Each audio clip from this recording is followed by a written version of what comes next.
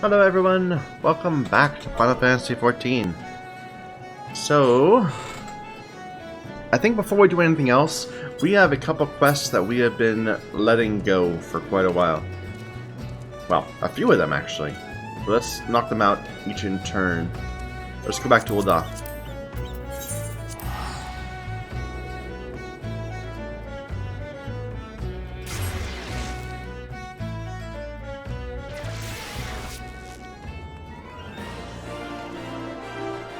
So we have this quest to learn about ventures. Let's see if we can do that one. Several adventurers are having difficulty summoning their retainers. Is this damn thing working? Oh, hello there. You look like you're an old hand when it comes to this adventuring business. Mind helping me with the situation? I sent my retainer to Drybone the other day on a venture. Hunting, to be precise. Simple enough work, except now she's gone missing. I'd like to head there and look for her, but I know full well that I'd be feeding the buzzards before long. If you're willing, I'd be much obliged if you go to Eastern Thailand in my stead.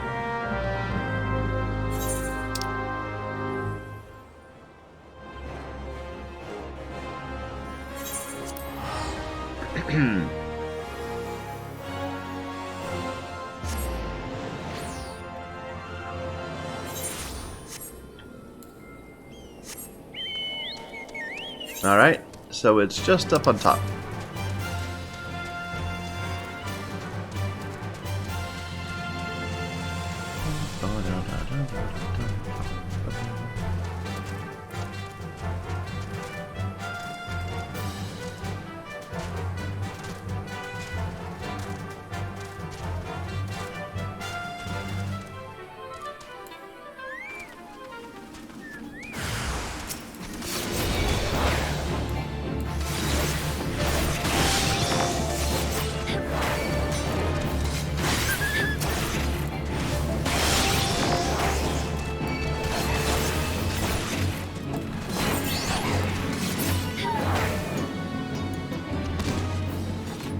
How you doing?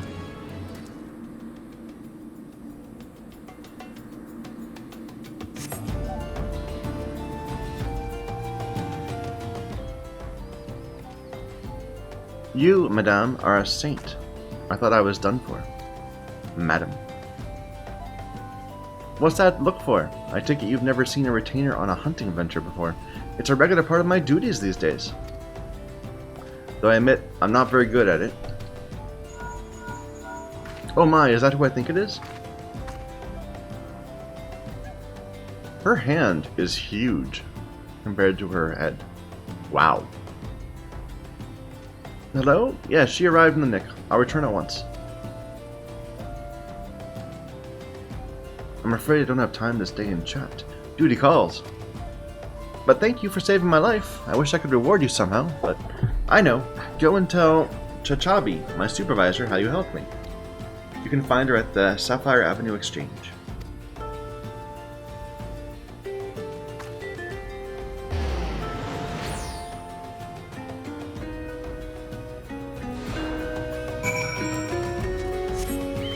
I do like how, the whole teleporting around is real world. Like, the people talk about having Ethernet so they can travel to the depths of the mine so they can fight Titan.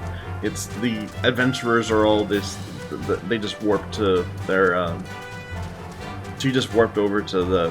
What's his name? I forget the name of the guy that sent us after this quest. But she just warped over back to her master, and like, the whole teleporting and fast travel is just part of the world, which it does make it a little difficult to understand things like the slavery aspect of it and people being held captive, but I don't know. It's better than if they just ignoring it.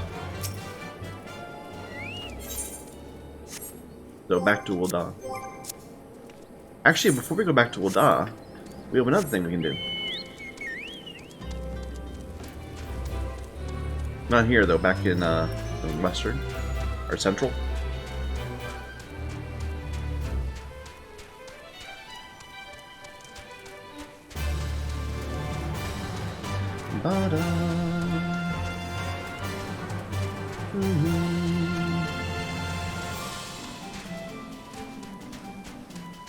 I'm surprised we're still not fast here. I guess we haven't been over in this part of the world. Maybe that's gonna be when we finish that part, we'll get fast.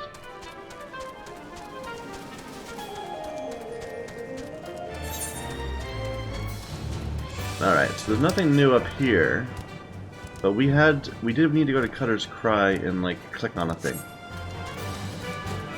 They're probably too low to do it on this character, but we can just switch to something.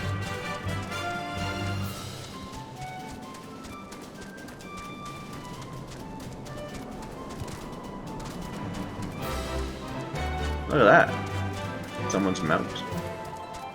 That's cool.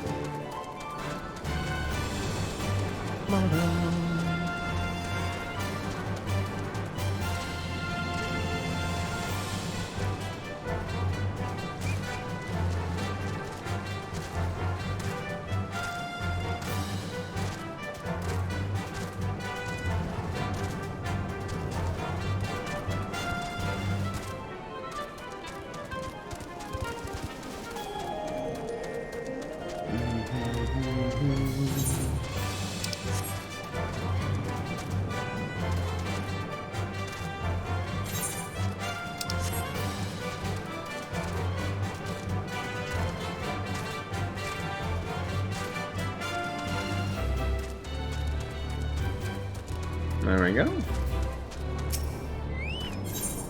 Place some flowers for the memory of the people that died here.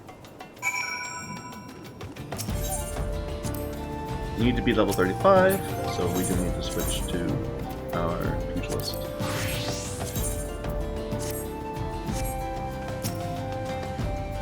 This is Cutter's Cry, a labyrinth of sand-ridden caverns. And you hear that? That sound like the whiffing snort when a fire catches? That's the Chimera. Not that I've seen it. Sure, go right on in if you're that certain of your ability to make it out in one piece. Don't expect me to go trotting in there after you, no matter how hard you wail and holler. Ah, you promised old Zeebold the Stoic, did you say? He's what's called a man of principle, he is. A little too principle, I'd say. What's wrong with one to live when you've a wife at home, big with child? The tale goes that rather than facing the fate spun by him for him by Nemaya, he hid beneath the mangled body of his leader, and watched as his companions were torn apart, one by one, all so that he might return home to see his son born. Should he have died a hero rather than lived a coward? Was being able to see his son worth having the boy grow knowing his father was craven, a disgrace to his friends and family? Should I ever find myself faced with a similar decision, would I have the courage to walk the righteous path? Now you know the true reason I'll never step into that cave.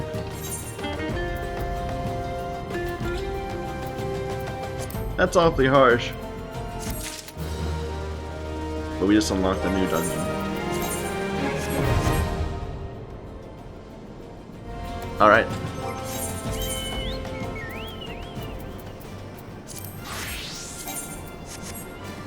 Which reminds me that we do need to spend some of our tokens, because we're maxed out.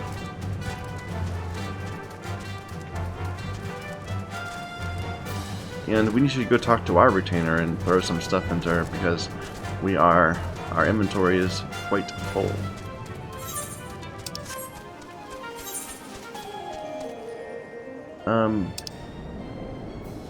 Okay, I was like, where's the way into Ul'dah? It's far south. This zone's tall.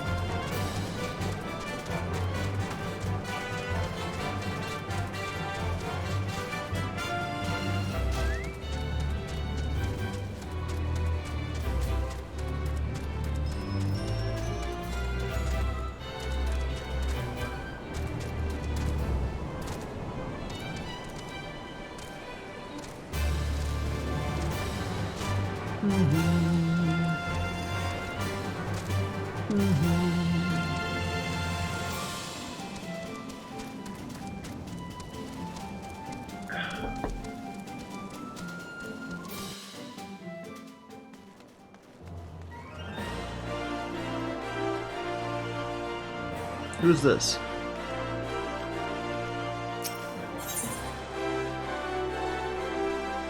Ah, this is Reaper, level 70.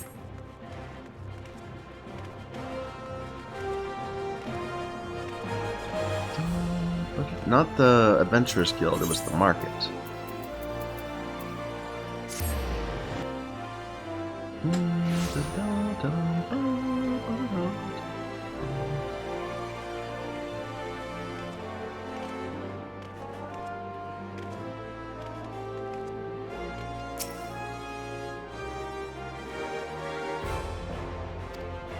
I know exactly of whom you speak. This was not the first incident.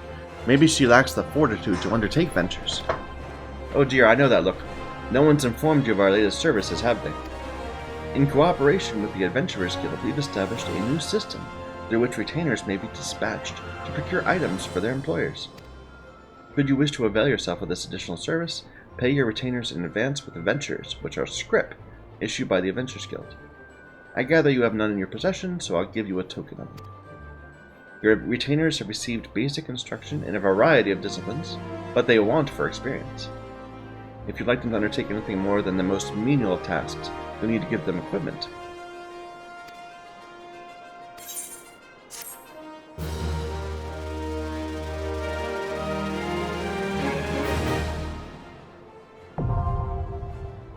Venture is now available.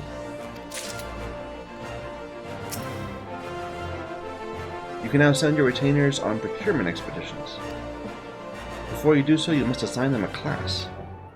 You must select retainer class. Begin. Well, first of all, I just want to talk to you.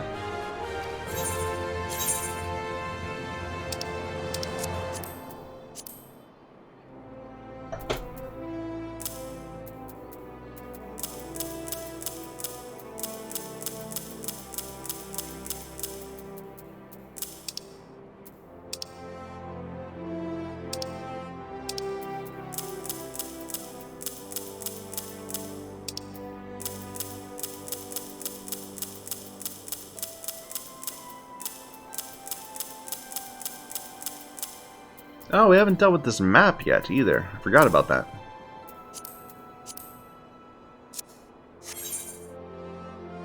Assign retainer class. A retainer can be assigned any one class with the exception of those of Disciples of the Hand. While it's possible to reassign, be warned your retainer's progress in the current class will be reset. So you want to pick one and stick with it. It determines which ventures he or she may embark upon. Retainers gain in level by completing ventures, but their level will never exceed your own.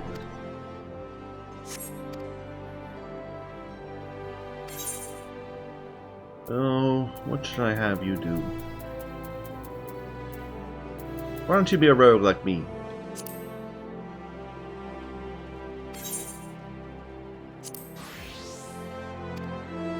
And we now equip a main arm.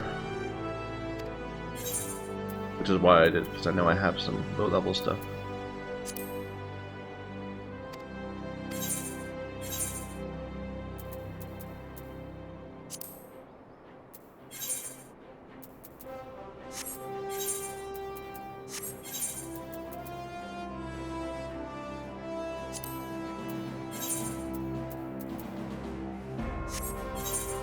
You can't equip very much yet.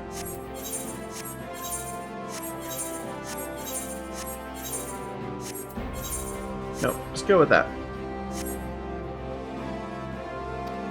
Your retainer is now prepared to undertake adventures.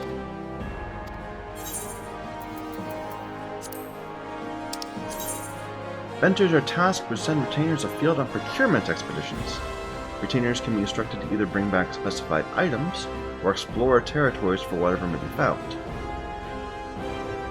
Retainers that are well equipped return with greater spoils. It requires the payment of a venture. While on venture, okay, they can still answer your call. Good, that's what I was worried about.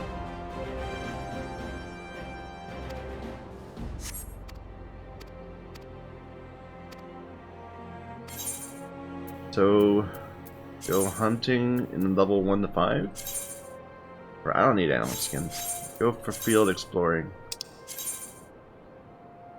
Sends your retainer to scour the terrain of your chosen for precious items. There's no telling what they may find. There are certain rare items that can only be obtained through ventures. Oh. Go for it.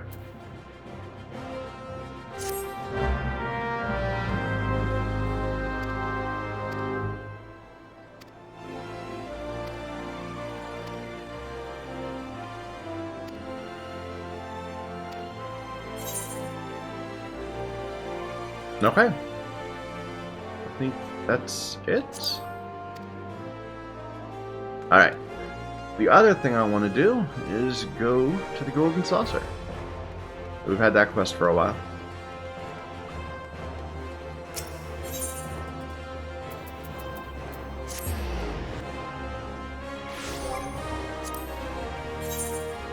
It could happen to you.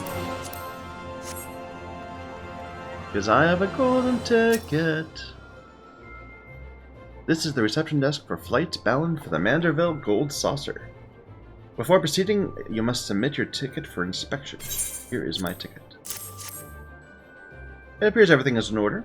An airship will be departing shortly. Should I reserve a seat for you? Nope. No.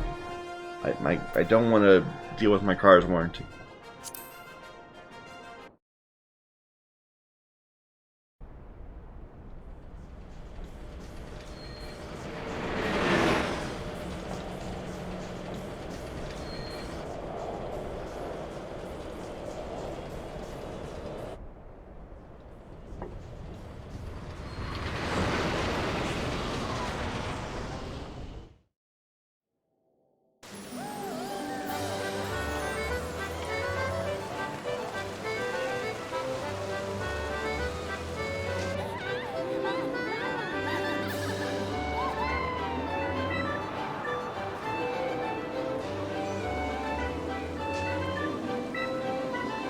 Everyone's all happy.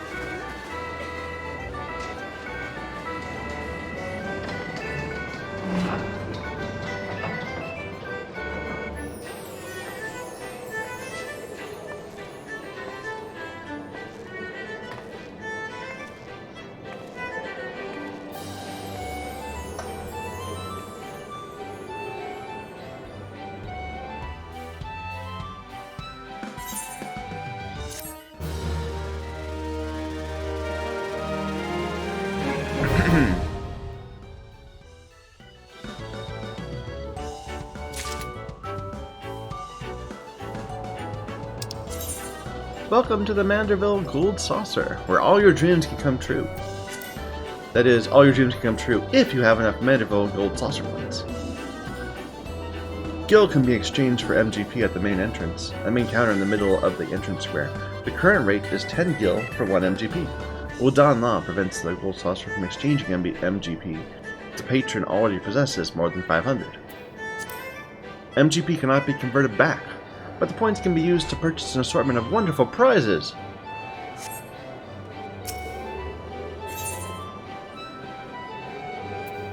Gold Saucer tickets. Redeem for 1 free play. Welcome, honored guest, to the Manderville Gold Saucer, where your wildest dreams are ever but a card or Chocobo's beak away from coming true. If this is your first visit, nothing would please us more than to give you a full tour. At the conclusion of the tour, it is our custom to offer our esteemed patrons a complimentary gift, straight from the vaults of our illustrious proprietor himself. Consider it Lord Manderville's way of personally thanking you for your patronage. Should you wish to take the tour, pray proceed on to the main counter and speak to the receptionist.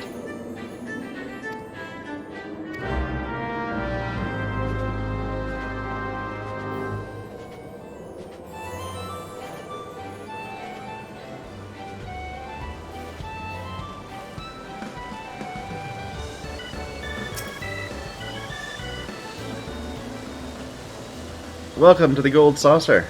This is the main counter where you can purchase tickets to the mini pot, acquire and redeem Manderville Gold Saucer points, and much more. But what in the world are Gold Saucer points, I tell you? I hear you cry. A most astute question. and one which I'll only be happy to answer. If I may direct your attention to the left. Beyond those majestic gates, you will find the Chocobo Square, home to the Chocobo racing circuit. What Chocobo owner has not dreamed of pitting their fleetest bird against the realm's finest in a pulse-quickening dash for fame and fortune? It's the sport of sultans.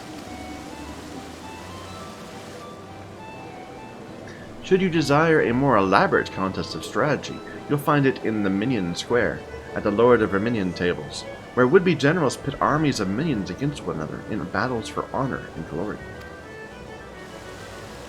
Where were we? Manderville Gold Saucer Points, put simply, MGP, is the currency by which dreams are bought and sold within these halls. My associate here beside me can tell you more, including how to acquire some on your own.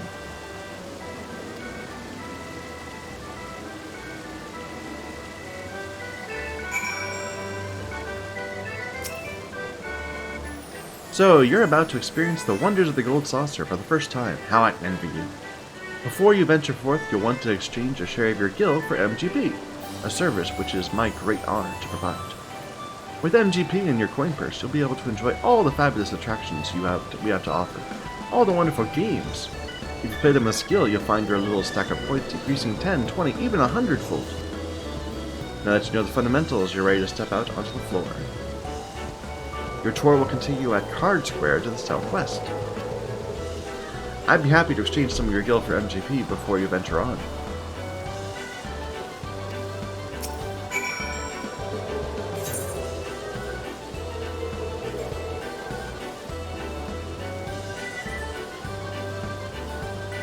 So the most we can do is 500. I mean, 5,000 gil is nothing.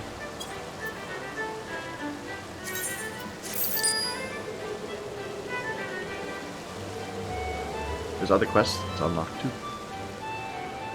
Luena! Maybe we should finish the tour first. Let's finish the tour first and then we'll talk to other people.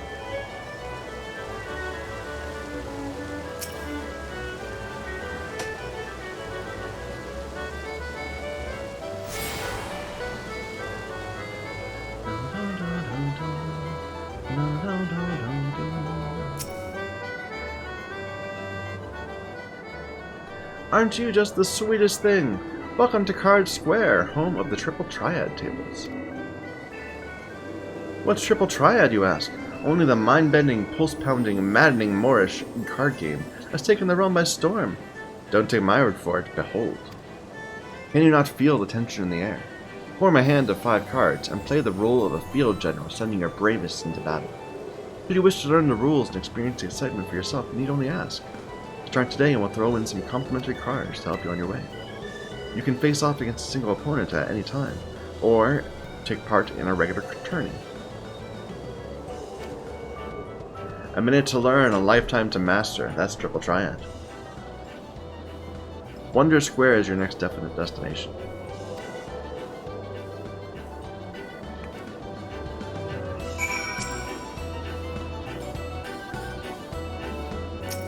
Yes, please. Oh, I guess we need to talk to you. Sure. Another challenger is born. Welcome to the world of Triple Triad. Here at Manderville Gold Saucer, I'm pleased to present all new players with the cards they need to get started. To play a match, first you'll need to build a deck of 5 cards from your registered card list. I suggest speaking with the nearby Triple Triad trader should you wish to expand. You're now able to challenge opponents to Triple Triad matches. New cards can be obtained from a variety of sources, including the trader, victory from winning matches, and prizes from tournaments. Play against the master to learn the basics of the game. You must use the cards in your inventory to register them. The card list can be viewed under the character menu. Access your card decks. Speak with the master once your deck is ready. Challenging the masters. Use a card, and then go set a deck.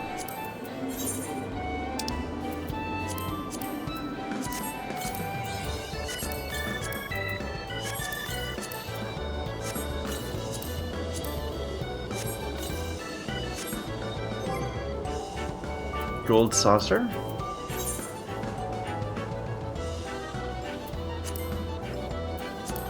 Card list.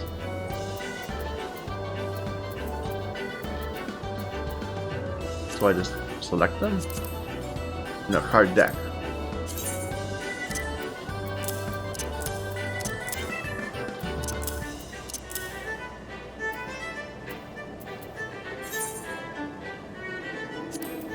I mean, just go recommended. Mahjong and Verminion.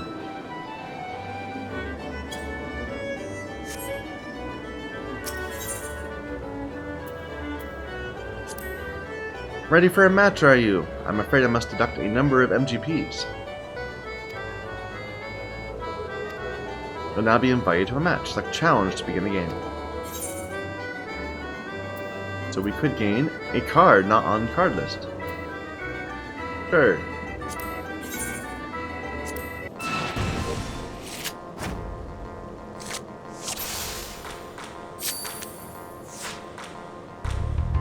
Triple Triad is placed by placing cards on a 3x3 grid. The player to act first is random. A variety of rules exist that change how the game is played. Let's start with an easy one, all open. The limited time event The Slice is Right is now underway.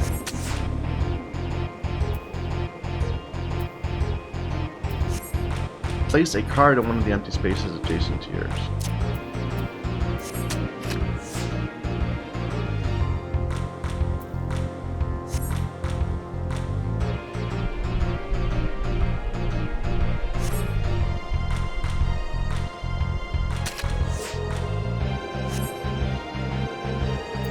Capture and control more cards than your opponent.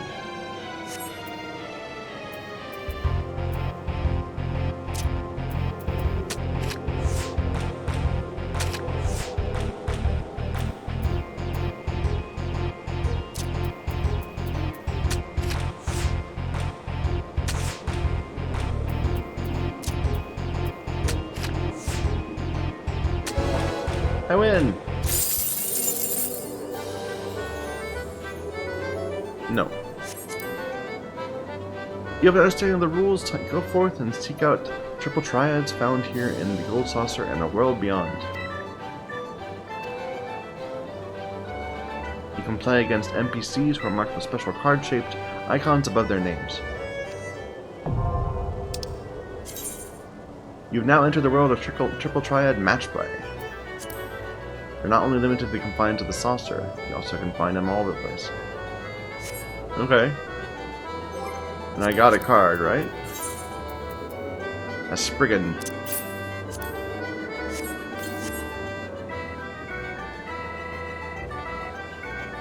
So, open tournament. I don't think I want to do a tournament. Or maybe I need to unlock it by talking to the dude.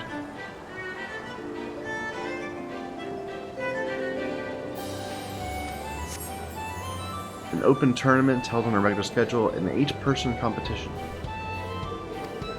Each player builds a 5-card deck from a random selection and participates in 3 matches.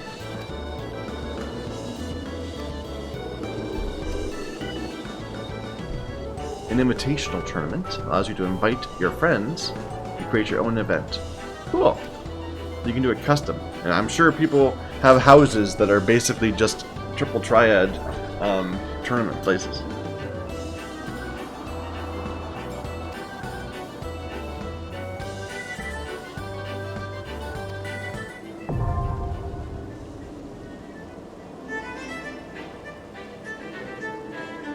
Cool. Where am I going next? Speak with the gatekeeper at Wonder Square. Wonder Square is ahead and down to the right.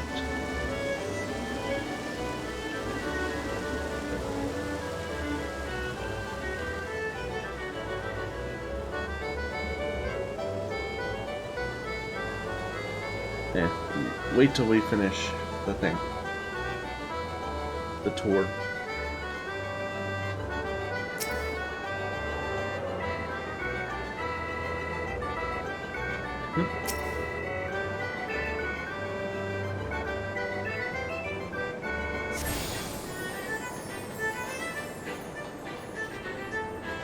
What's going on over here? Is this that slice is right thing?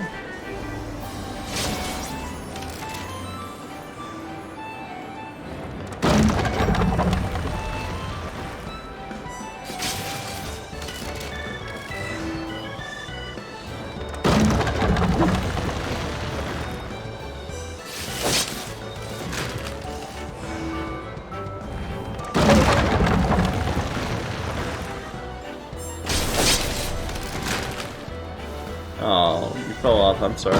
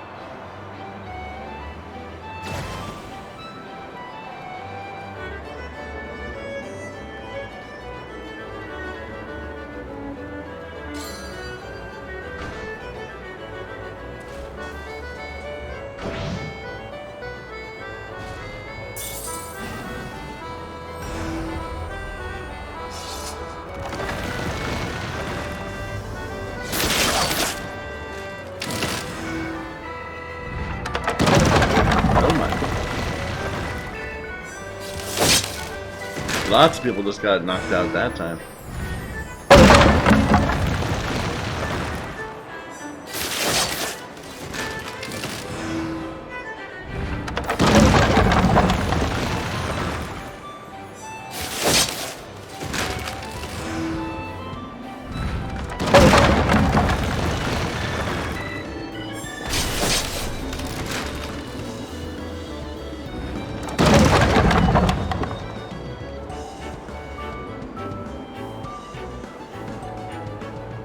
Just this one little guy?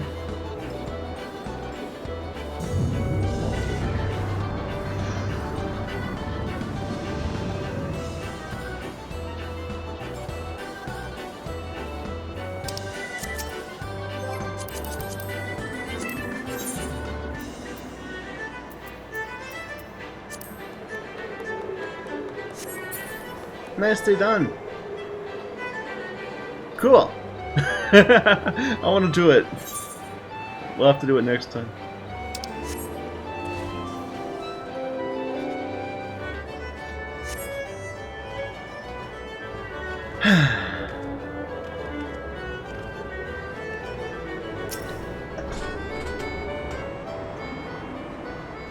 You look lost, honey. Why don't I show you around? It'd be nice to talk to a woman for a change. Feast your eyes on Wonder Square. From gripping games and awe-inspiring attractions to the finest in fine dining and the freshest of refreshments. There's no end to the wonders housed within these halls. Let's not forget our most wondrous sight in them all. El Coloso, as we lovingly call our mammoth cactuar mascot, is the star of some of our most popular events. Suffice to say, you won't want to miss them. Now I know what you're thinking. With everything going on at the Gold Saucer, how can I ever hope to keep up? But you needn't worry. My fellow gatekeepers and I will always be on hand to see you don't miss a thing. For the continuation of your tour, I've been instructed to direct you into the waiting arms of my colleague Beleda at the Cactopot Board. One of our most popular girls, and once you meet her, I'm sure you'll understand why.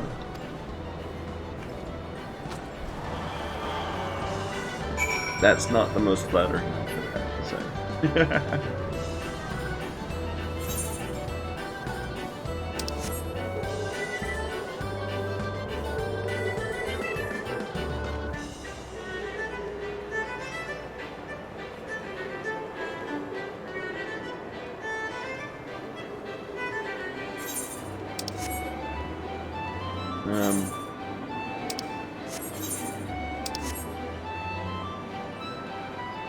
Upstairs.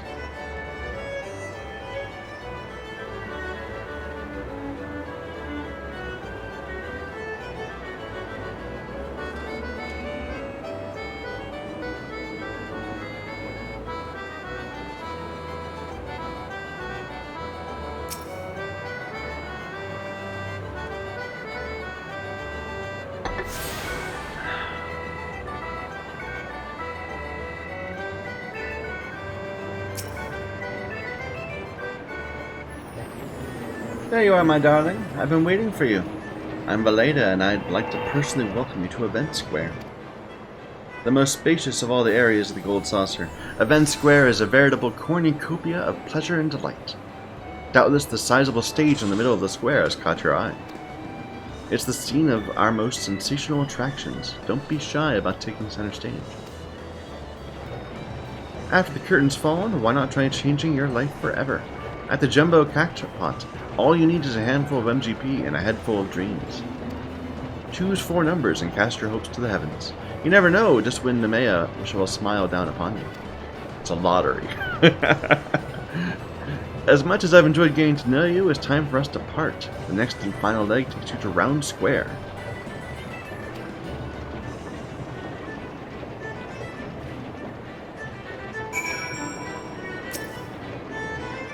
Welcome to the Jumbo Cactopot, where the Eorza of your dreams is only 4 digits away. Sure. First you purchase a ticket from me. You then pick your 4 numbers, any number from 0 to 9, and inscribe them on the ticket. After that, you wait till we announce the winning numbers. Check your digits from last to first. The more matches you have, the more token points you win. If all your numbers match, then you've hit the Cactopot. You'll receive an embarrassingly large number of MGP, and the extravagant prize besides. And with Jumbo Cactopot, the more participants there are, the grander the prizes become. Just imagine how many MGP you'll stand to win if all your friends and allies join the fun. When the time comes to draw the numbers, look no further than the lovely Cactopot cashier, which will provide you with everything from first prize to consolation points. Last but not least, I'll be here to assist you if you're ever at a loss. They're drawn every Saturday, so it's a weekly thing. Okay.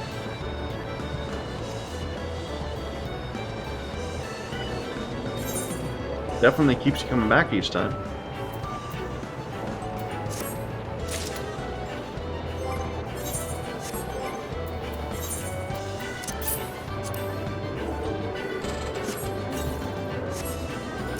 Let's bet. What is the payout? So, 1,000,000 MGB and a Mad Bird Ring, which doesn't seem to do anything.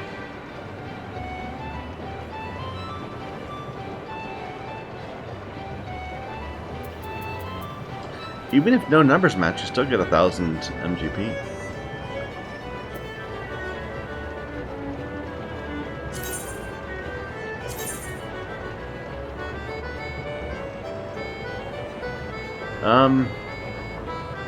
Just pick a random number. 8504. I like it.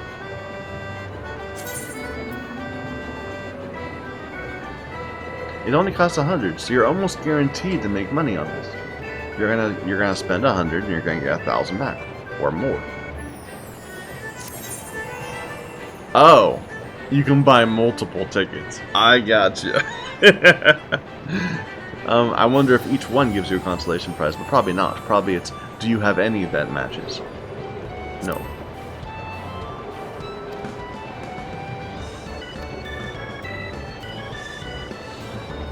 That's a good scam. I like it. And there's a crystal down there.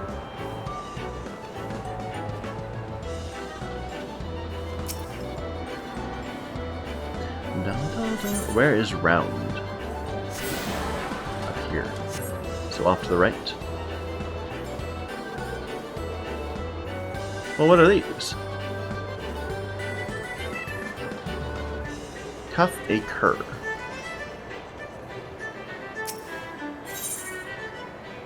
Only 1 MGP, sure.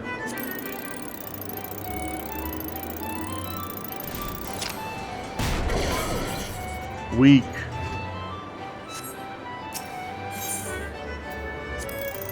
Am I trying to get the middle or the sides? Probably the middle. Still pretty weak. 0 points.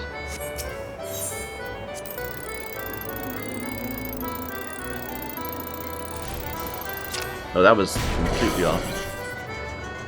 Come on, we can do this.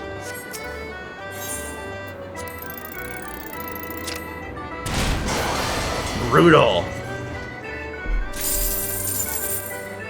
25 MGP.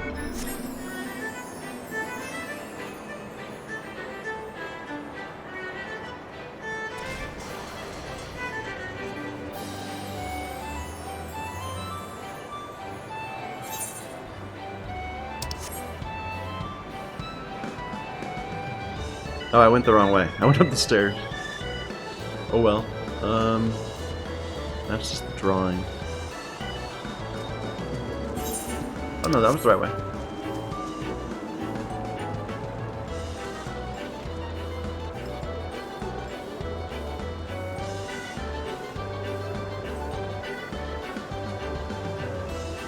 Hello.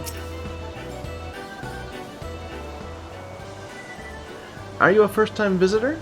1,000 welcomes to the Gold Saucer. 1,000 welcomes to Round Square. How can a square be round, you ask? I'm not sure I understand the question. Moving on to the more important matters, is that lofty peak not a sight to behold? That is Mount Corel, the main attraction here.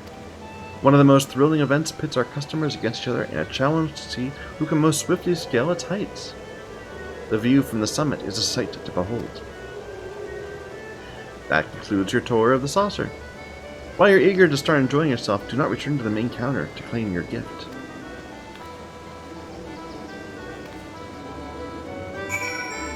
That is kind of funny. Round Square.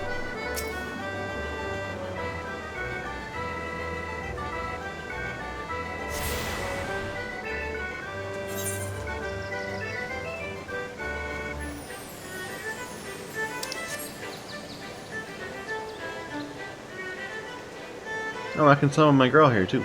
Cool.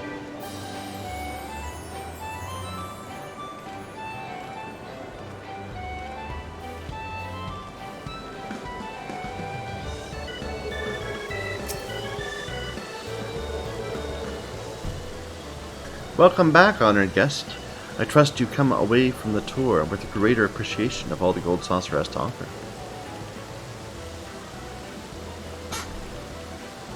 As a token of our appreciation, it's my great pleasure to offer you a complimentary gift. Well, knock me down with a Chocobo's tail feather. Is that a new customer I see? I could hardly have picked a better time to drop in for an impromptu inspection.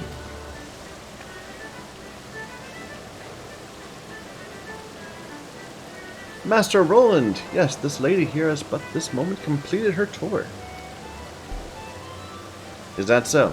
Allow me to personally welcome you to the Gold Saucer. I am Roland, good madam, the fellow entrusted with overseeing the daily affairs of this fine establishment, on behalf of our proprietor, a great man if ever there was one. You're an adventurer, yes? Your dress and bearing tell me as much. I dare say, then, that on your travels you've seen firsthand the difficulties which yet plague our nation. Witnessed the struggles of Alamigo's displaced masses, and those whose homes were consumed in the fires of the calamity. The Sultanate is not unsympathetic to their plight, yet how can one begin to provide succor to such countless multitudes? One man had an answer.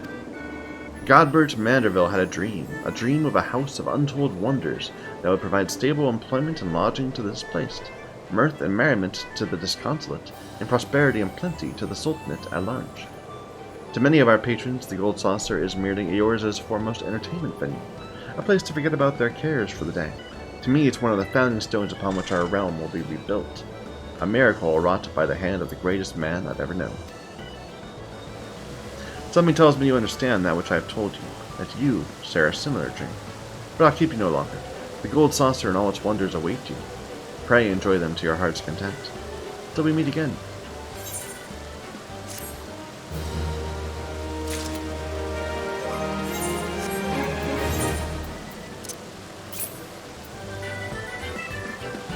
Redeem for one free play.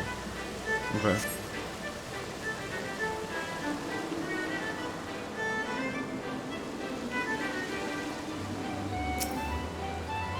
Welcome, welcome! Here to test your luck with a mini cactpot ticket. Sure. Let me explain. Mini cactpot is a game of chance, available to you thrice a day. Playing is simplicity. Just guess the value of the covered numbers to win it big. If the Mayor's Grace is with you, you'll be rewarded with Manderville Gold Saucer points. So, do you feel lucky? Resets at 11 a.m. 9 slots arranged in a 3x3 grid. Each slot is randomly assigned a number, from 1 to 9. A single number will be revealed. Uncover any 3 other numbers. Based on information, guess the sum. Select a single line. The payout will depend on the total sum of the line you've chosen. Okay.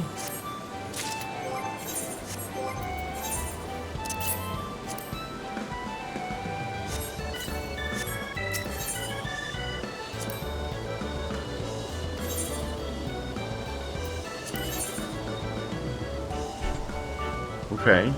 Select 3 numbers from 8 hidden on the ticket. Then select a line. So select 3 slots to uncover. Okay, wait a minute. Let's be smart about this now. So this contains at least a 4. And there are 2 lines that could include this 4. It seems you want either really high numbers or really, really small numbers. Well, let's just grab this one. So 2. So now we know that this, even if it's 9, that can be at most 15. That sequence might not be very good. But let's grab that number. So this could potentially be 1, 2, 3, which would be 10,000 MGP.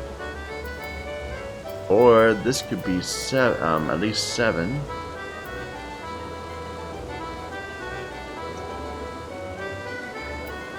Let's see what this number is. Okay. Once you've selected a line, all the numbers are uncovered. The sum of the 3 in the line you chose, determining your MGP payout.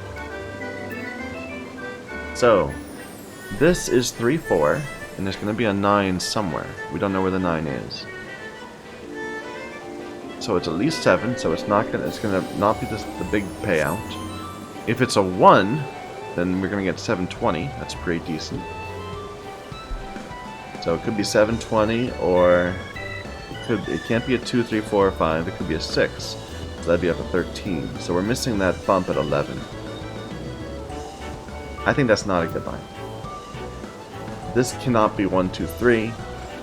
So it's going to be in the low region. You might be able to get like a 13 or something, but I don't think that's going to be paying off very well. So this would be guaranteed 10. That's 80. We spent 100 on here. Like, we might just want to go something like this.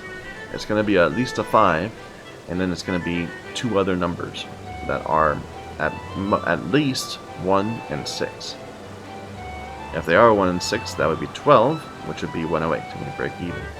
If they are other than that, they could be 6 and 7. So that would be 18. That would also pay off. Or could, at most, be 8 or 9. That'd be 17 plus 5 is 22, which would suck.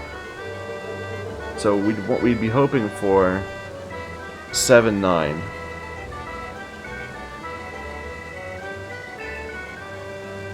I don't think we got good options here, but I think we don't want to have this 2. And I think this 1 row is not going to turn out for us. Let's try this. 1 and 9.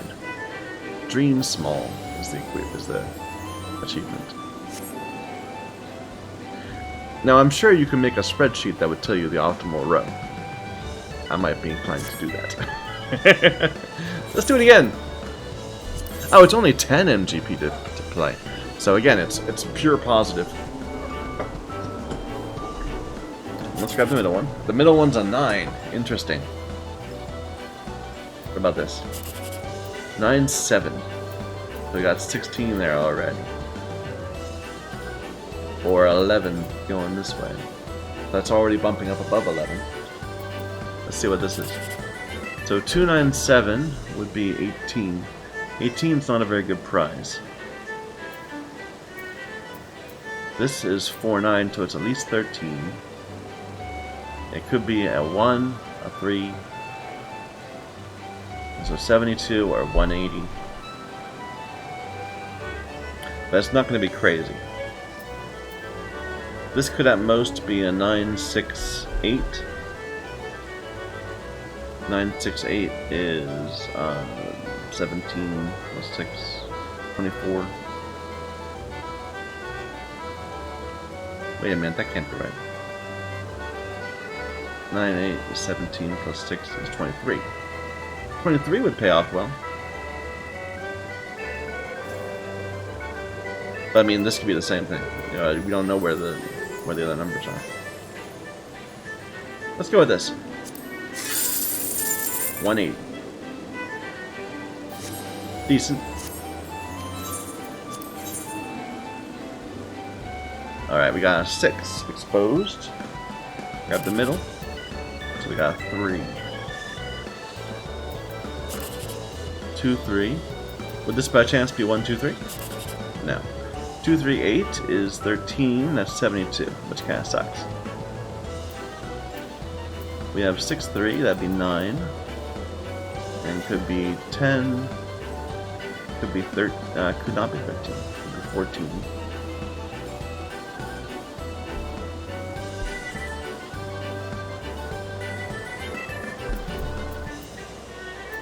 This is already 8. Could be a 1, could be a 3. Can't be a 2, and that's the small number. So that actually seems like a good bet. We're not going to get high, but we're potentially going to get somewhere in like the 9, 11, 12, 13. But we're not going to get 11, are we?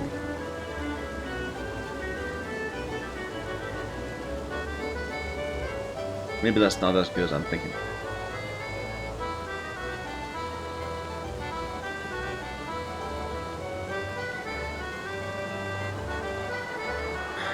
Let's just go to this bottom one. There we go. What happens in the saucer? Nice. 978.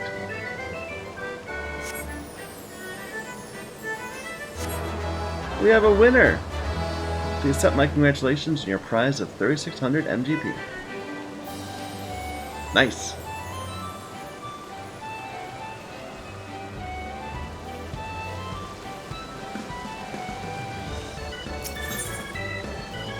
This is Mahjong and Passion for Fashion.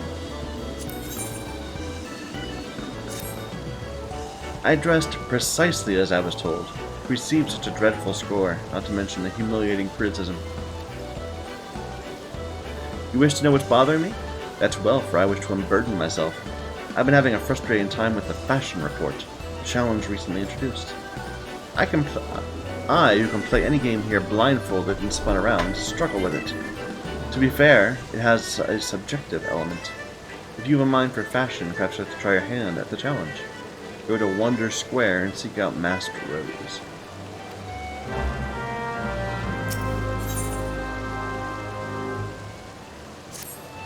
How dare they claim it wasn't a proper yaku? Don't they know a winning hand when they see one? I don't know how to play Mahjong. What do you want? I'm afraid you've found me in a rather foul mood. I've had a run of poor luck with the new game, Mahjong. I hear it's all the rage in Doma, though it seems the Gold Saucer's clientele struggle to wrap their feeble minds about its intricacies. With the endless supply of shameless cheats and bumbling novices, I've yet to find a decent opponent. Perhaps you would provide me with more of a challenge. Some fresh meat could be just what I need. Run along to the tables and get yourself acquainted with the basics.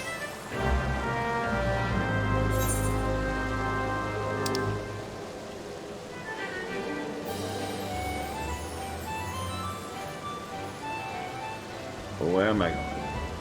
There's a quest up here.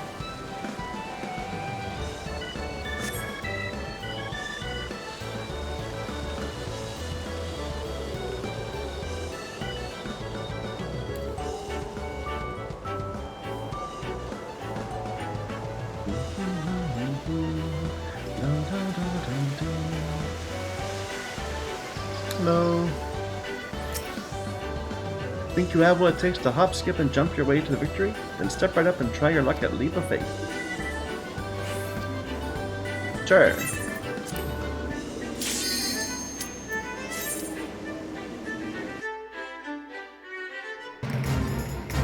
Ooh. 10 minutes. We only have 10 minutes. Oh my. It's a jumping puzzle. Oh my. Okay.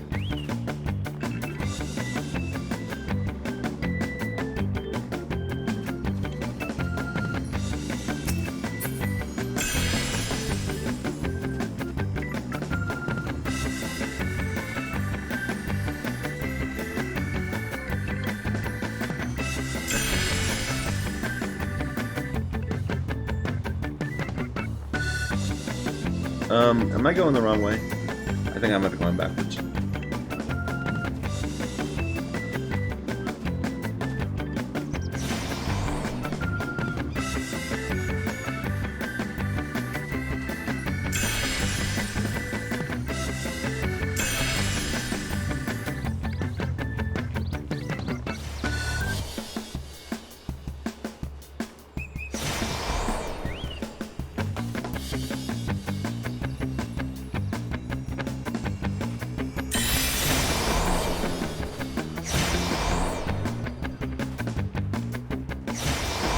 Do I want to go over there? I mean, there's like a jumpy thing.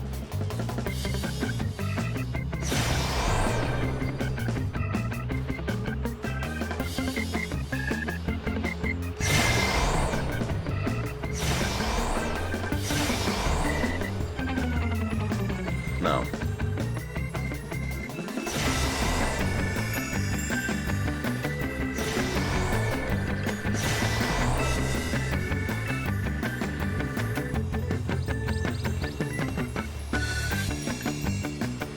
Oh no!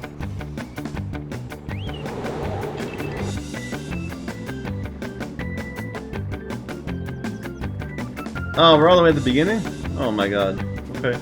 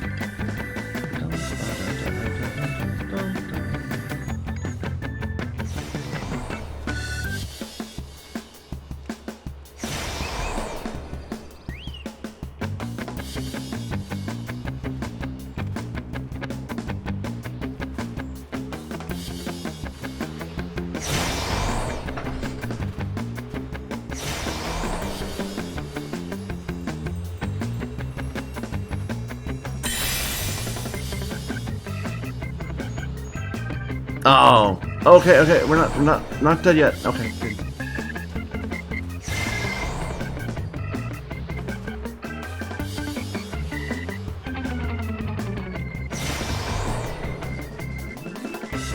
Sketch, but I'll take it.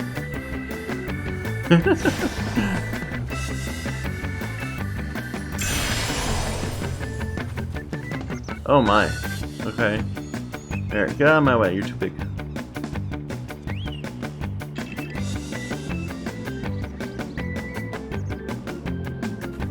Oh, that gold one out there. We got 6 minutes left. We could probably do the entire course again. But, wow.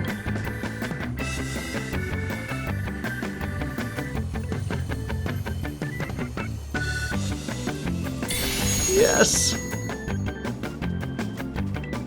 We got them all!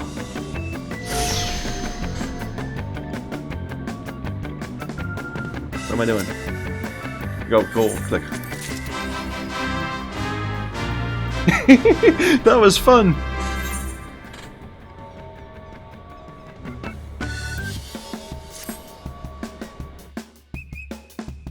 Oh, I love the jumping puzzle. I hope they have like a bunch of them.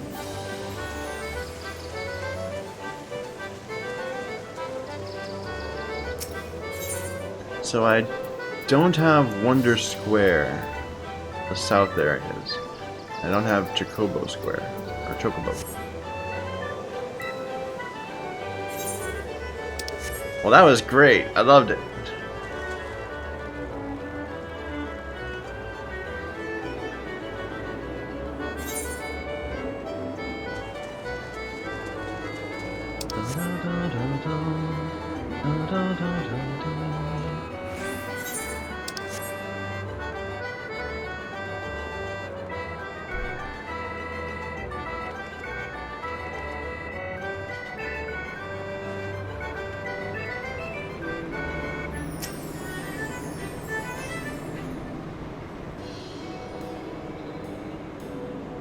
A new challenger has come to put her stylistic sensibilities to the test. Welcome to the fashion report, good madam. What? Is everything quite alright? Is that you, Redolent Rose?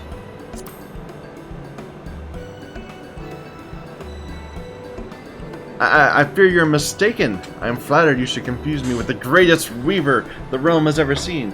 I am a masked Rose, and no other kind. And if that was an attempt to flatter your way into my good graces, nice try. But not even the Sultana herself can expect special treatment here. I believe this is your first time participating in a fashion report. Allow me to explain the concept and rules. Fashion is a form of self-expression. What we wear without is a reflection of who we are within. Be it a conscious effort or no, this choice brings our individuality to the fore. Some folk are drawn to vibrant colors, others may favor a loose fit for comfort, and while 'tis well and good to dress to one's preferences, a man cannot prefer that which he does not know. The world of fashion is vast and at times daunting. If we have the courage to take a step into the unknown, we may discover wonderful new ways of self-expression we never considered. It is for no other reason than to encourage folk to take that first step that I created this challenge, the Fashion Report. The rules are simple. I'll assign you a theme based upon which you are to attire yourself to the best of your sensibilities. I shall then judge you and award you a score. Participation is free, and there are fabulous prizes to be won. If you wish to know the finer points of the game, my lovely assistant Kasumi shall attend you.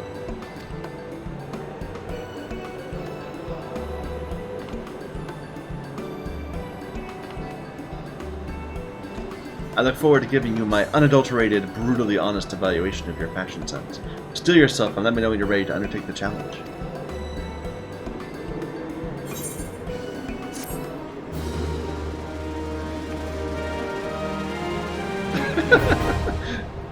What was that pose?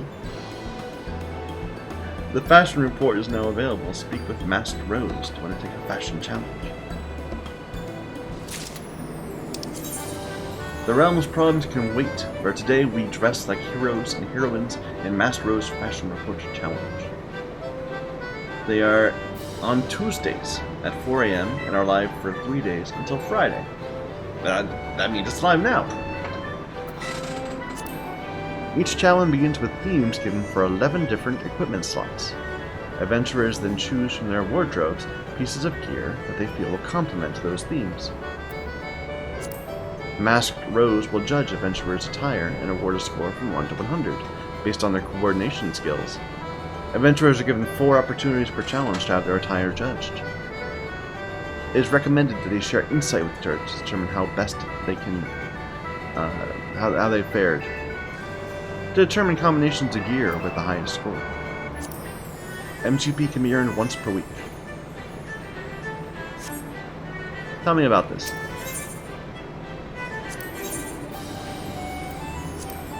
Participants are scored, judged on a scale from 1 to 100. Even if you do not score well, do not lose heart. There are more opportunities to impress. You may present yourself for evaluation 4 times per challenge.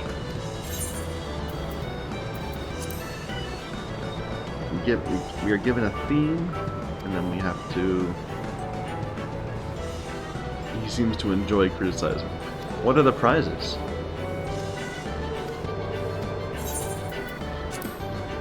Simply participating in any fashion challenge will earn you a sum in MGP. It is our little way of encouraging and thanking you. The serious rewards when you have a score of 80 or above. Regular challengers will have access to unique prizes. Enter the boutique. All of the items in stock come highly recommended. So you can buy cheap dye. Really cheap dye. We can buy an orchestration roll and ballroom etiquette bewilderment. An illustrated manual of expressions, which can be used to feign bewilderment. Learn the aback emote. Sure.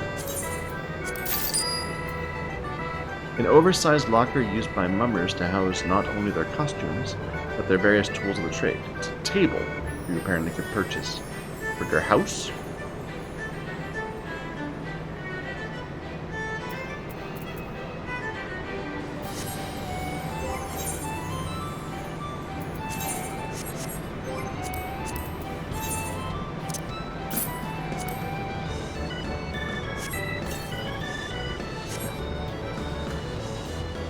Is it gonna let me buy it again, or... Whoops, I'm sorry.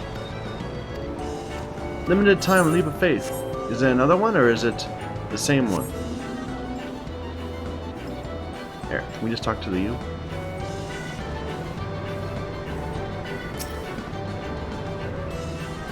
Yes.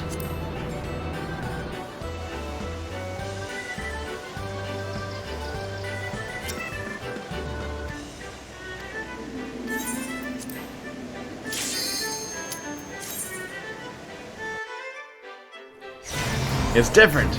Awesome, I wonder how many there are. Ooh, this looks tricky.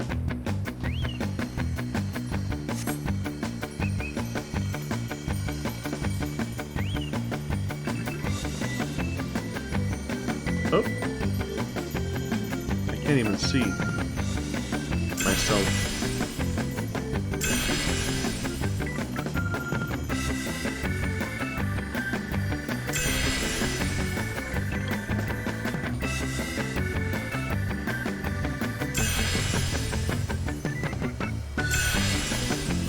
Want to go up that way? No.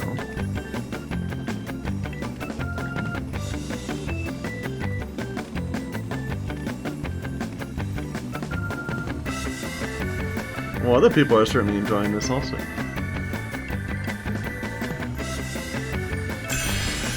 But I want to go up that way. Or up here.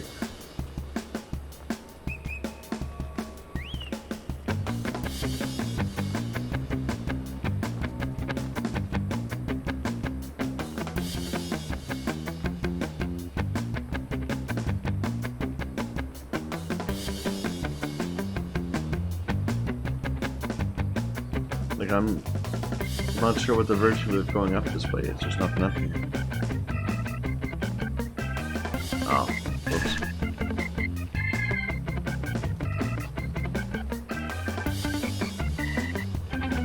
Ooh. Sometimes the frame rates do some interesting things.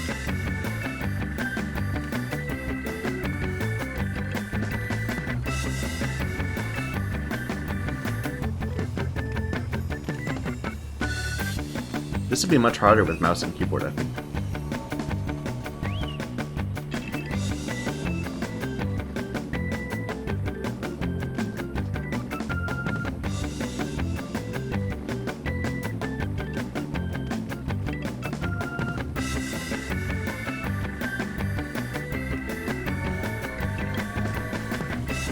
Oh. It's almost hard, sometimes it's hard to see my own character, so I don't know if I'm moving right.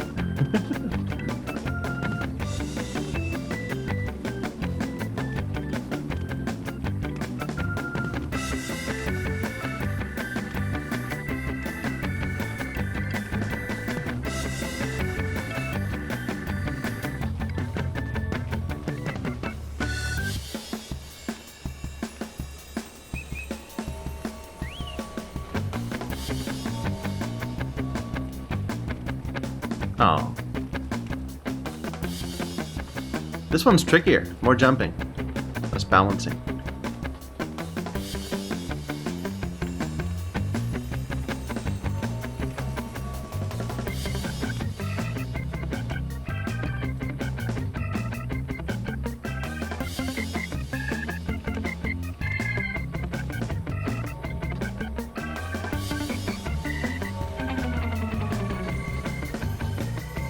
Oh, I didn't even see that there was a gap. Oh, I'm an idiot.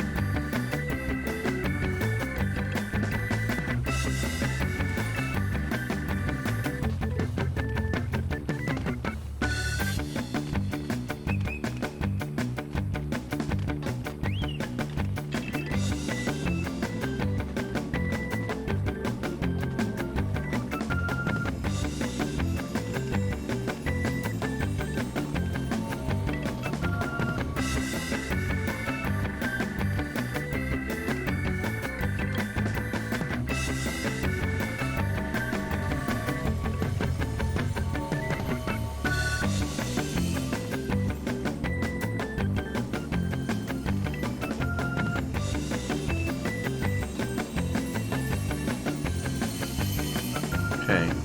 So that's... The people are going up for the gold. We got you. And there's silvers over here. Where's the start of that?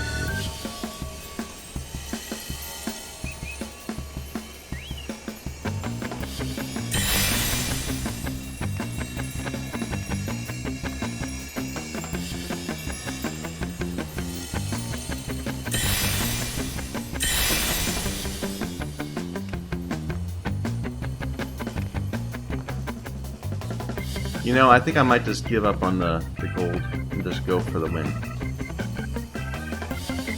Maybe? We got time. We got 5 minutes. Let's at least try it once. So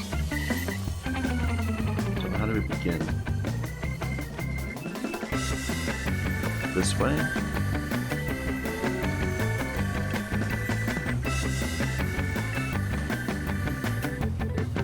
Well, that was unfortunate. Now we're going to give up on that.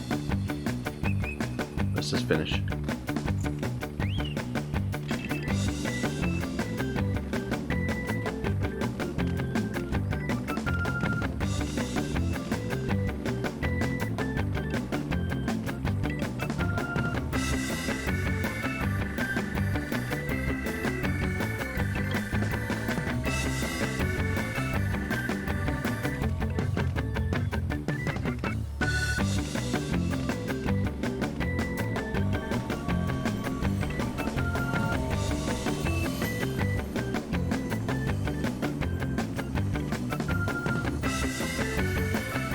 Yeah.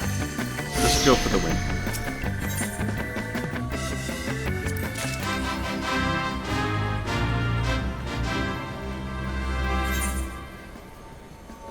Yeah, we missed 500, but we ended up with 3,500. So, it would have been worse to not get the 2,000 completion.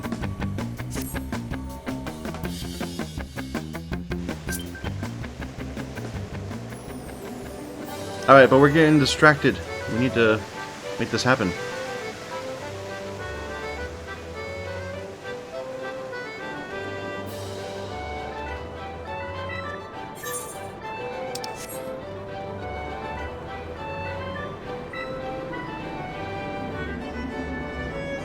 Crystal Tower.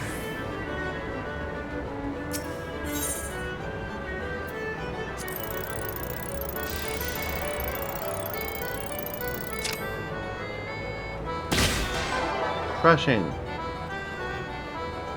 Try again.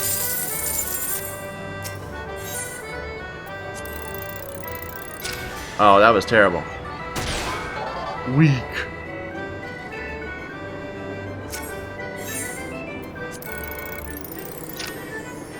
I'm doing it just a bit too late.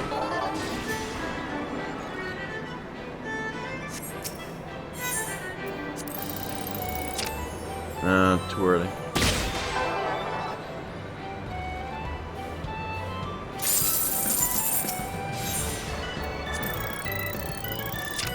Better.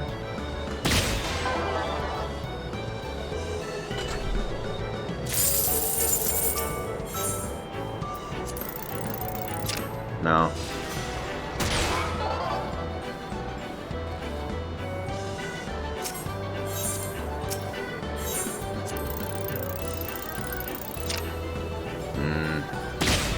Screw it.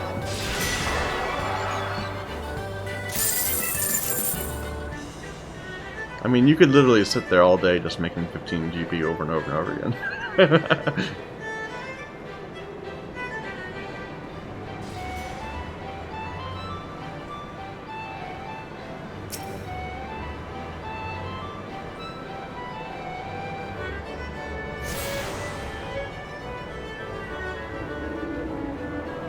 It's a bar.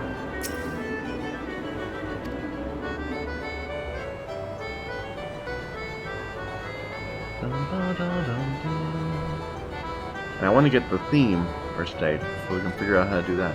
Oh, this is where we play Mahjong. I know how to play Rummy.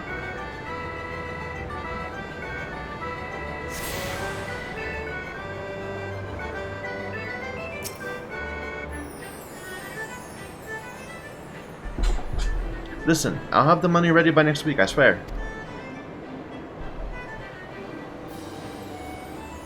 Oh, you're not a debt collector. What a pleasant surprise. In that case, you must be here to learn how to play Domon Mahjong. I'm the resident tutor at your service.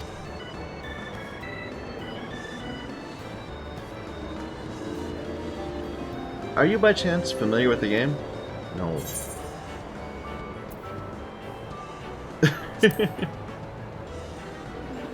Sorry. Kami for Fend, is that what passes for entertainment in Yorza? Perhaps all those rumors about pirates and their drunken antics are true. Anyway, Mahjong is a far gentler affair. 4 players sit around a table collecting tiles and scoring points. Thankfully, you'll find there is no shortage of opponents against whom to pit your wits. You can even practice against automata.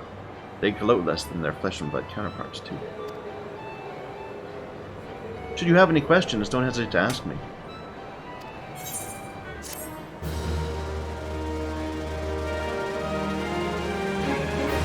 Can you teach me how to play?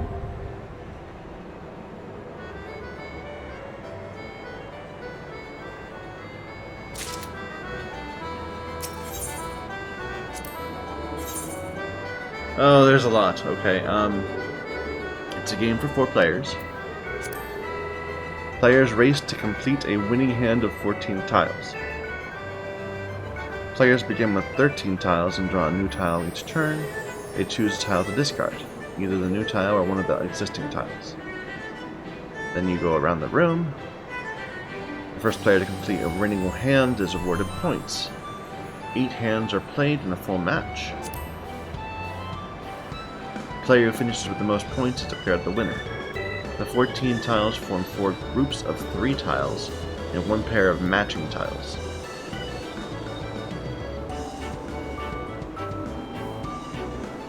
So, a group of tiles is a meld, and the various types are explained in this guide. The combination of melds determines the difficulty of the hand.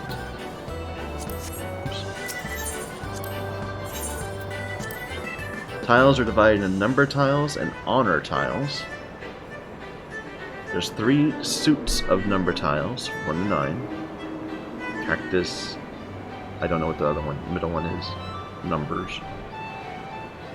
There are 2 suits of honor tiles, the 4 winds, and 3 dragons.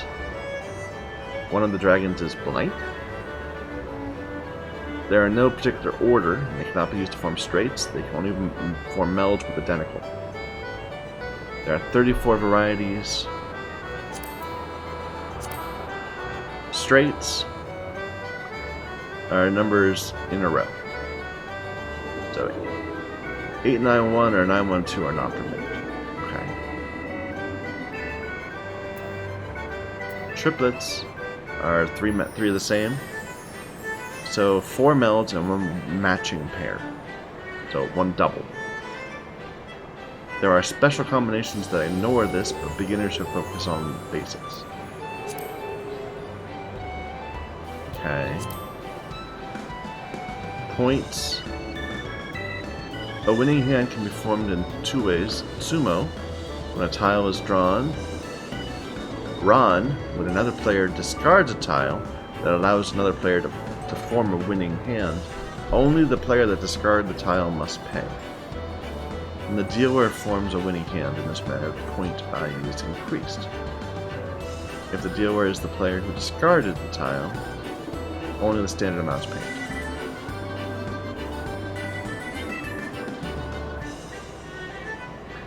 Okay. Yaku. It's important to know the difference between low-scoring and high-scoring hands. The value of a hand is determined by Yaku, specific combinations of melds. The value of each Yaku is measured in Han, with 6 Han being the highest and 1 Han the lowest. The Han of the hand is used to calculate points. And its higher Han are much more points.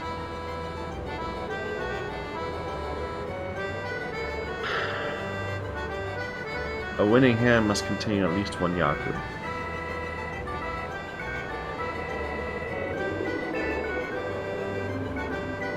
So you need a specific combination. So basic Yakus are Tanyaos. So only tiles 2 to 8 are used. So it cannot contain any 1s or 9s. All pawn, which are 4 matches. Pure straight, so you have 1 to 9 of the same suit. Mixed triple chi, the same straight, so 1, 2, 3 of each. Half flush, number tiles from a single suit plus honor tiles. But they're not necessarily... okay. Only number tiles from one suit.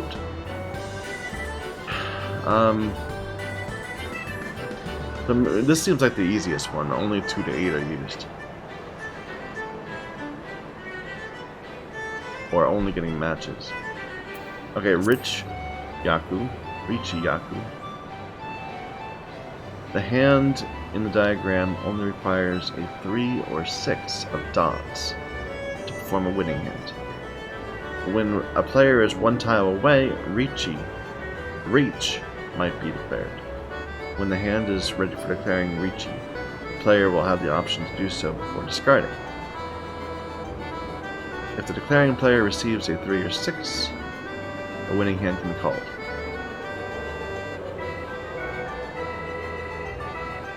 The player's hand automatically becomes a Yaku, regardless of whether it contains any other Yaku. Got it! That makes it easy.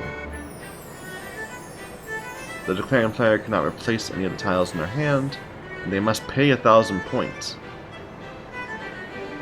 Unless they win. Unless they win. Okay, Yaku tiles. The honor tiles are another one. A triplet of any of these forms a Yaku. The wind tiles can be used to form a Yaku. The first round, a triplet of east forms a... oh, okay. This never mind this. Pawn and cheat. It is difficult to form a winning hand relying solely on drawn tiles. Tiles from other players can be claimed using pawn and cheat. If you have a pair of matching tiles where another player can discard, you may call pawn to claim the tile. Calling chi allows you to claim a number tile discarded by another player and complete a straight. It can only be called for the player whose turn comes before yours. The drawback is you're revealing your hand, and you're preventing reaching. After you... okay, we got it. Dora bonuses. Certain tiles are selected as Dora and will grant bonus hand simply for being included. Pawn. Since there are 4 of each tile, it's possible to collect all 4. This is known as Khan.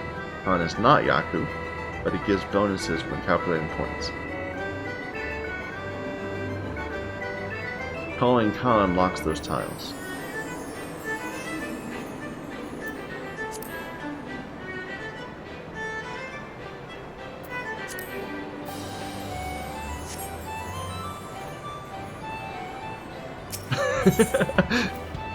Let's try it.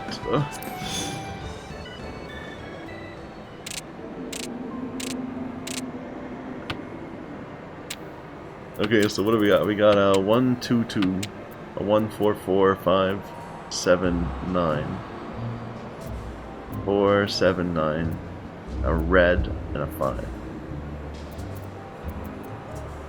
So I said I wanted to get rid of 1s, and this would be then a pair.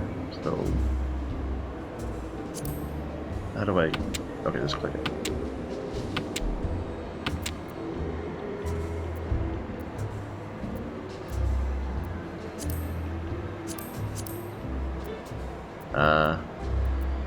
Get rid of 1s.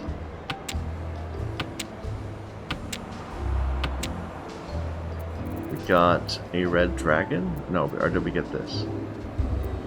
Why is it saying discard a red dragon? Is it giving me a hint? Is that what that is? Get rid of the 5. I want to get rid of the 1. We can have a Yaku. Now get rid of the 5. Okay, so we could pawn and get a match of 2s. I'll pass.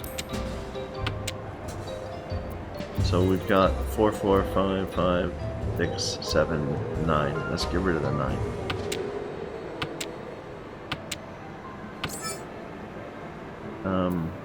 Don't take that.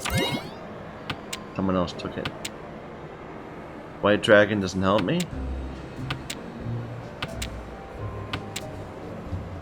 Neither does West Wind.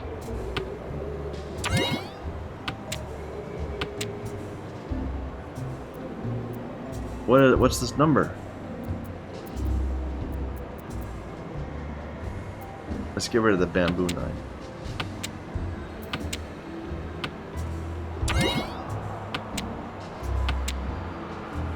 What are all these things over the heads? I don't know what those are.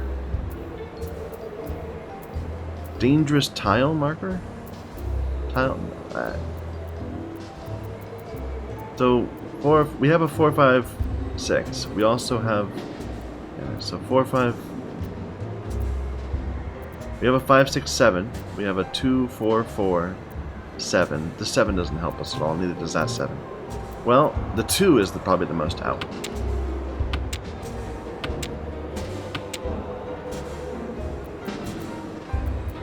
Yeah, these don't do anything for me. I don't know how to deal with the winds.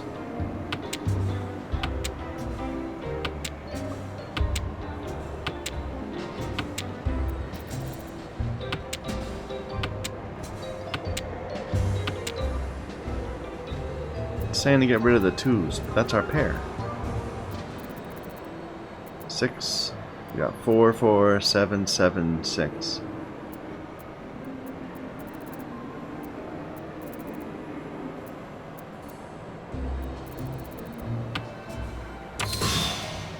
Ron. Oh.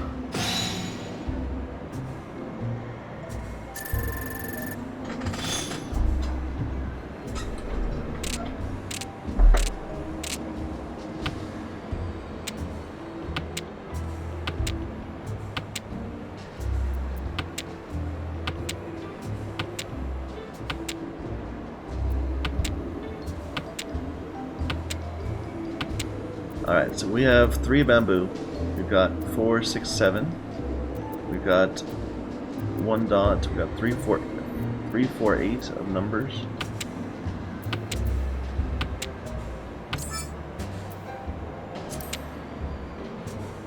Another 3.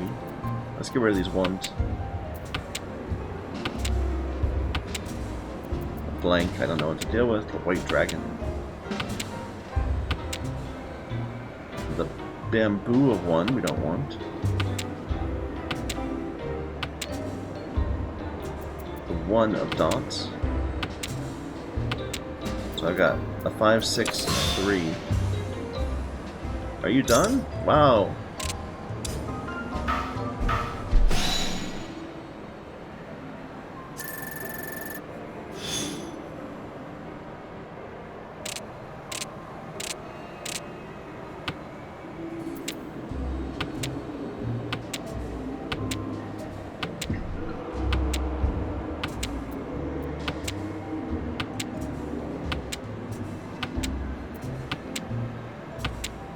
Alright, so we got a 5, 6, 1, 1, 2, 4, 5, 6, 7, 8.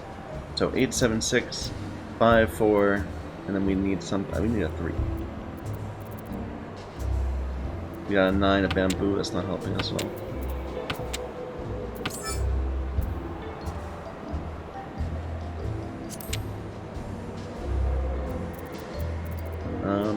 Get rid of the 3. So we got 2 6s. That can be our pair. So we got a set of 1s. We have a 4, 5, 6, a 5, 7, 8. Maybe we have 4, 5, 5. Got a pair also here. I think let's get rid of the 2. Reach. I wish I knew what these meant. I guess I'm gonna reach 2. Reach! And that means I need either to... right now I can either duplicate the 5, 6, 7 and have 4, 5 and need our 5. Or I can get rid of this. Let's get rid of one of our 5s. We got 3, 4, 5. We got 6, 7, 8. And we got 1s. And we just need... There we go. Sumo!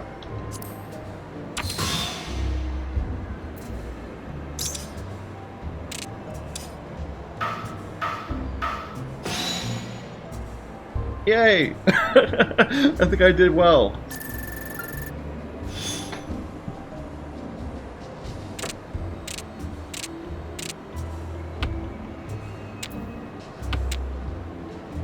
Alright, get rid of the dragons and winds, and then we'll start actually figuring out what we're doing.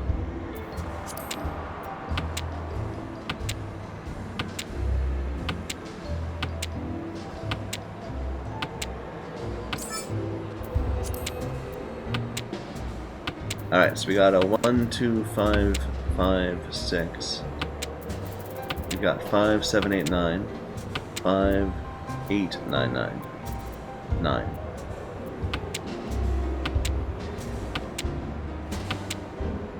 A 2, we've got a 1, 2, 2 potentially. We got a set of 9s.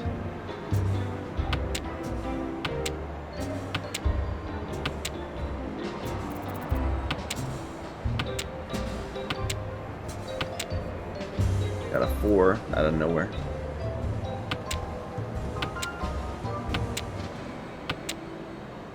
That works. 5, 6, 7, 8, 9. Now we just need to figure out something else to deal with it. They're saying to get rid of the 1. I think I'd rather get rid of this 8. We don't have a Yaku, I don't think. If we reach, then we'll be able to get it.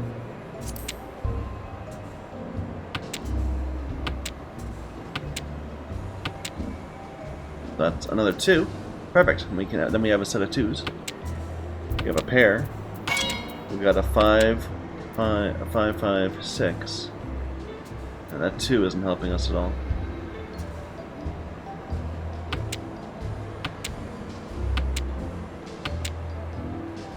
So we got another 7. So we got 5, 6, 7, and then a 7, 8, 9. That's perfect. Why would it tell me to get rid of the 5? Then we got a set 3, 3, 3 of those, and then 5, 5, 6. We either are looking for another 5. Has anyone else played a 5? I don't see them. We've seen a 4 out there though. So to get rid of the 5, then we can either go 4, 5, 6 or 5, 6, 7.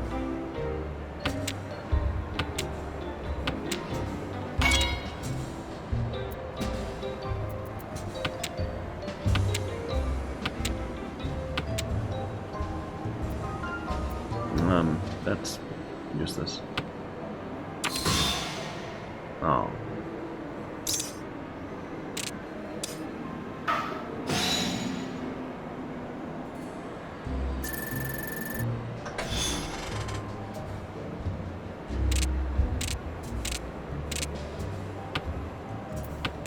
We have so many of these cards I don't know how to use.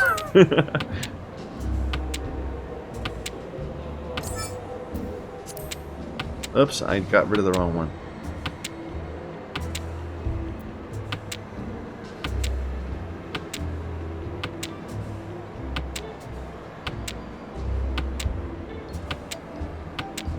Just get rid of these winds, and then we'll figure out what we have.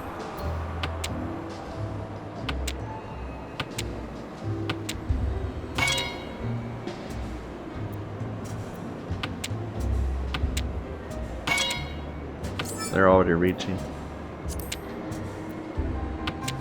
We already have icons over that probably mean bad things. What did we just get? We got a 1. We have a 5, 7, 8.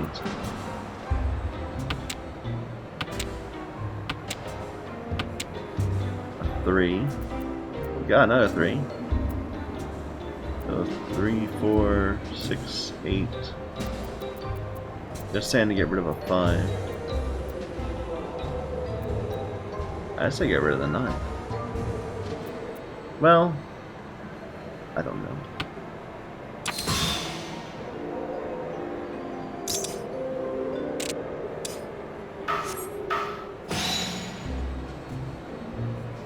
Oh, now I'm losing.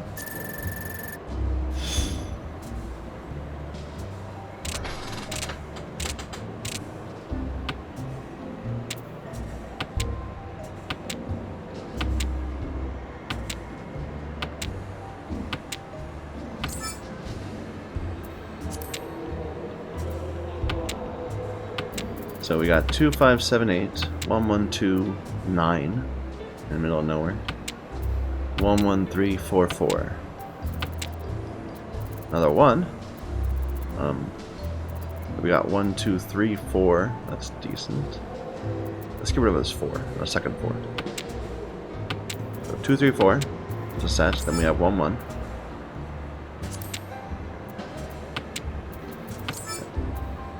Then we have 3, 2, 1.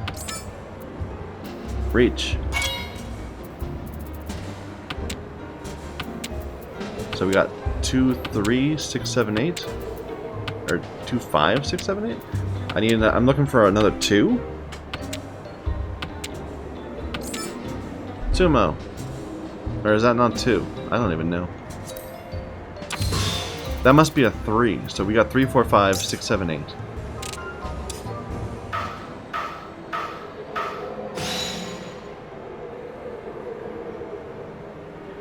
I'll take it, sure. How long does this go on? It's I thought it was only 4, but this is like 6 now, right? Maybe it's 8. Well, we don't have any bad cards. 4, 5, 6, 9, 2, 5, 7, 7, 8, 2, 3, 4, 7. 7's kind of in the middle of nowhere. Let's get rid of that. Get rid of the wind. We don't know how to deal with it. We got a 2. Let's get rid of the 9 like they suggest. Potentially the other 9 too. Although we have a set right here. Hey, we can reach already. So that's our pair. We have a 4, 5, 6. We have a 5, 7. We need a 6. We're looking for a 6 of dots.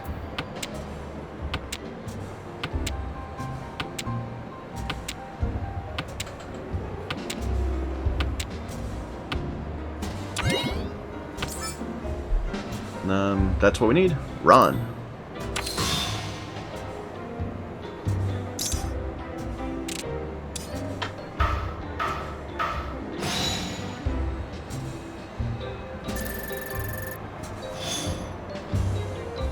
I'm not even looking at what other people are doing. I probably should be. Like that probably what I'm getting information about what cards are what tiles are no longer available to be drawn by looking at what's already been discarded. I mean, that feels kind of like counting cards, but that seems to be part of the strategy. Well, these two are a pair, so maybe we can just leave that one alone. Like we don't know how to deal with these cards, but a pair is a pair. What else have we got? So we got 3, 4, 9, 2, 7, 3, 6, 7, 7, 7, 9, and then the 6. So we got 6, 7 there. 2 stands out. The 9 stands out also.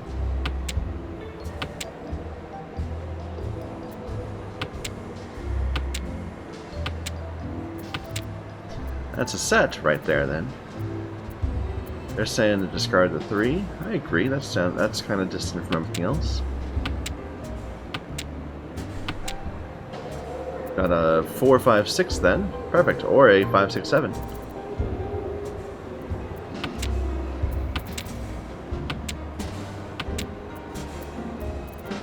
Three, 4, 9 doesn't help.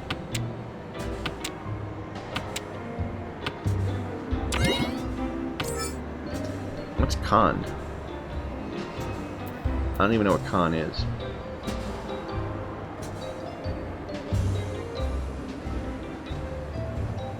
So it's based on they've got a 7 over there. I've got a 7 also. So that would be setting aside 4 cards. Con. I don't know what that leaves me left, but get rid of this.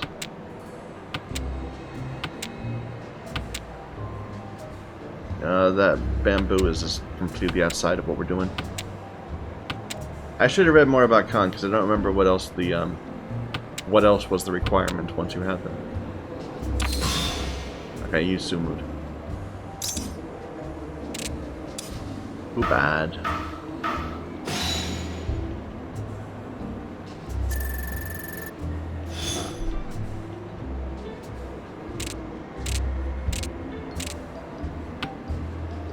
Okay, couple wins.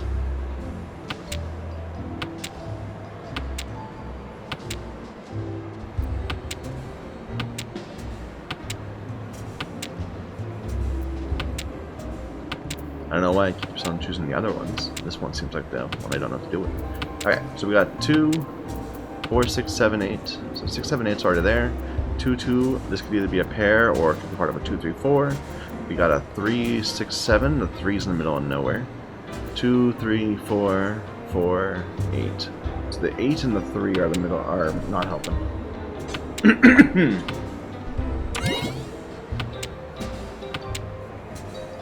Got a 7. Get rid of the 3. We got another 6. They want me to get rid of that. That will make this a set. 2, 3, 4.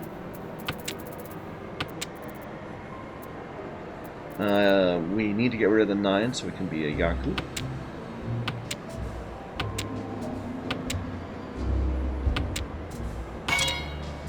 Irichis.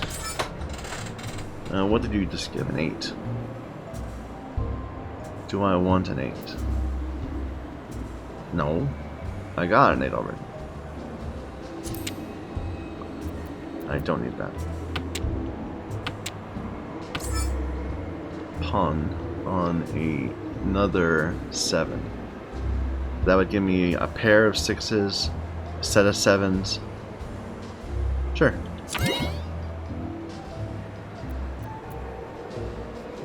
Now I have to discard this, and then I just need to find one more that's either a 2 or a 6.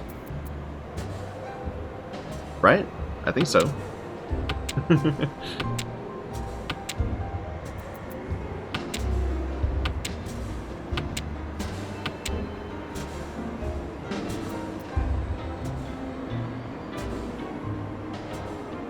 So they're saying get rid of a 2, and then we'll have 2, 3. We can either get 1, 2, 3 or 2, 3, 4. Makes it more likely, perhaps. It said something, but I don't know what it was. Apparently I lost.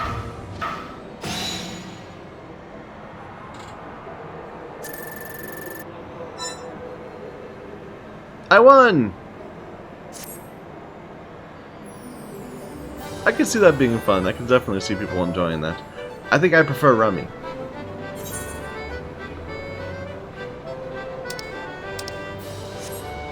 Alright, let's go get the remaining 2 Aetherite things. Ether crystals. Oh. Okay. So we need to go up to Chocobo Square. Which is beyond here, right?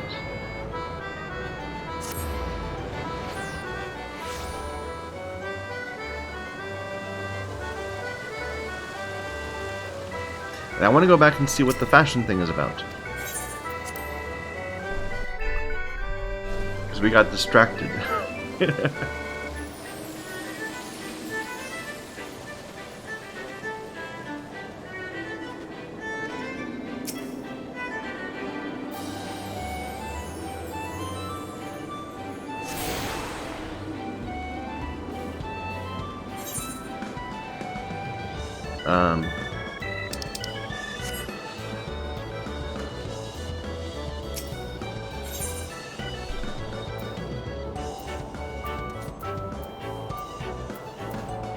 For those with a need for speed and a yearning for competition, Are you content to merely amble through life, shuffling forward step by step at a snail's pace? Imagine the wind in your hair as you cross the finish line atop a chocobo. A limited time event. A desire already present does not. A new jockey we do receive. A jockey cannot compete without a suitable steed, a race chocobo.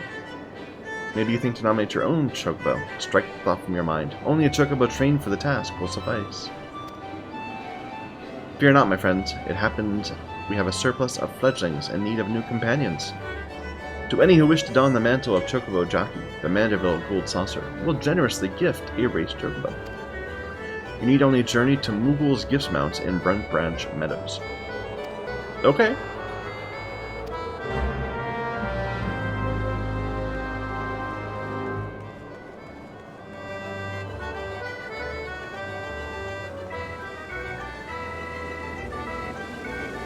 It just said a special limited time event. It doesn't tell me what it is.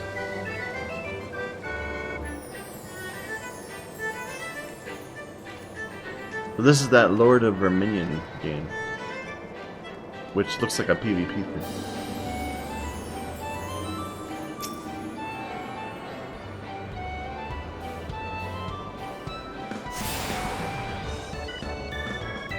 There we go. What's this thing? What are you?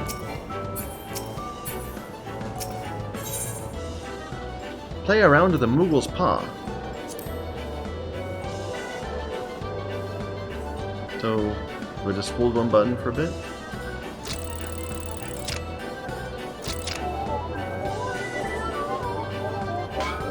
Try again.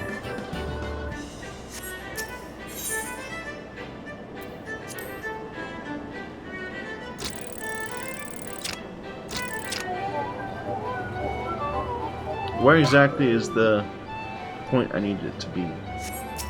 Let's do one of the bigger ones.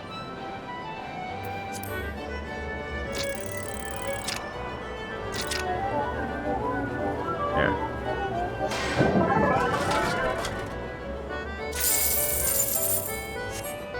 I don't want one of those. I want this tiny one.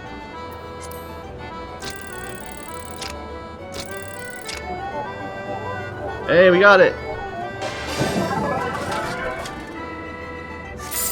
This 25.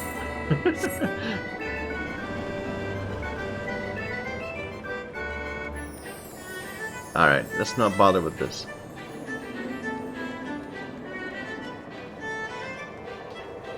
The Finer Miner.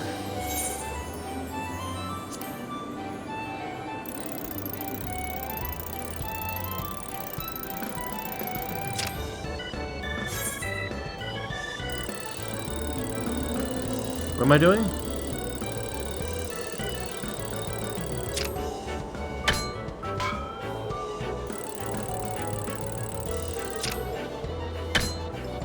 I'm just trying to find it.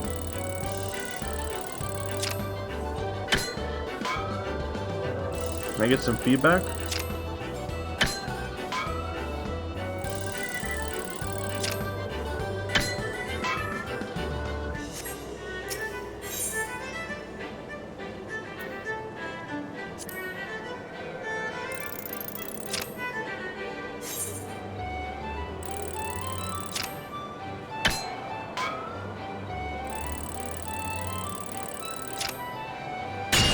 Oh, got something.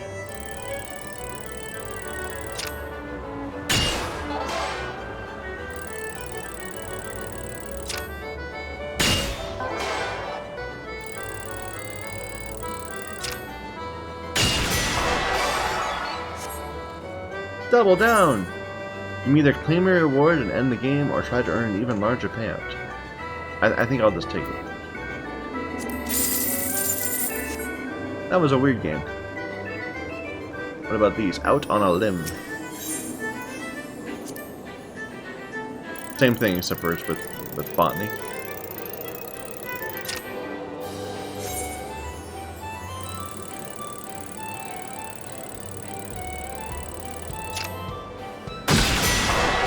Excellent!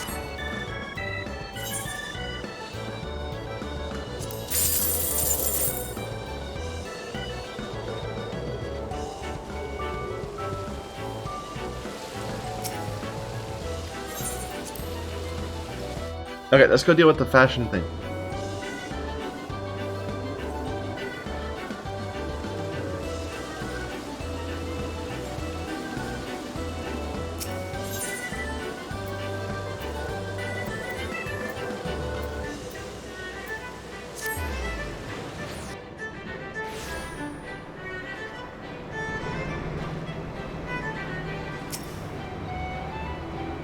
The judging period's yet to begin.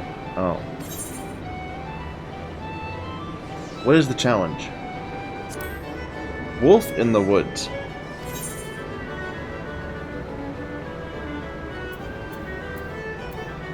So I need a head that's hungry like the wolf, a body that's packing, hands of the vagabond, and legs of the small folk. What?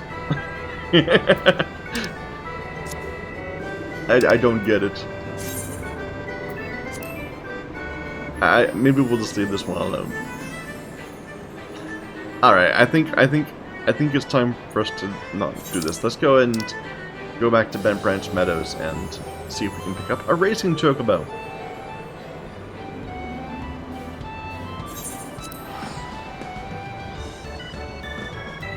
That was fun though, all these little games. I like the jumping games. I don't think I would want to do it every day for, you know, a couple years or 10 years, but I can definitely see why people like it.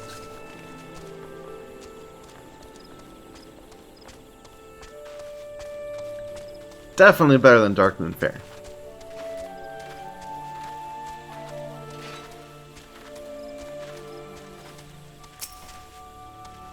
Another one for the races, eh? Welcome, welcome. Once you've made your decision, I'll prepare the registration forms you need to take back to the race counter. Our chocobos are all quality stock. They might not seem as much at first, being young and inexperienced. Give them a chance and they'll win you a championship. Do I want a male or a female? I'll take a female. You now possess a fledgling chocobo registration form. It grants you sole ownership of a newly hatched chocobo to race. Until it's maiden race, your chocobo will be trained and cared for by the Choco Keeps at the Moogle's Gift Mount. After officially registering your fledgling as a race chocobo, it'll be moved to the saucer, and further training will be conducted there. You may own only a single race chocobo.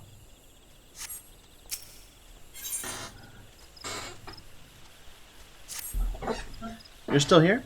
I reckon you'd have run off by now, being eager to try your hand at the races. In case you've forgotten, I'll reiterate. You need to deliver that form to the race counter at the Golden Saucer. We'll go back some other time, though. I think we'll just turn this quest off for now.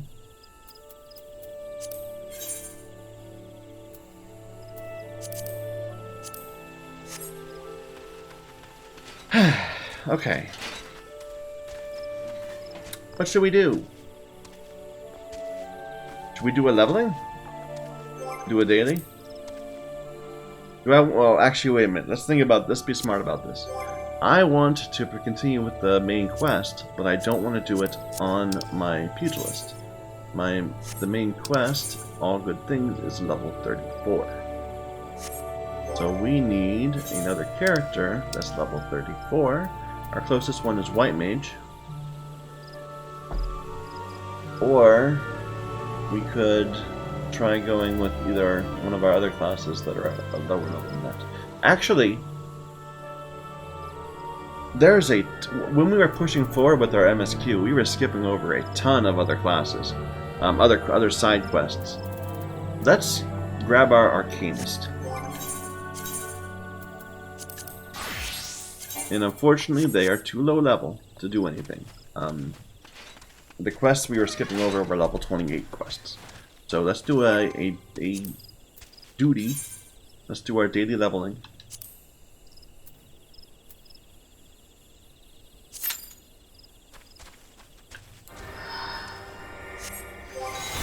Let me get some food.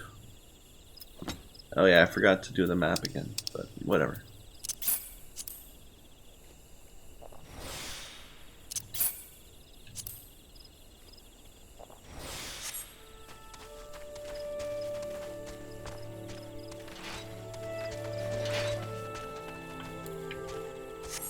And I believe the earliest questing we have is in Quarry Mill.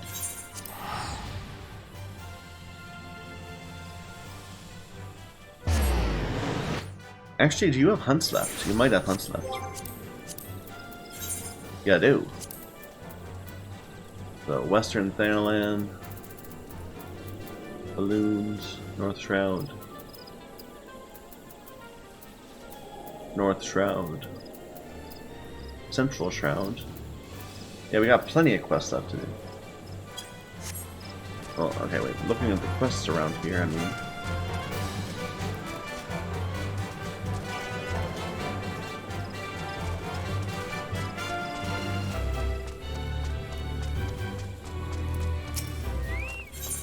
So this is a 26th one. We can go ahead and do it now. One of those loathsome poachers have fled the village and hides under our noses.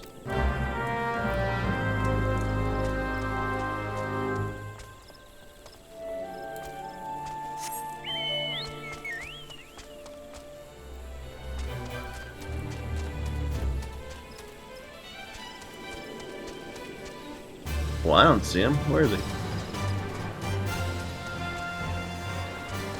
What about you? What's your quest? Another 26. I have a crisis on my hands here. What manner of crisis? This bottle of Montoy sauce? It's empty. It's a crisis. Why, if our guards found their summer wanting for flavor, they're like us not to turn their lances on me instead of our foes. Travel to the Montoy cellars and obtain some.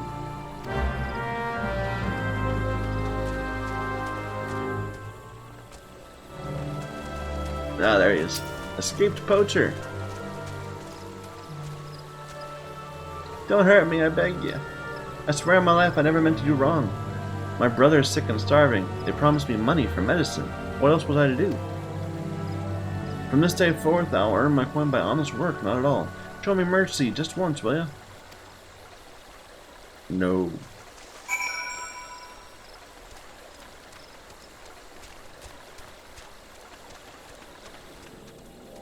Is that a Lara Croft cosplay? Looks like it. It's good. It's well done.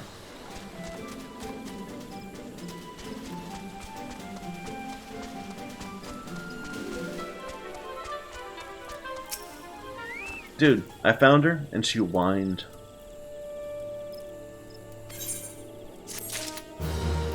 And that's it.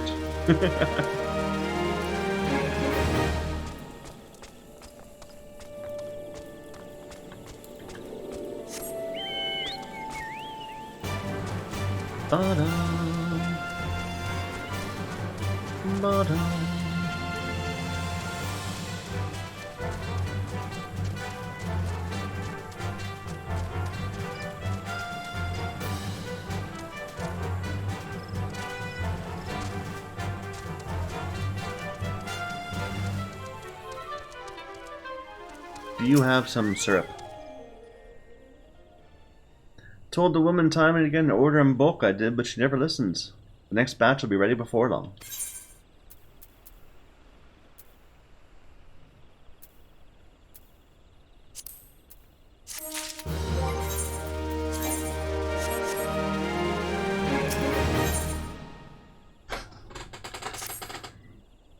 Where's your Montai sauce that you say? Look, friend, Gridania wasn't built in a day. If you're so eager, how about you help me put the finishing touches on my latest batch? Here on these shelves I keep my stock of secret spices. What gives my Montai sauce its distinctive punch? A perilla leaf, a dried dragon pepper, and an ounce of shroud pepper. Just toss all three in the gile fat, and Geoffrey will take care of the rest.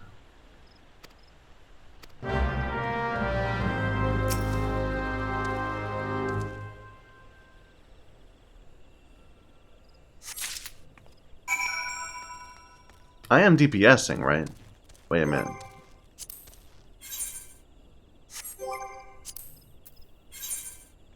Yeah, roll DPS. Like, I can heal also, but not very well.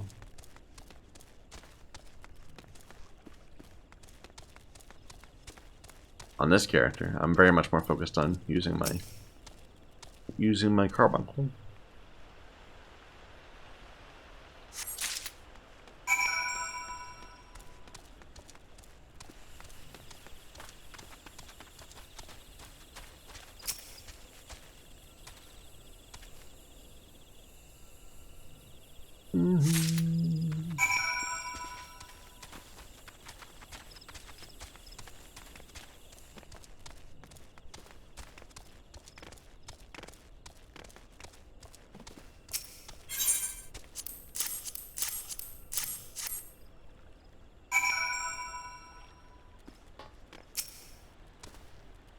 Apprenticing at the Silvers for the day. Very well then. 1 pearl leaf, 1 dried pepper, 1 ounce of shroud pepper, and I'm almost done it again. As thanks for your help, this bottle is on the house.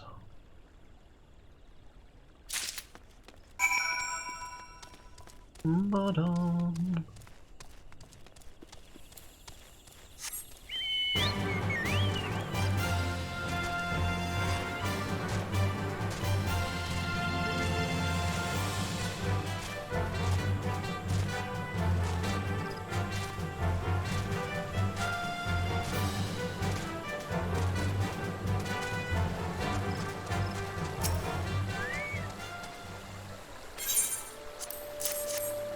The distinctive mouth-watering aroma of Muntai beans. Yeah. I did it wrong, I think. Here. Click, click. Participation commence. Where are we going?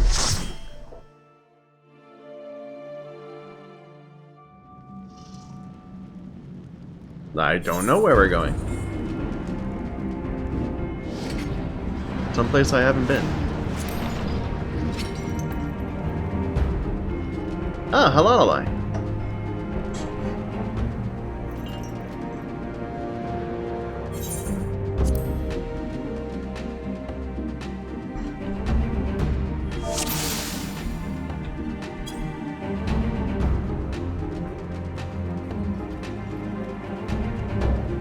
They look much better prepared.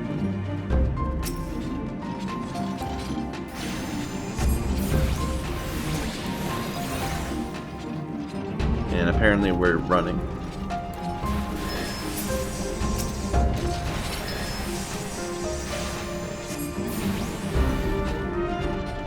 I wish I had an AoE.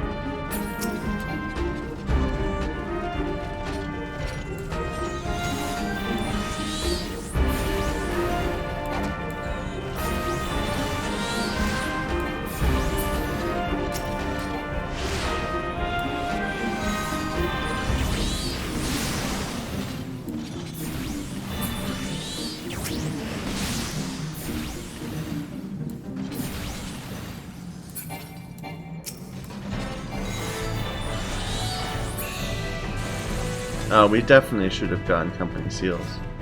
Spent some company seals before doing this. Because this is hunting log stuff.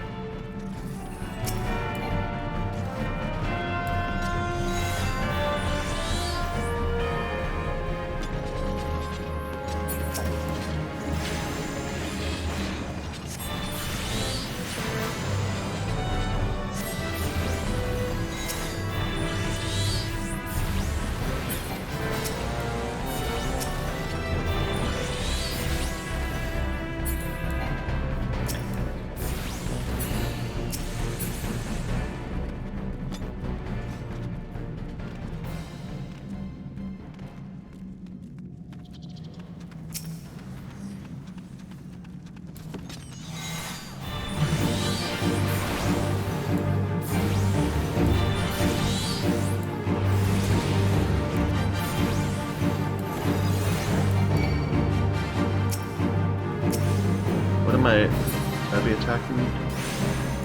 Well, put a 1 on it, so probably I should not be attacking. I should be attacking this.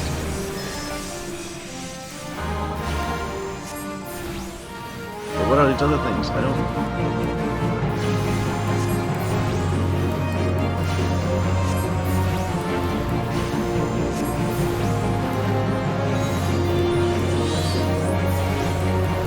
Oh, there they are. They're coming down this. They're coming down from over there.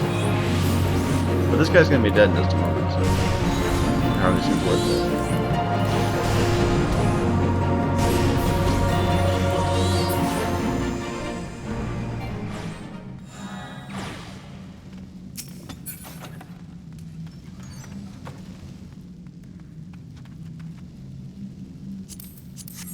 What are we doing?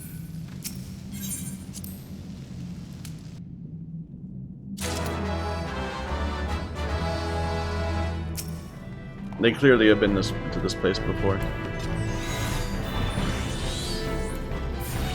But I'm doing some damage. I'm at least not just, sitting in the back.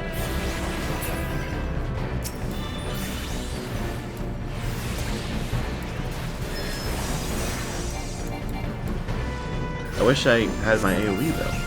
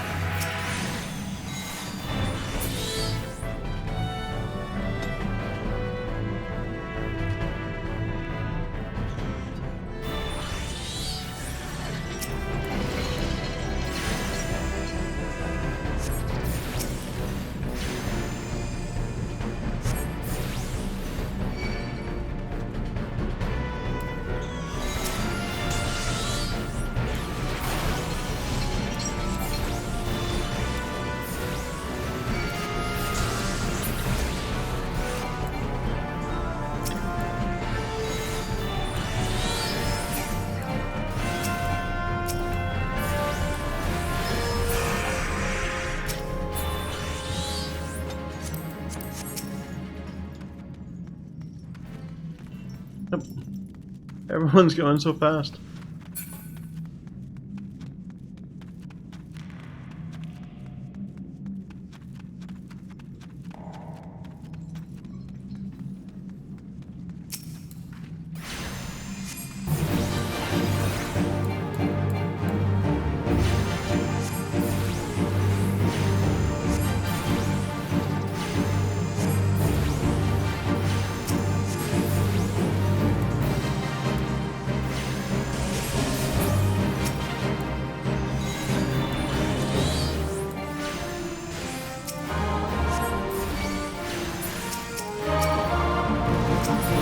Reason vulnerable.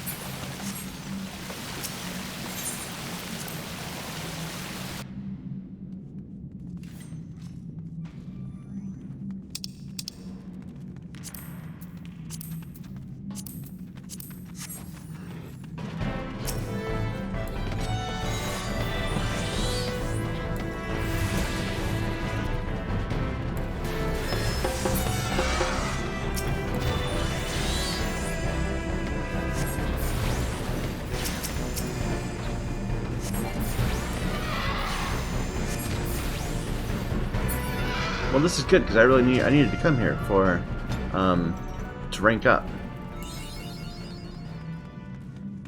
Hopefully we got that away. I'm gonna skip it so we don't piss people off.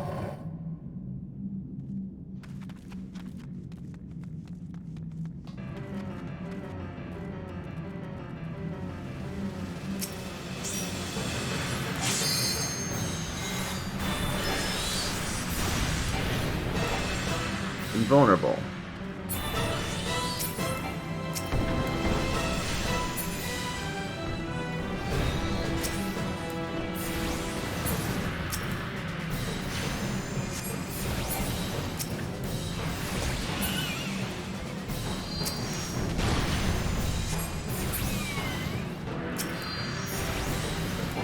Again, invulnerable.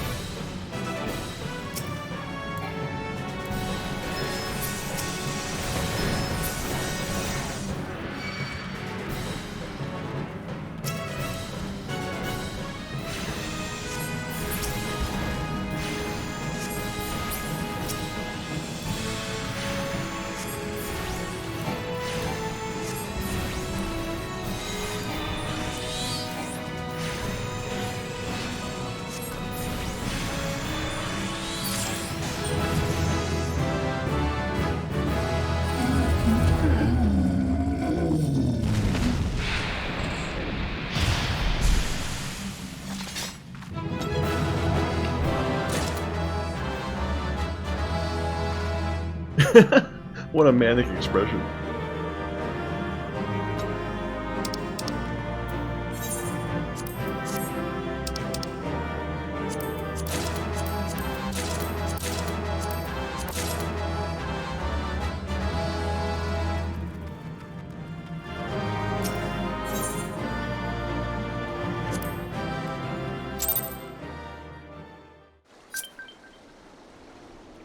Okay, now push it up to 29.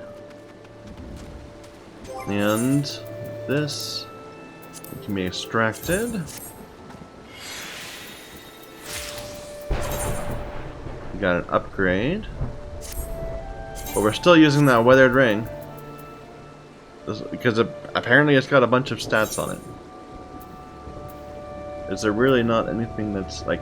This looks like it might be better for some classes. This looks like it'd be better for my class, but apparently they disagree. Anyway. Okay. Well, that was fun. Let's... I did that. I wanted to check the hunting log for not in my class, but this one. So this is... We need Ixali in North Shroud and in Kerthus. And these Amalja at Eastern Thailand. Okay, is there any more quests in this area for us to do? You zoom. No, doesn't look like it. There's a little thingy here. What's that? Crestfallen Merchant.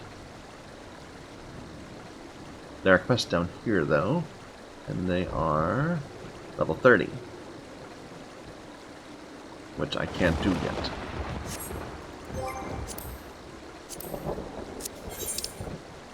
What about over in Central? Or in at Falgard? Falgard.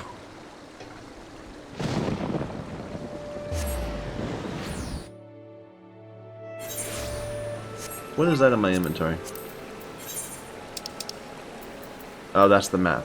Okay, not the map. One's the map, one's the registration. And we got this orchestrin roll. Orchestration roll? Whatever. Alright, can we do these? Level 28. Perfect! If you would not be averse to courier duty, I have a report that must be delivered to Florentel's Spire. This information is highly classified. Delivered directly to the hands of Serpent Lieutenant Vortigard.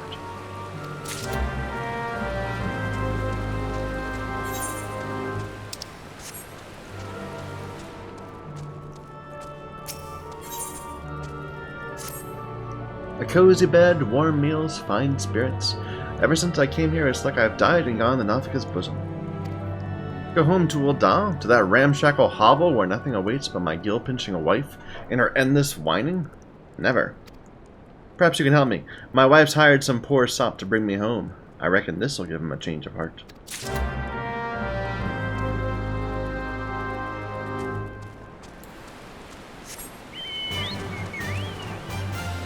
Look at that bird. Ooh. I like it.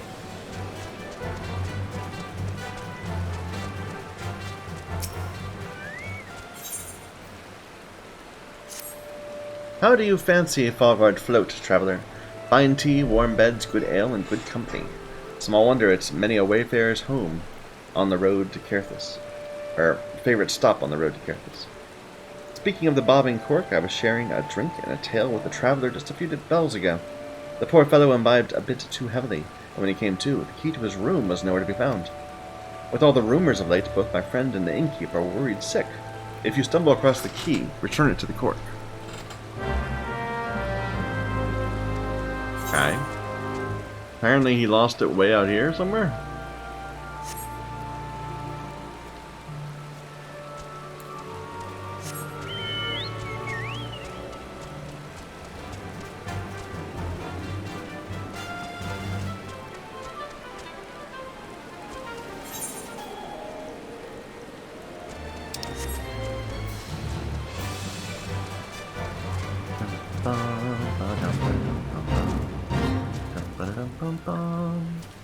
I need these balloons too.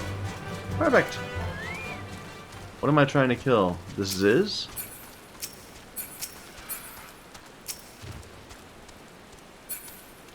The Banemite? Guys, what are you doing? You're killing Ziz. Okay.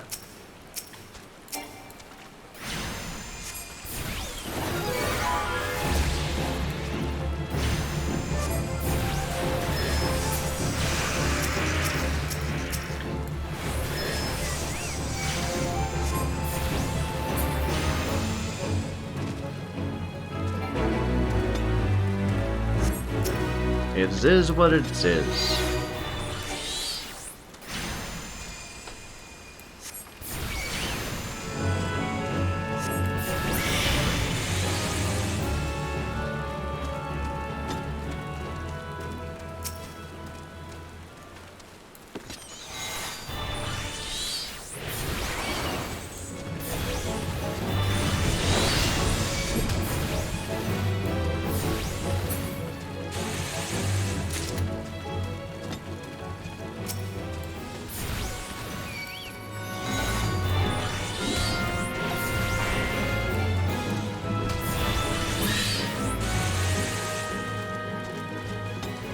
There's the key. Way out on this branch. How'd you lose it there, man?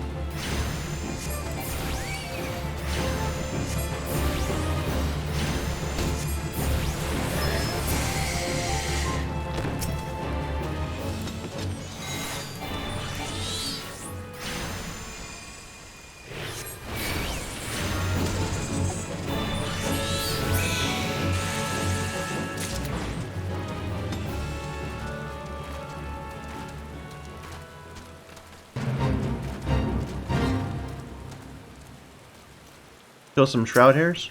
Sure.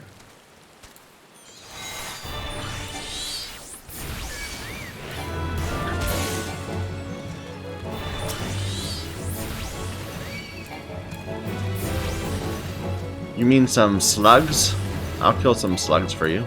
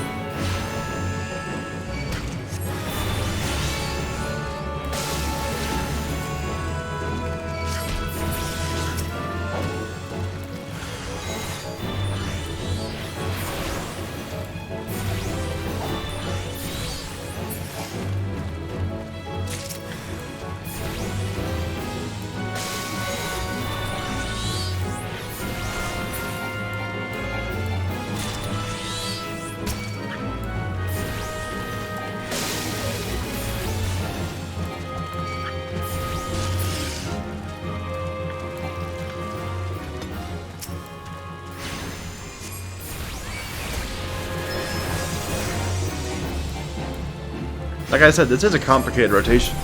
And not too complicated, but you know, it's more than just hitting 2 buttons.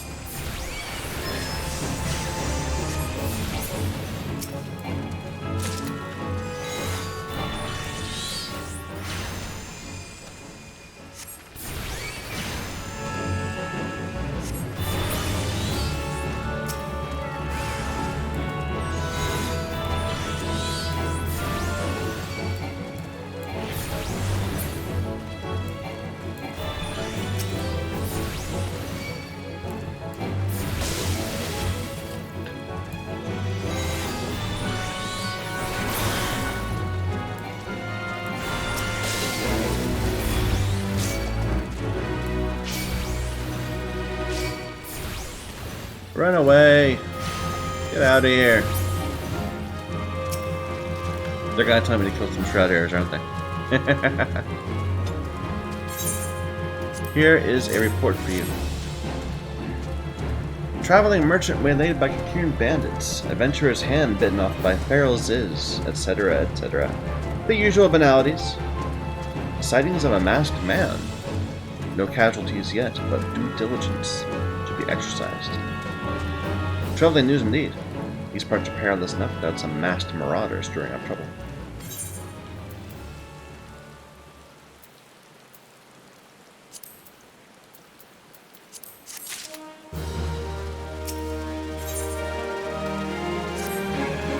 The freeze that came in the calamity's wake has rendered Carithus nigh inhospitable.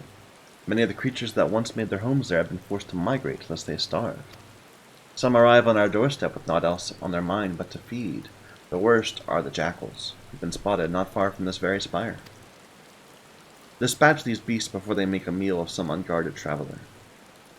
This fetid dodo meat will serve admirably as bait.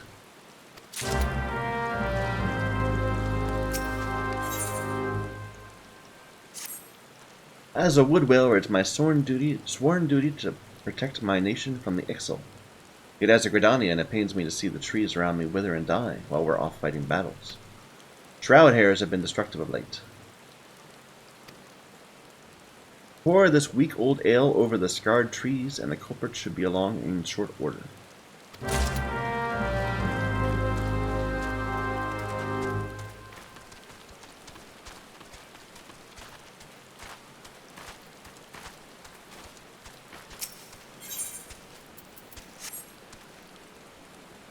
Why they're always having me pour ale on things? It's weird.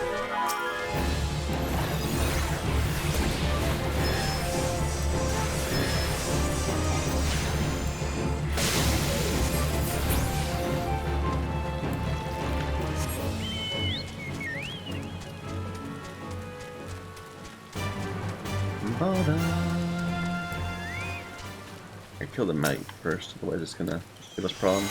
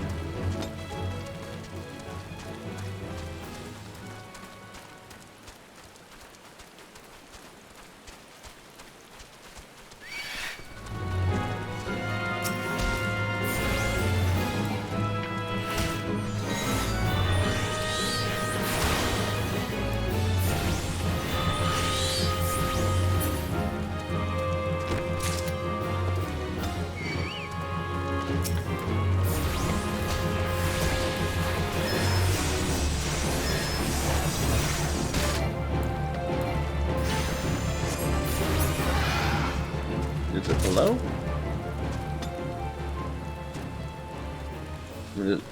I wouldn't think to respect a tree down there. And I kind of can't see because there's an interactable for a different quest down there.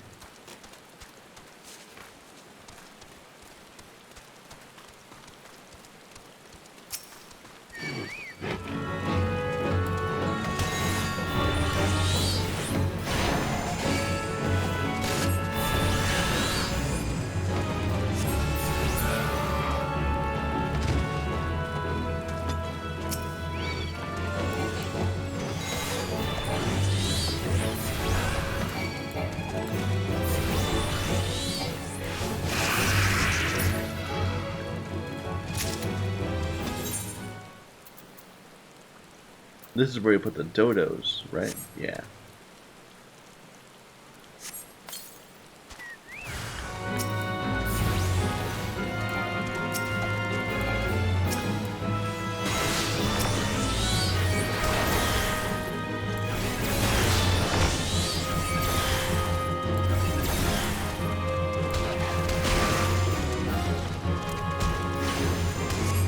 Whoa, how did I suddenly start dying? I am utterly shocked. They were level 34. I guess we were only 29. That just happened. I mean, I had a heal I could have used. I just didn't think to. We'll have to run back. But let's buy some things, or... So, I've got a... Okay, I already have one for brass. I can buy armor.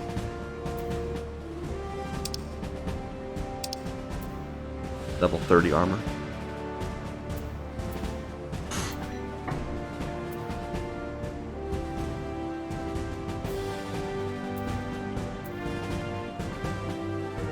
I can't even equip it now then.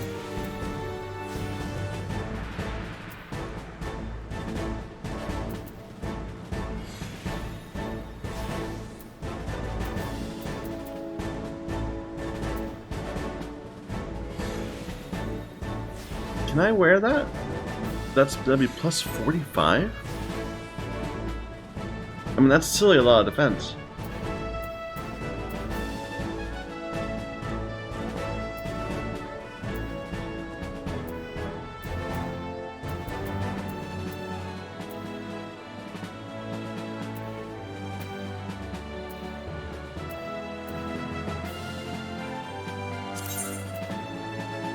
No. Then I'll just grab this one.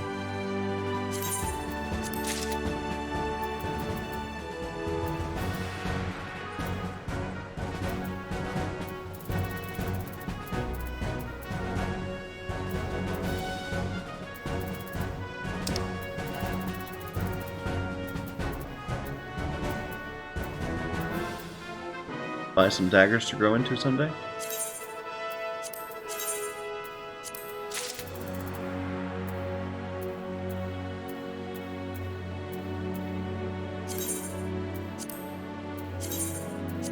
There. Don't suppose there's anything I can just turn in immediately. Whispering Ash Wand. Sure, you can have my wand.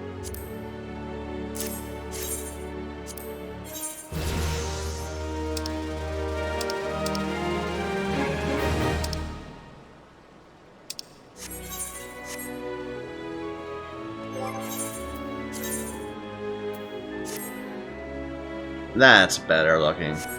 That previous dress was just a little bit too little girly.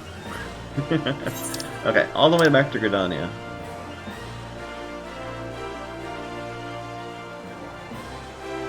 Wait a minute. Did I see a quest here? No, that's a play cards. Western Thanalan.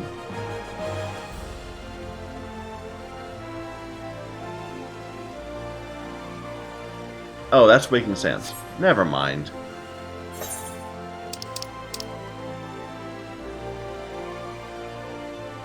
But wow, those jackals just wrecked me. I didn't even notice. I was, just beating away at them and having, it's like thinking, hey, I get to finally use my AoE spells for once. No, that was not the right thing to do. Here, I found a missing key.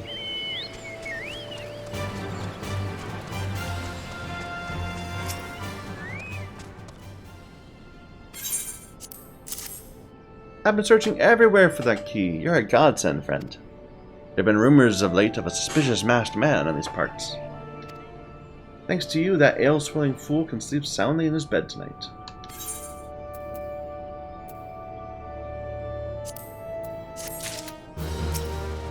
Follow up? See that painting over there? Of course you can. It's covered in a fortnight's worth of dust, thanks to my do-nothing employees. I dust them off myself, but I reckon the sluggards would learn better if they saw a customer like yourself doing the deeds. We're literally dusting paintings off. I mean...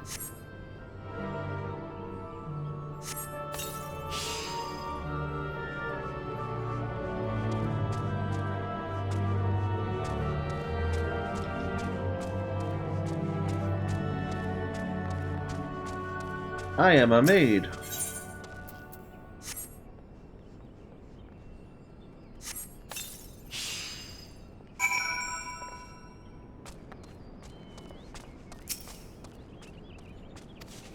The painting upstairs. Don't ask me why, but the lonesome figure standing there gazing off into the distance.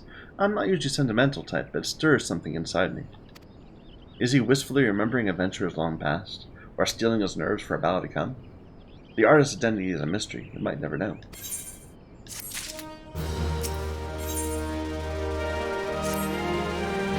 Look at the time. Whatever is keeping her. My apologies, friend. You caught me in a fretful humor. A young girl has reserved a room with me, yet it's nowhere to be found. There are ill rumors about these parts of late. I can't help but fear the worst. Would you go see if she's well? Let's go look at that painting, though. That's what he was talking about. I have to admit, I didn't even look at it. So it's somebody looking into... I don't know, I'm not feeling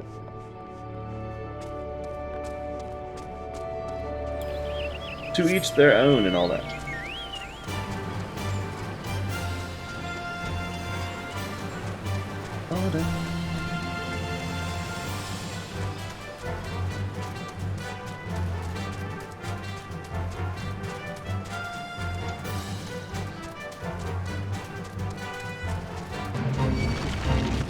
No.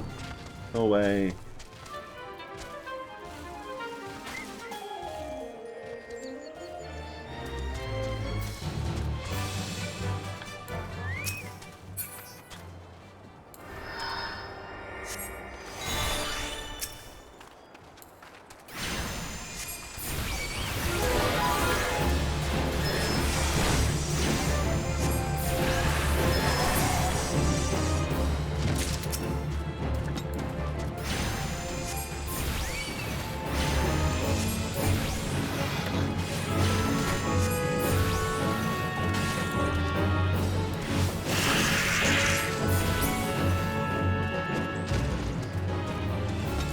Let's try this again.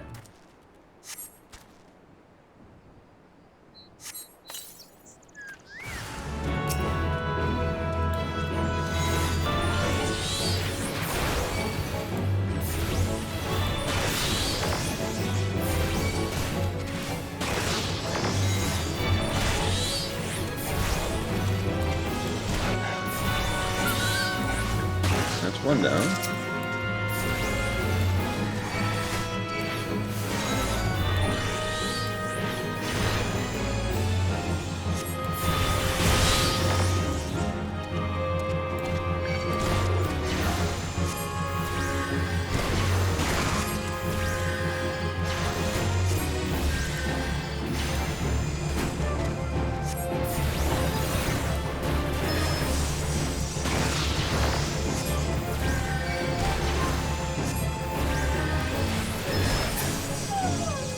Tricky fight. Like, that was a challenging quest for our level 29 quest. Okay, the tree is up there.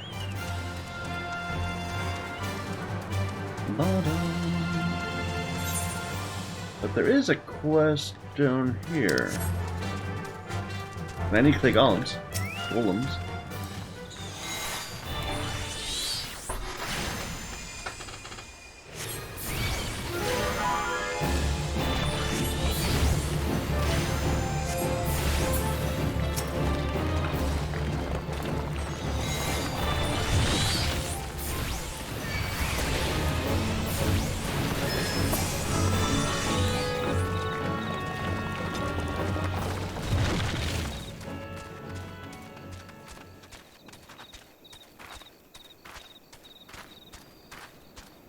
But it's up, isn't it?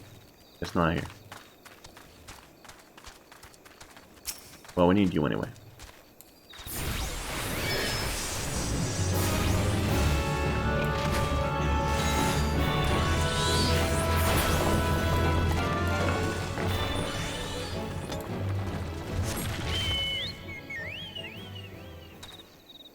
I need one more. But those are not the right ones. Lunar golems. Pumice golem. We need clay.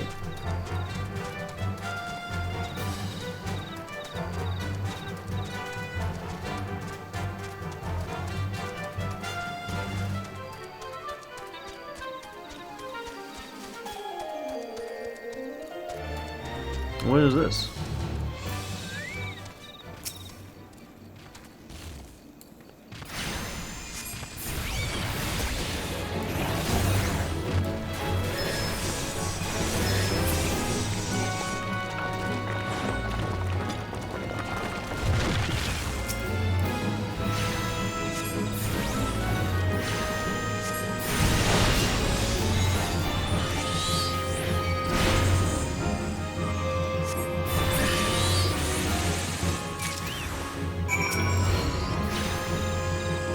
I think we made a mistake here.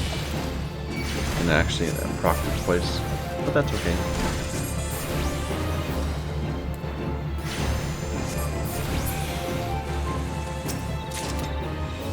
Thank you, friend. Thought I was done for. One moment I was standing here enjoying the scenery while my chocobo enjoyed a much-deserved nap, and the next, it sends shivers down my spine just to recall it. Please thank the innkeep for his concern. Ah, you're the girl that he was trying to see why she wasn't checking in. See, she thinks that bird is sleeping. The poor girl.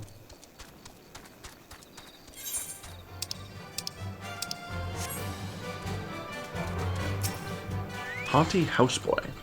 What do you want? The missus paid me good coin to bring her good-for-nothing husband home. Your guild doesn't mean anything to me. The missus paid me. What in the hell's a room of my own here at the court? Plus all the ale I can drink, fully paid, courtesy of Gokalata? Get out of my way. I'm going to go give that man a piece of my mind.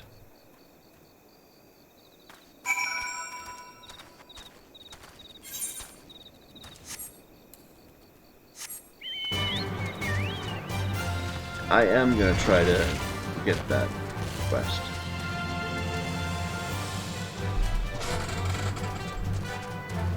Go away. How long has that marker been there? Probably a long time. The mouse cursor. I know how annoying that can be. If you're the one using the computer, it's like nothing. But if you're watching someone else, if they leave a mouse cursor on the screen, it just holds your attention the entire time. Because you keep trying to move it out of the way, but you can't. So I apologize if that's been there for a long time.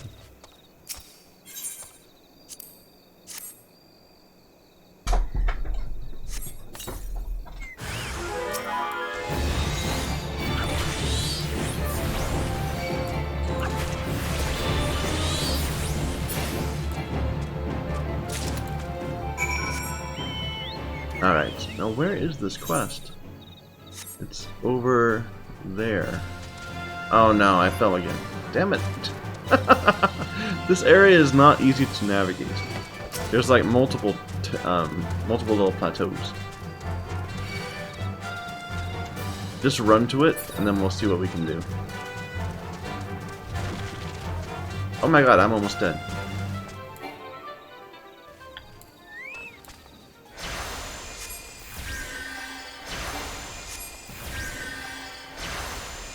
Okay.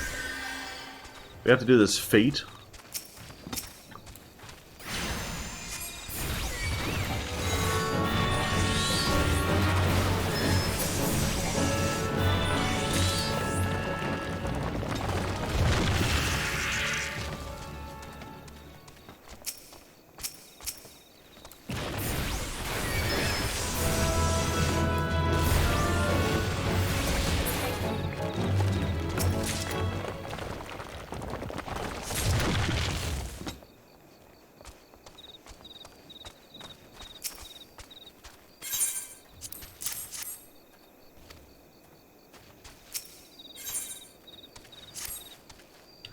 I've run clean out of lantern fuel. I'm afeared I won't make it through the night.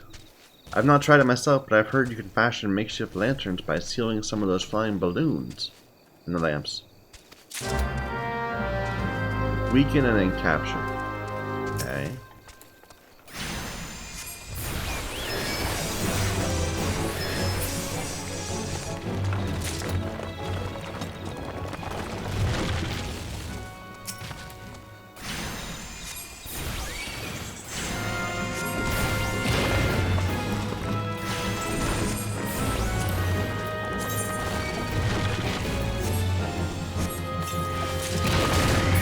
Second.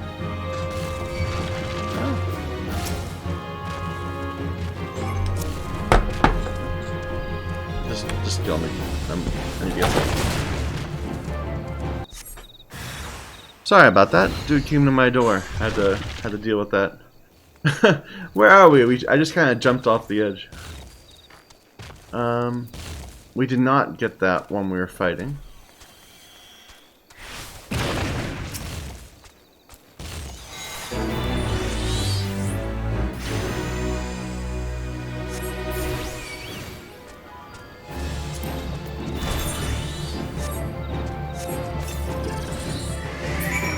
There we go.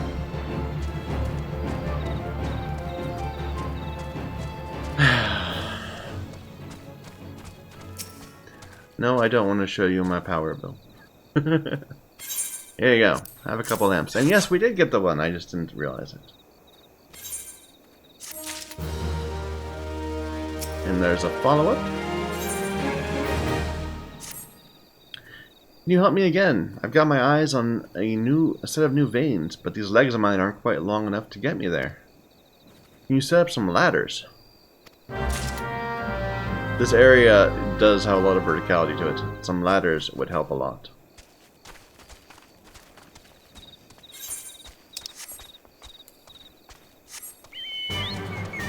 Da-da. Da-da.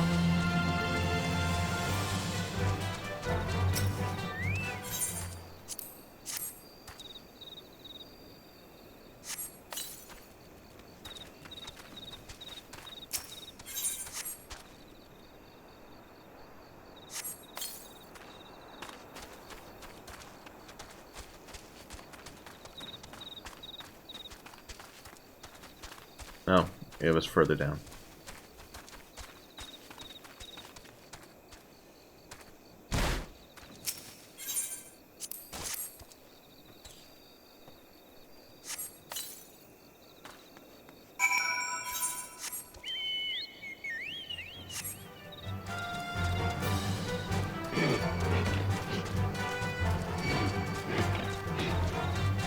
Not this way.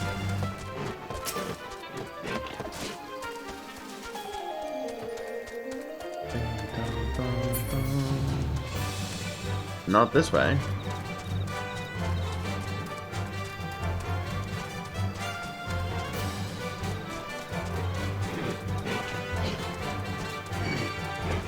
And again, I'm going the wrong way. How do I get back? Okay, go...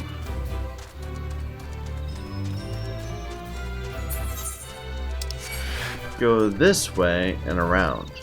Here we go.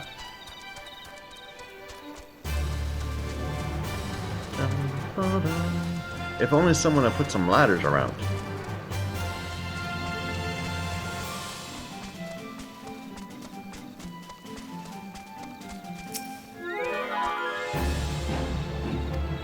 I know not what manner of ore lies in wait, but mark my words, one day I'll strike it rich and leave this place behind for good.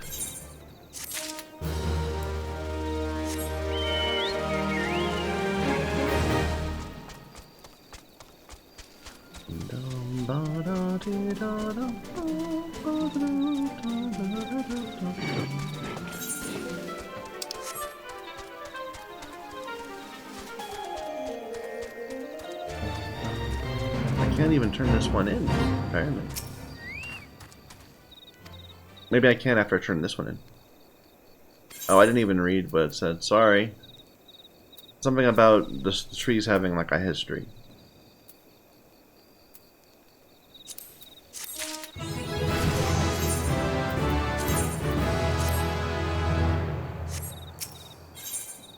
Oriane needs your help in obtaining something not easily come by. I entrust you to a task more ambitious than the slaying of hares. Mayhap you've encountered curious constructs of living stone in these parts. They emerge from the sundered landscape in the wake of the calamity. Their numbers have only burgeoned thenceforth. For each one we slay, another rises to the surface to take its place. My comrades are at wit's end. We must take this battle to the source. There's a researcher by the name of Yom Epicon who frequents the Bobbing Cork. Get her help. Take the sealing vessel and capture a living soul stone of a golem.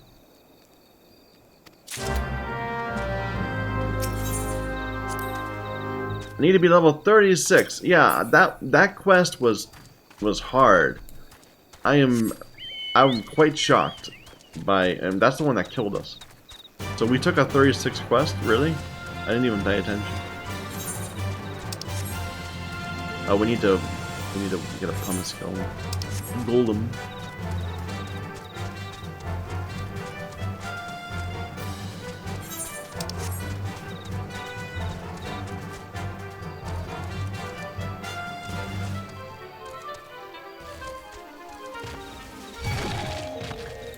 Not you.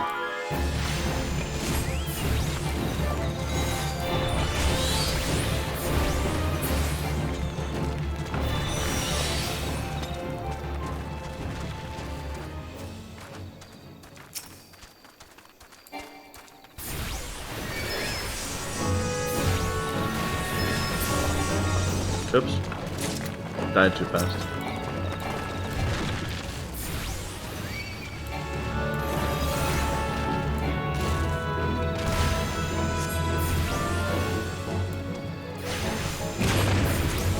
Alright, sealing vessel.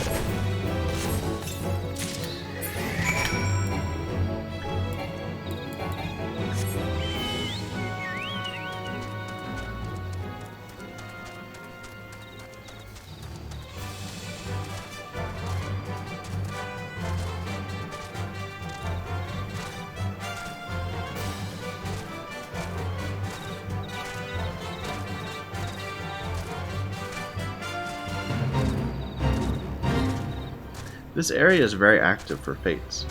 We keep on bumping into them.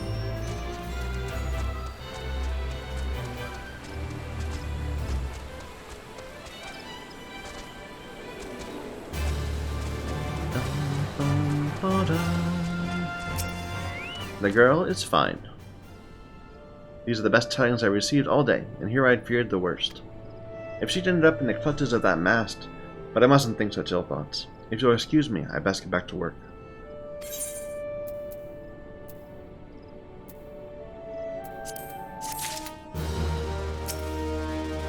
It would seem your efforts were a success. My wife's associate just stopped by a moment ago. Seems he wanted to express his gratitude in person, downed a pint of ale and dashed right off to his room, where he is sleeping quite soundly.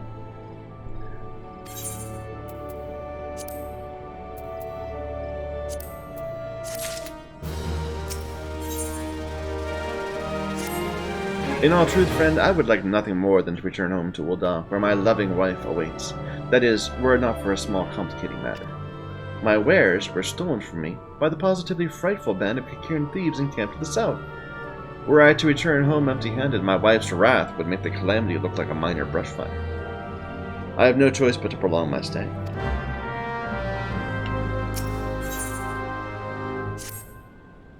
My dear lady, I dare say you're more reliable than the rest of my hired help put together. For better or worse, this means I have another job for you. 3 basket lunches here that need delivering to Finder's Bluff. After the last adventurer scarfed down 3 boxes on his own and run off without paying his tab, I need someone I can trust. Yom Epicon. That's me. At least that's who I think I am. Did you need something from me? Here is the living heart, the living soul of a golem. Gummis polems. I fear I'm not familiar with them. Pumice golems, on the other hand.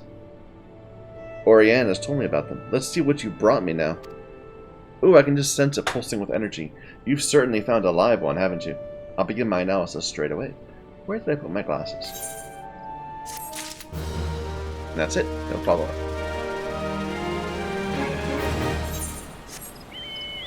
Okay. So is that just where I did the other 2 quests? I think so. Let's go south and get the Kieran stuff first. So. Come on, up you go.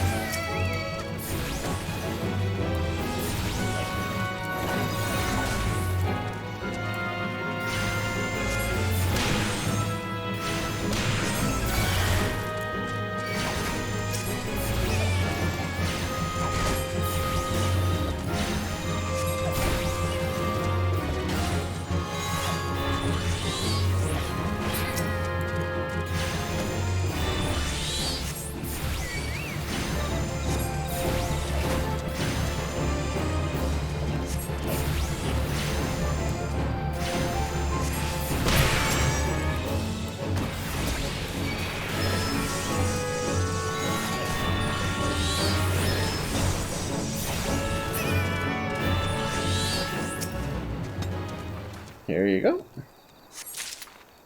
Don't think I've ever seen those yards in here. Don't think I've ever came down this way. Don't need them, but, you know, someone might someday. It's good to just know where everything is. I think it's up on top where we need to go.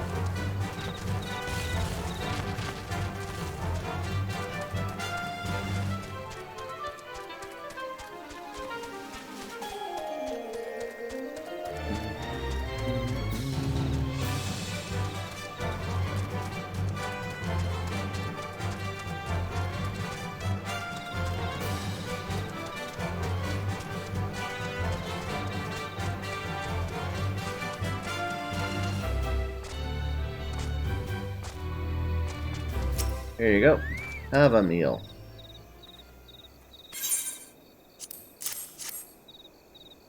One of Mr. Aloon's specialty basket lunches. Don't mind if I do.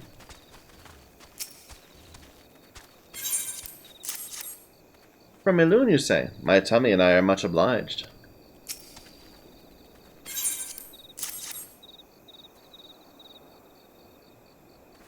Are my eyes to be believed? Thank you, friend. Good to know some adventurers can still be trusted.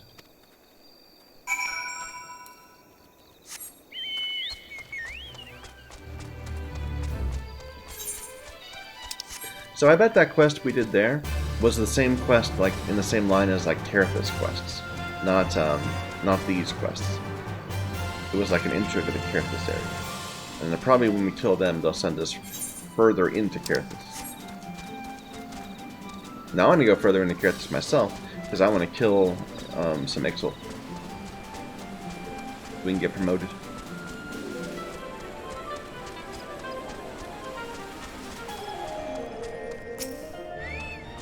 They love the lunches! The prospectors of Finder's Bluff aren't just digging for personal fortune. Each ounce of gold helps this region thrive and prosper. I'm happy to return the favor. You've gone above and beyond for me, and for this you have my thanks. Next time you fancy an ale, a tale, or just a respite from the road, know that there's always a place for you at the Bobbing Cork.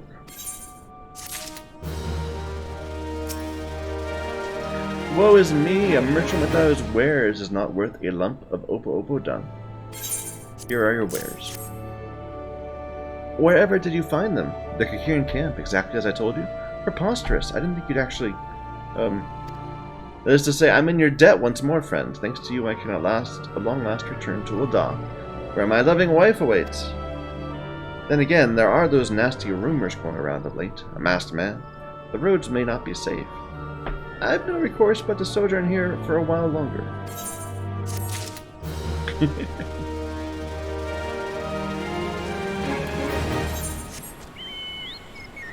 Alright. I think we're good for quests here.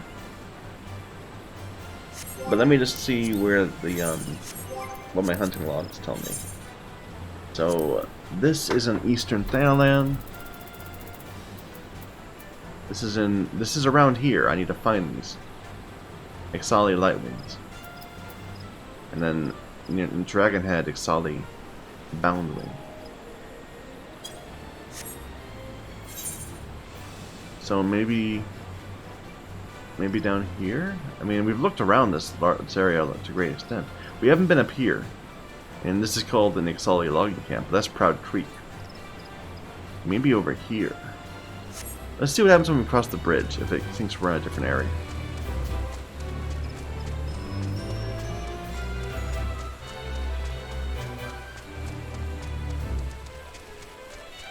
No, we're still in Outer Springs. Oh. Just popped up a new quest because I happened to walk by. Where are the Ixal? Level 4. We went too far.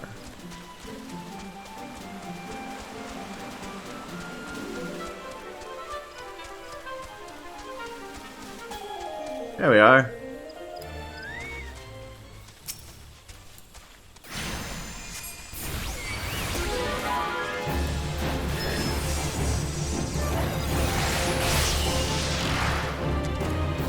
Just die.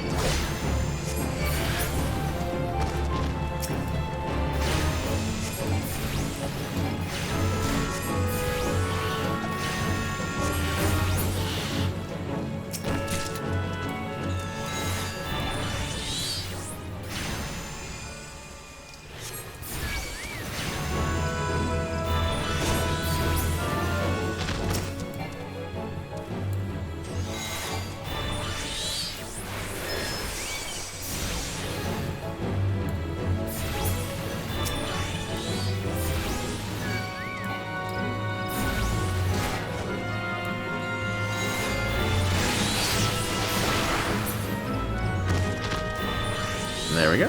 Oh no, one more.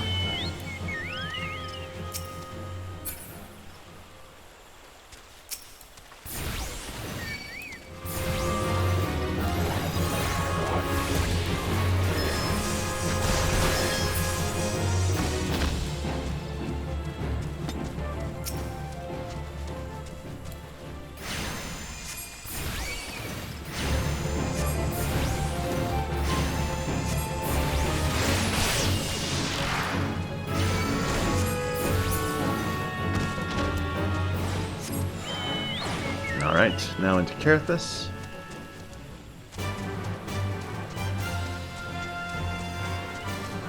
No, I should look at my personal log too.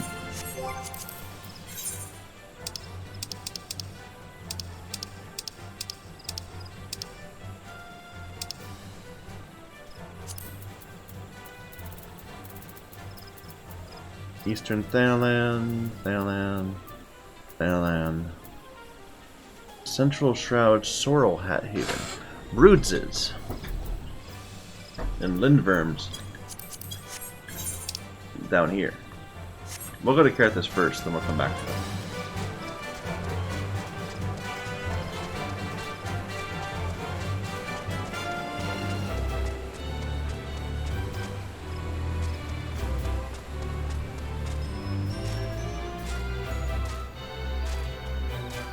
And I do want to go do my level 30 class quest.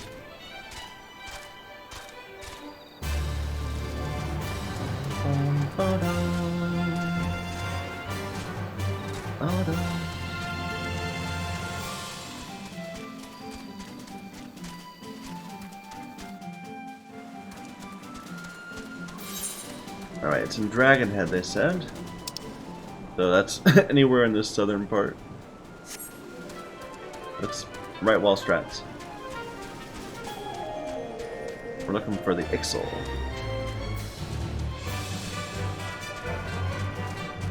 I'm not exactly surprised that I'm going slow here, because we have not done any questing at all. You know that... Okay, just a moment.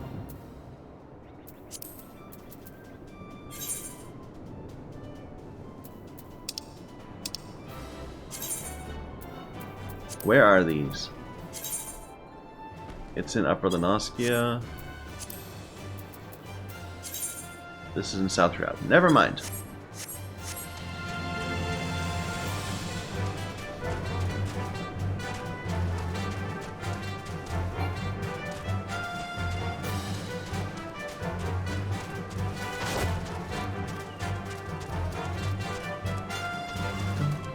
Two unlockable quests. What are these? I thought one was leaves. Fort of Fear. It's a dungeon unlock. We're level 44. That's a bit ahead of us. We'll come back and get it when we're doing quests in this zone.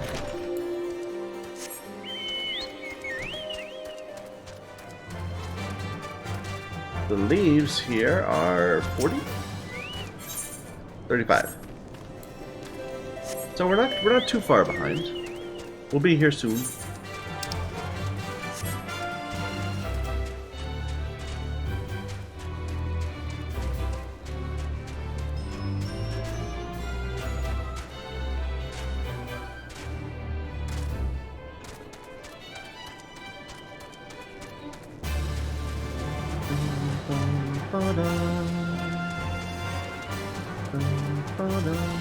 This does not seem like a place where I'd find Ixal.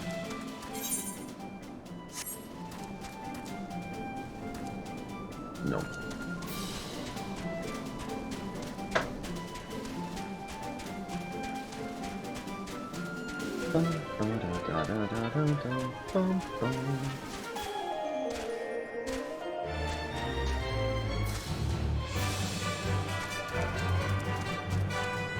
Ixali Wild Talon and Fear Caller.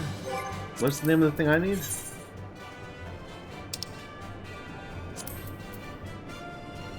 Boundwing. Well, let's go in and take a look. Maybe these are them.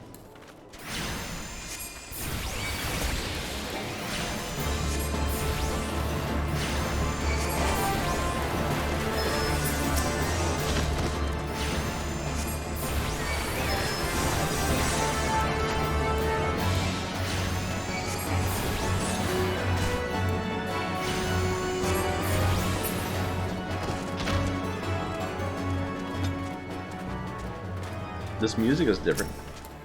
There's a Boundwing.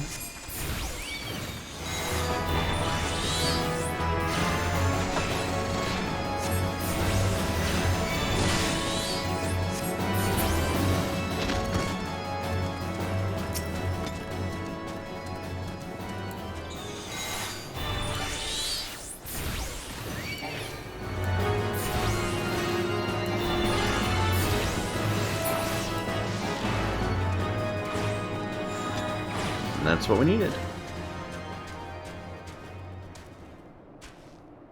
Crystal up there? No, that's this place. No, no.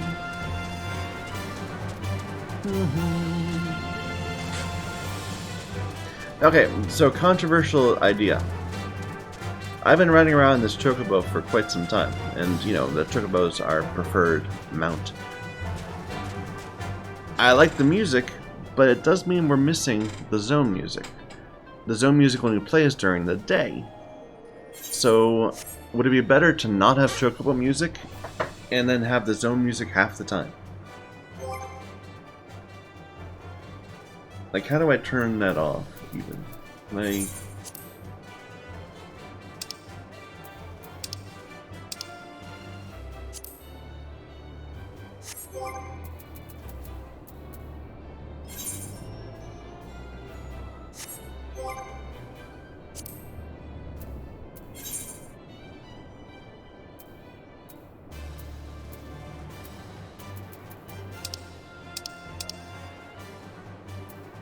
Automatically lock on target when initiating auto attack. Sure. Disable targeting of pets and minions, definitely. Auto target according to priority.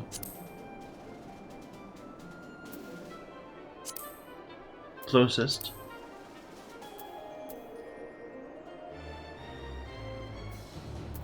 Tone? Maybe? I don't know. I've been complaining about this for a long time.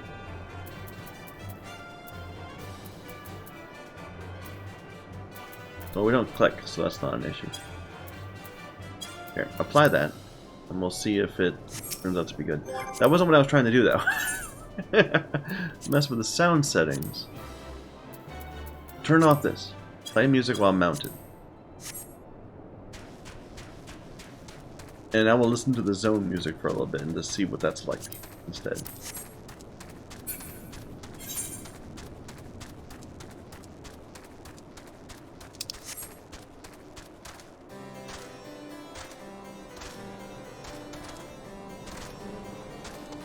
Okay, but we need to finish up these logs. So Amalja, Hunters, and the Eastern Thanalan.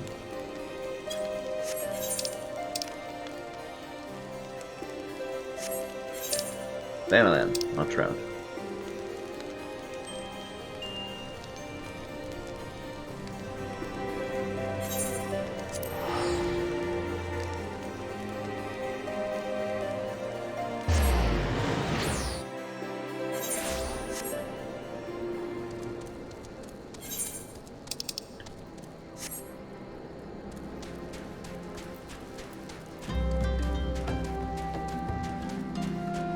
Maybe doing it like this will help establish more of a sense of place, as we'll hear Thanalan music in Thanalan, you know?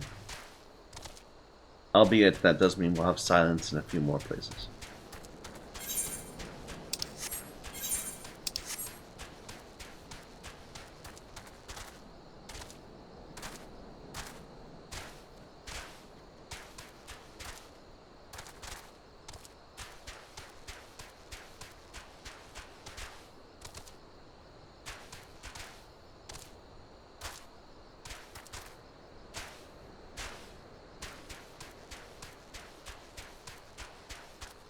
There we are, Amalja Hunter.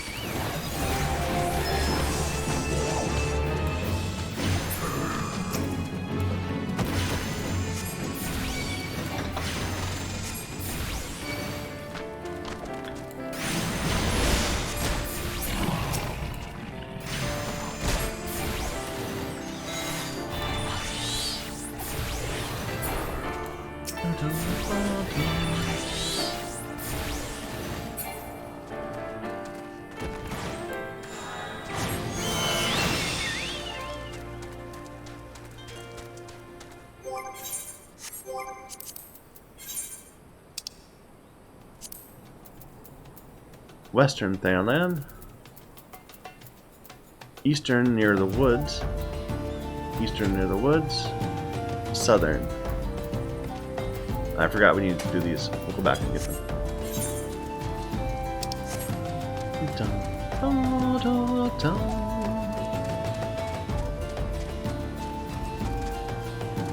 An argument can be made for turning off the battle music too.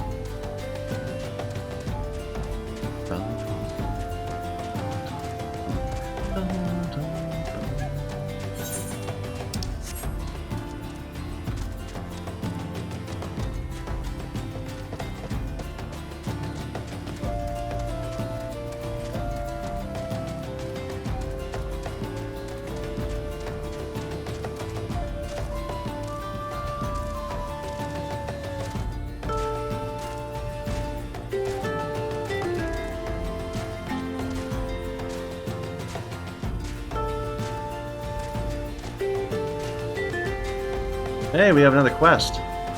Did I miss one?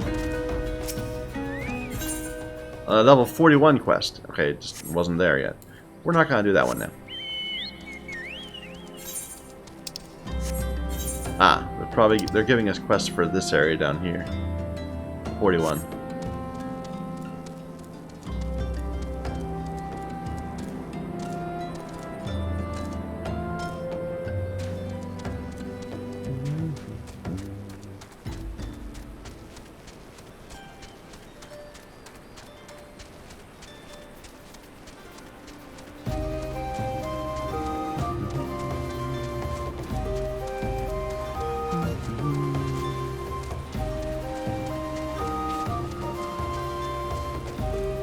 Malja up here.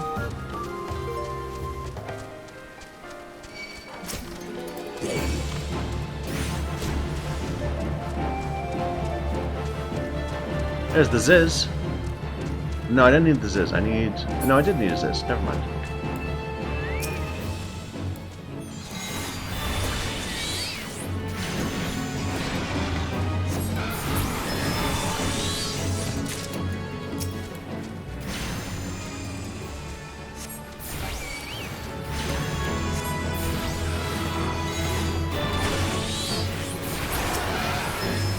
Oops. That was the auto click on. We auto attack. We auto targeted someone nearby. Interesting. So that. Okay. Once we get used to that, that might be okay.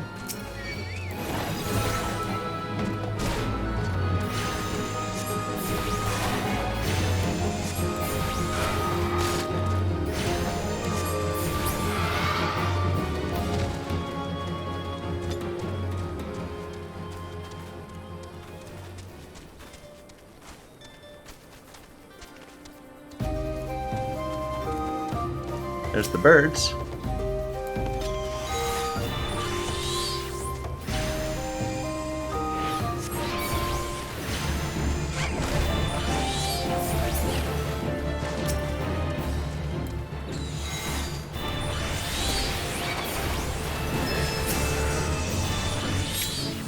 No, didn't mean to do that. That was weird.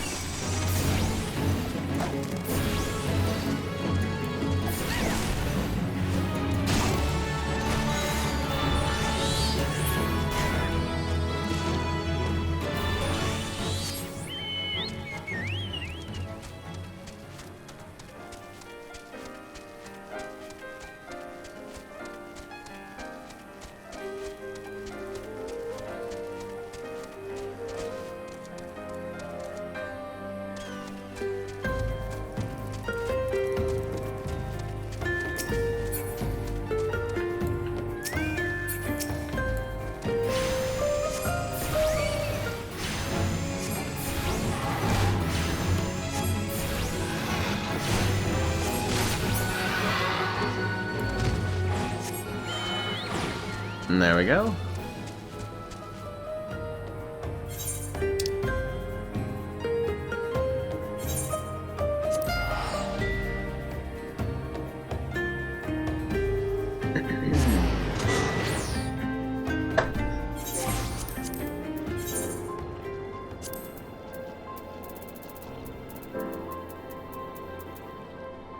Broken water nearby.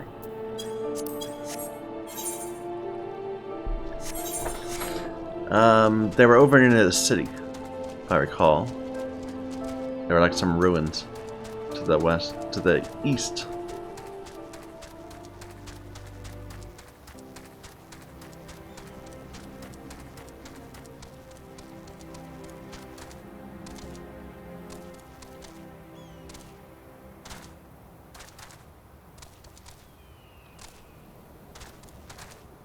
That was so cool though that we got Halalai. I didn't even know we were able to go to that dungeon, but apparently it was unlocked. And because of that we were able to get those hunts.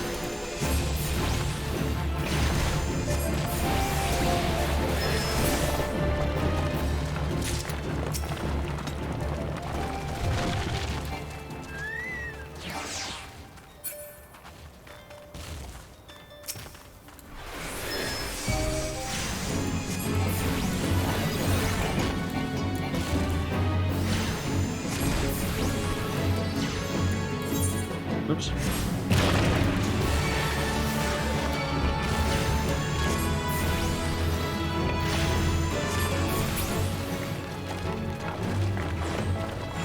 that's it.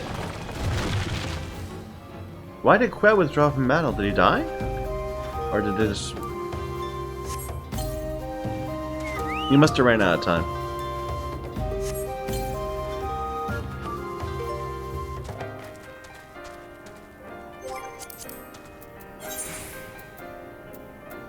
So, the Footfalls in Western Thailand.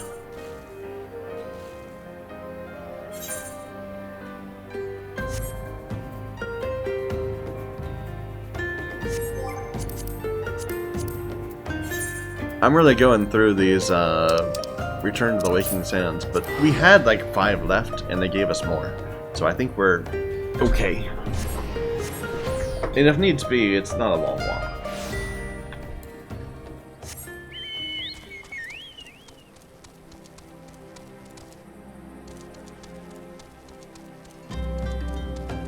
Oh, let's turn that one quest off. The hunger is the best sauce. We're not ready for that.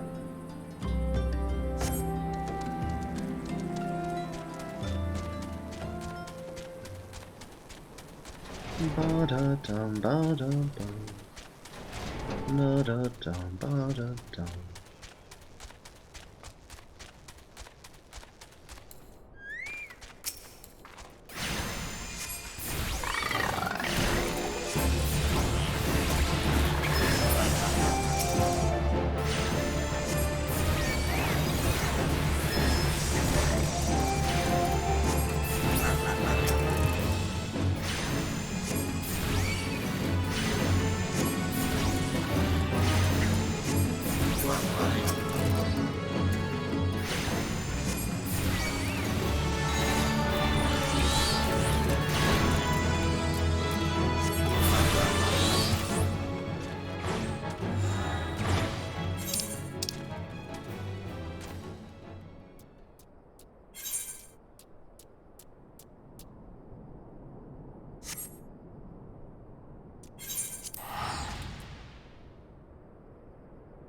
Easier just to exit this way.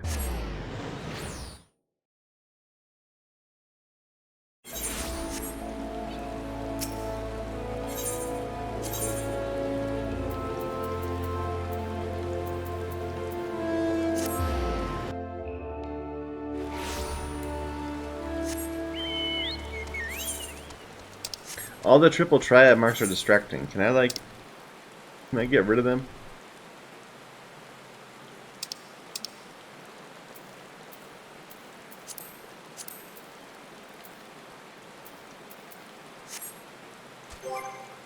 Maybe there's probably a way, but I don't know what it is right now.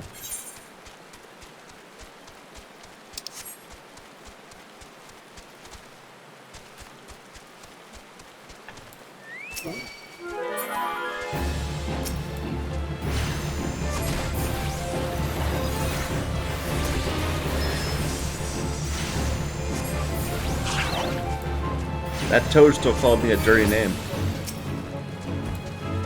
I'm offended by its use of language.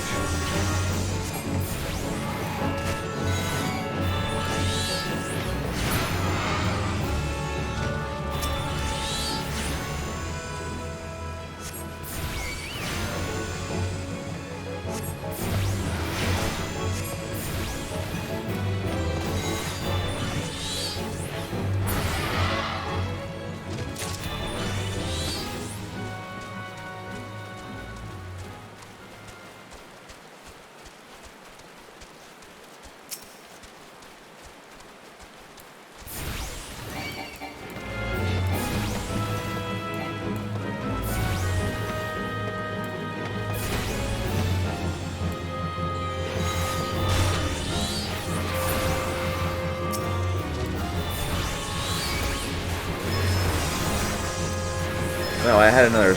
I used it too early. If you recast the ether charge before you use up all of the different ruins, the different elemental ruins, then you lose them. They're just gone because that's recharging the gems. All right, and Lindworms were further to the west.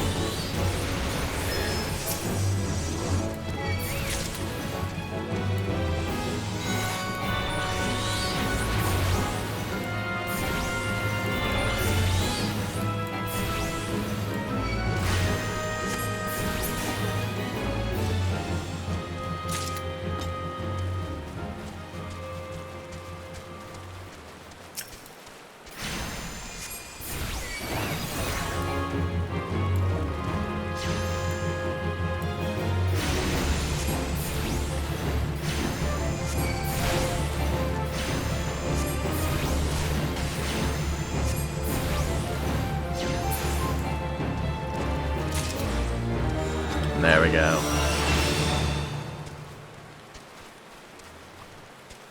Well, before we leave here, is there anything that we need in this zone?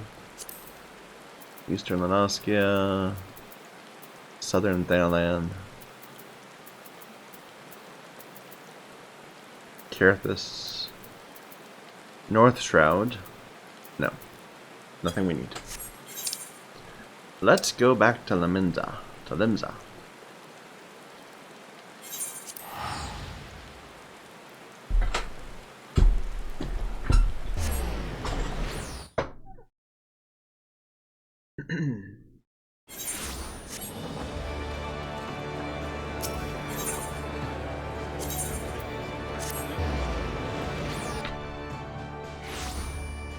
Alright, before we do this talking, I want to go get another glass of Coke.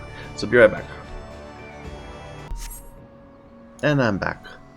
But yeah, you guys do it too. If you haven't had like a glass of something, a glass of water or whatever, go and hydrate. Anyway, let's get this moving.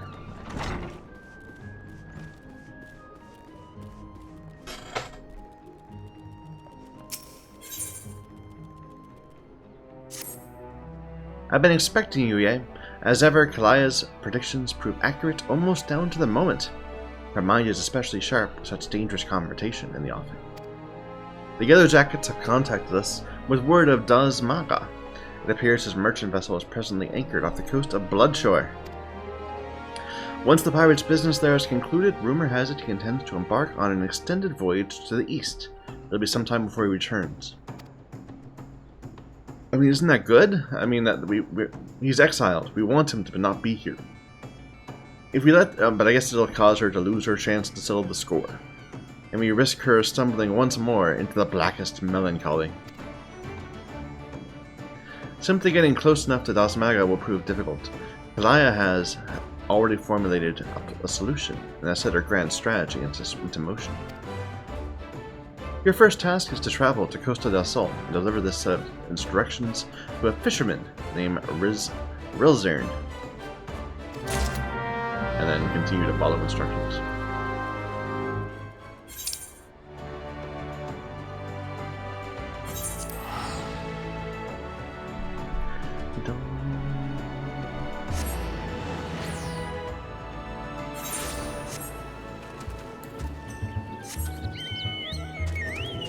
Another area where we need to do some questing. These are level 31, 32, 30. Leaves are level 30. But let's do our class quest first.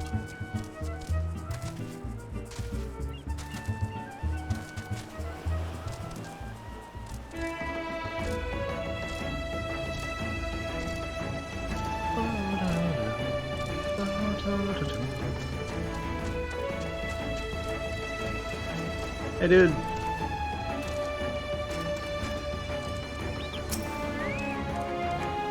What is it you want, lass? As you can see, I have my hands full with my fishing. Follow these directions. Thanks for that. I've been told to expect you. Here, you're to take one of my earrings, or herrings, and deliver it to the cook.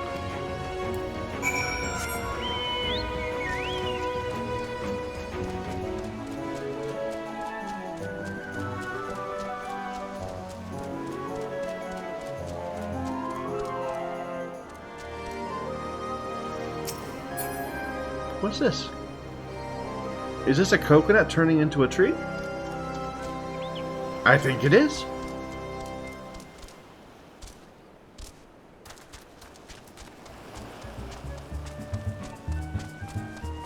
Yeah, when we had our feast here, it was like pouring rain, but it should have looked like this.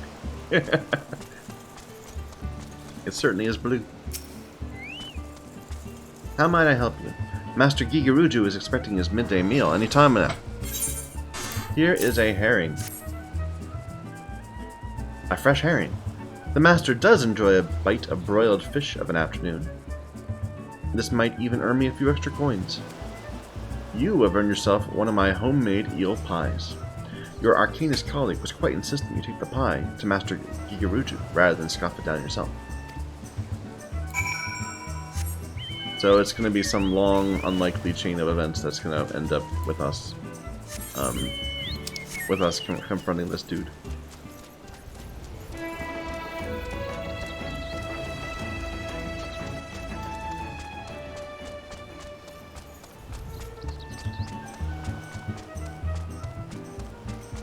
And again, this is not... Well, never mind. I don't want to get into it too much. It's not the best depiction of, you know, use of logic. What you'll want to do is make it so that if you get what you want... No, I'm sorry. What you do is you set up something so that you can either win or lose. And if you win, you get all of what you want. And if you lose, you get half of what you want. Either way, you come out ahead. And you keep on setting up situations like that, where no matter what, you still end up ahead. I've heard a lot about you, man, Master Gigiruju. You've got dancing girls, scantily clad, waving. What is this? A leaf at you. What brings you to my, and I use the term facetiously, humble abode? Such a heavenly aroma. Are you perchance carrying an eel pie about your person? How commendable you should research the delicacies that tickle my fancy before daring to intrude upon my most ponderous of ponderings. Speaking of ponderous, well, I was speaking of it. I have a hefty purse of gil to persuade you to relinquish your claim on that pastry.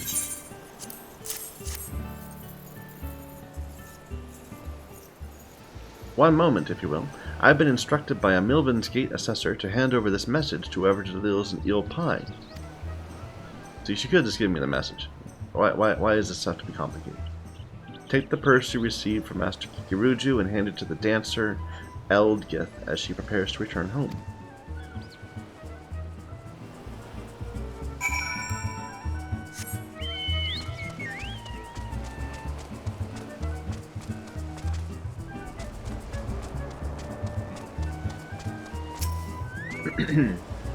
If you're looking for a dancer, then I would first see your coin. I have 3 children to feed.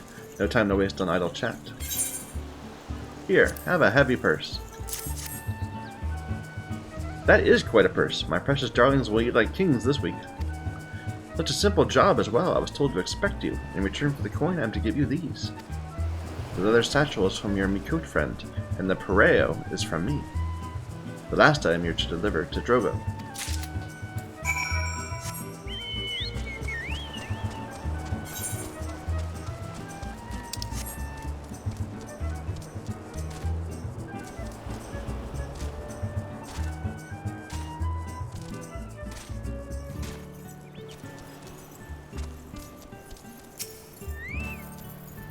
I ain't got time for the likes of you. If I don't get my work squared away soon, the master will have my head on a pike. You got somewhat from me, you say? Hey now, isn't this Eldgith's pareo? That Mikot last said someone would be bringing me a gift, but I couldn't refuse, and stick me with a pitchfork if you weren't telling the God's own truth. You're supposed to have this bottle of wine. What's a pareo? I don't even know. Part of an outfit? Take it to the Flying Shark and pour a cup for the sailors while they're drinking there. That's what you told me to tell you.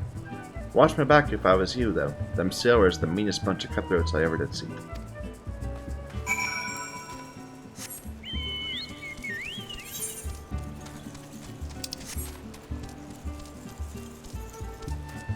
I mean, we could just walk in and kill them. That might be the easiest thing to do. Hello, dancing girls.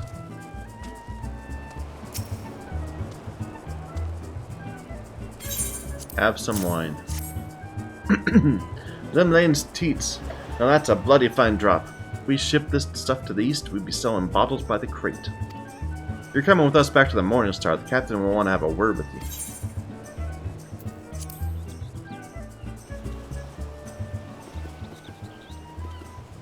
There's a good lass. And as for ye, Miss Dancer, you stick close to old here Scrat. Gets damn cold on them long sea voyages. Oh, she was one of the dancing girls.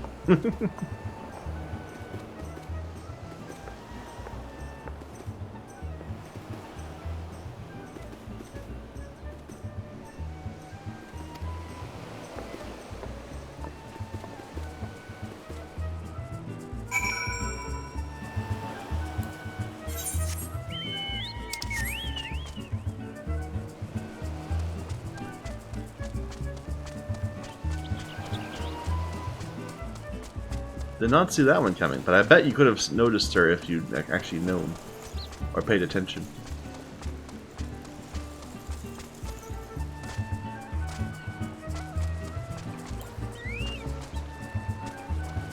I'm gonna make sure I've got my carbuncle on.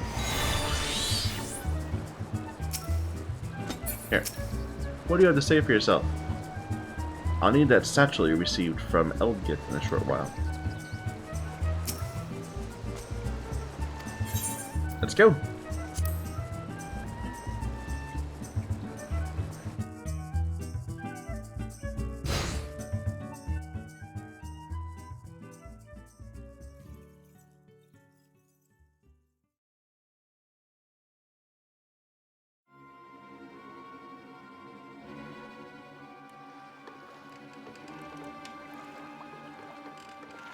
Fine grog and a fine woman.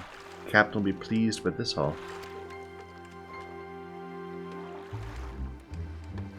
Do not stare so. This was the most expedient method of gaining access to the ship. I'll take that satchel down. You may have it back after I take the items I need.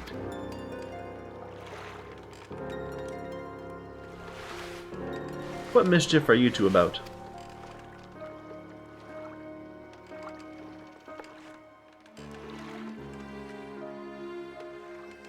I was merely borrowing some clothes. You wouldn't wish me to catch a chill from this brisk ocean air, would you? You'll be dancing yourself warm once we get you on the ship.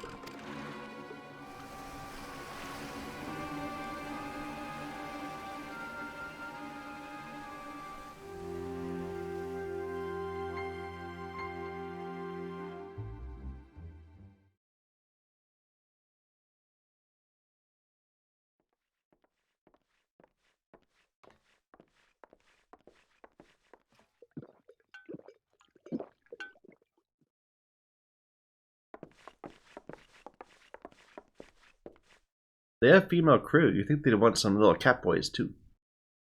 Oh well. You better slip off that ratty robe before you meet the captain.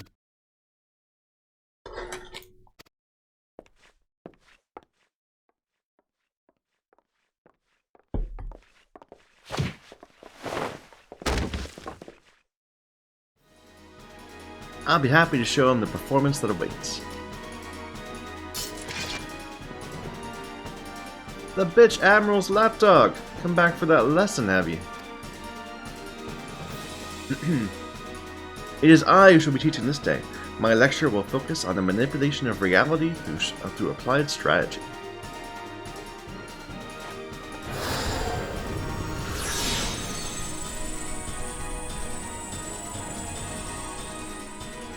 Enough of this damn yapping. By the time I'm done with you, you'll remember who your real master is.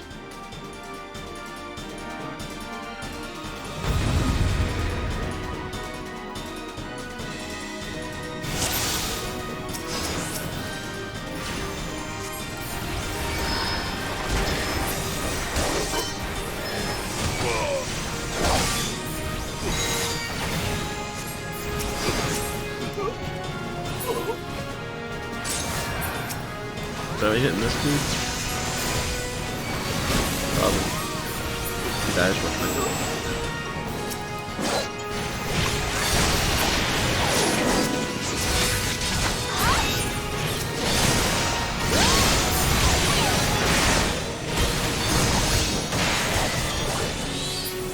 Oh, there's more down.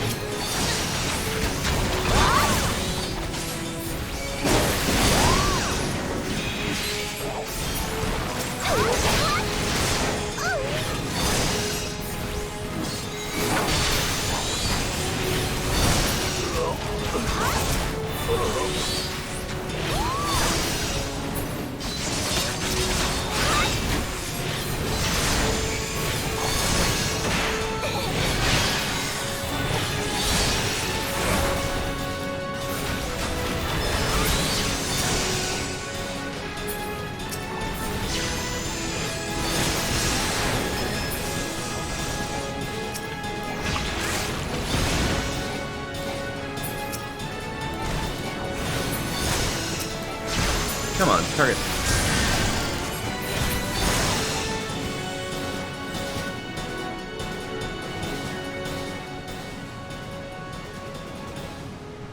You rabid little cur. Our numbers matter not. It's strategy that will win this battle. Prepare yourself, Dosmaga. With your defeat will I cast off the shackles you closed on my soul. You think so? Think your fancy magic's a match for my blade? You've got another thing coming.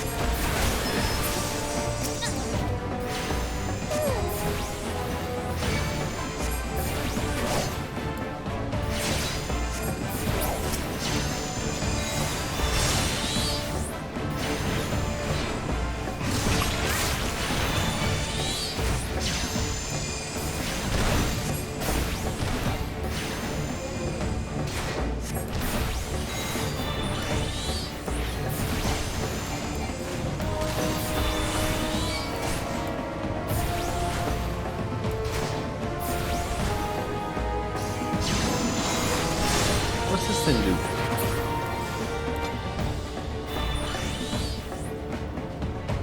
Don't know. Probably doesn't matter. Dosmaga now faces defeat. He'll flee to the starboard rail.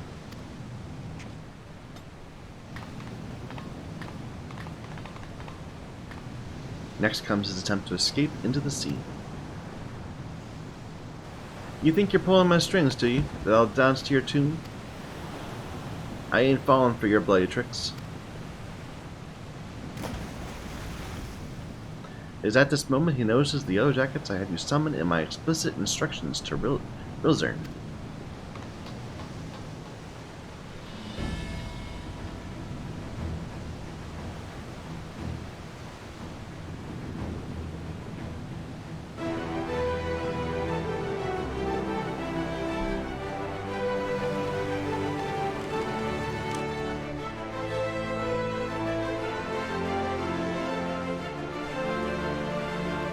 You were a fool to return, Dosmaga.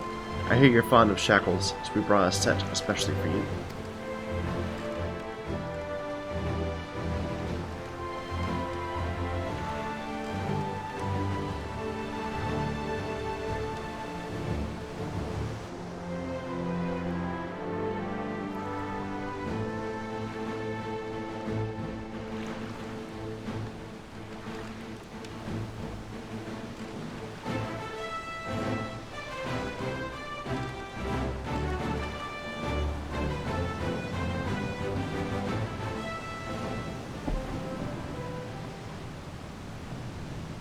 This concludes today's lecture.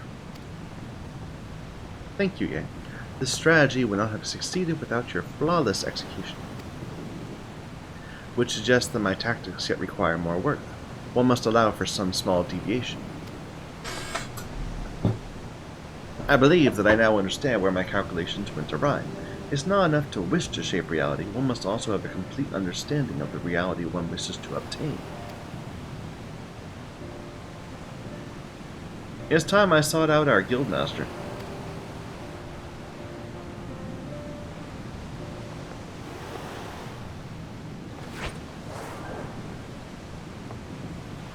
Why don't you do that?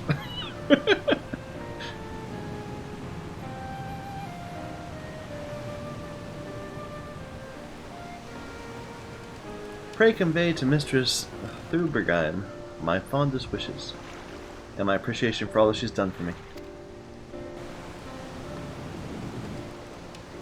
The true test of my strategies now begins.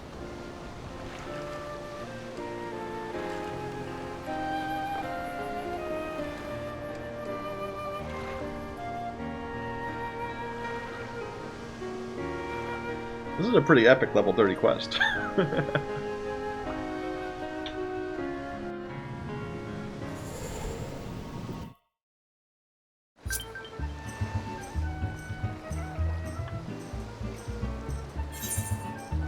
Achievements in current area.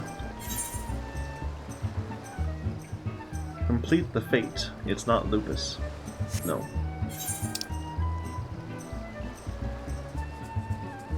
Here, there's a ferry, like, right behind me. I'm not gonna warp when I could just walk over here.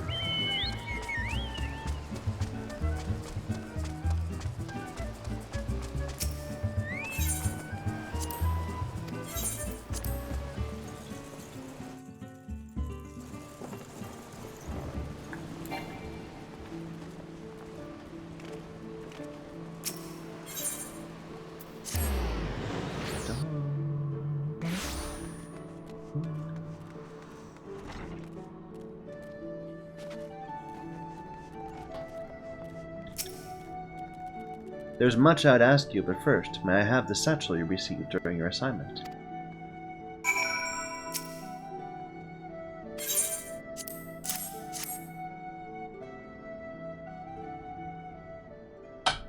The original owner needs her costume back, you see. I'll make sure everything is returned safe and sound. Let us speak of Kalaya. I'm glad to know she finally freed herself to pursue her heart's desire. And you're to thank for awakening the Force here to her self-imposed fetters. The brilliance of Kalaya's strategy served to blind her to her own feelings, and it pained me to see her suffer so. Your example may even encourage Kalaya to improve her combat abilities, though such will surely come in time. After all, she intends to study under the Guildmaster's direct instruction. Imagine those two obsessive arcanists, and the complexity of the tactics they will develop. It may very well be that your actions in bringing them together will prove the catalyst that sparks a new era of invention in the art of Arcanima. You too should look at the improvement of your discipline if you're to keep pace with all that is certain to follow. To that end, I offer you a new technique, one I pray allows you to more readily drive back your foes. Oh, what are you getting? Ruin 2. Ah, nice. And Ruin Mastery. Upgrade Ruin to Ruin 2. Yep. Any of these special? No, they're just regular gear. Almost everything can be crafted.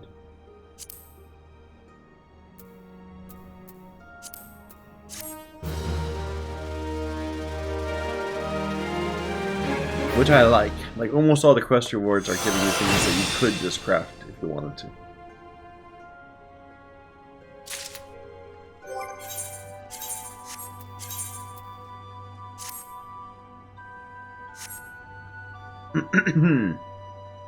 Alright. Austerities of Flame. It's well you've come, for we have an intriguing matter to discuss. A request has come to our guild from the Sons of Saint Koinak, an organization of some of the finest minds in Eorzea, and they have asked for you, by name. The research the Sons are currently conducting would benefit from the assistance of an arcanist, specifically one who's had the tempering experience of defeating the primal Efreet. Though I must admit to some curiosity as to how these scholars knew the extent of your heroic exploits, I suppose the source of their knowledge is of little relevance. If you would answer this request, you will find your contact, a researcher by the name of Imitra, at Apkalu Falls in the nation of Gridania. And there's another one.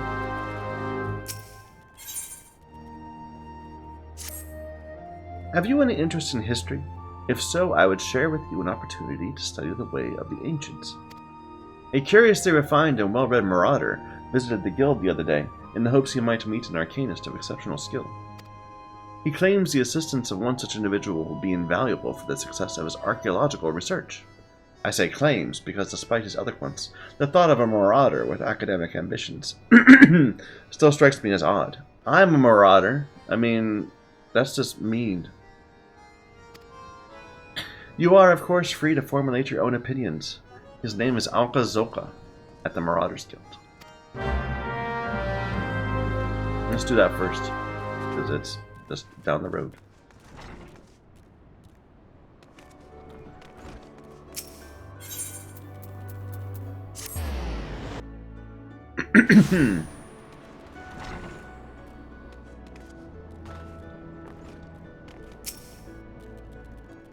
A Lalafell, no less.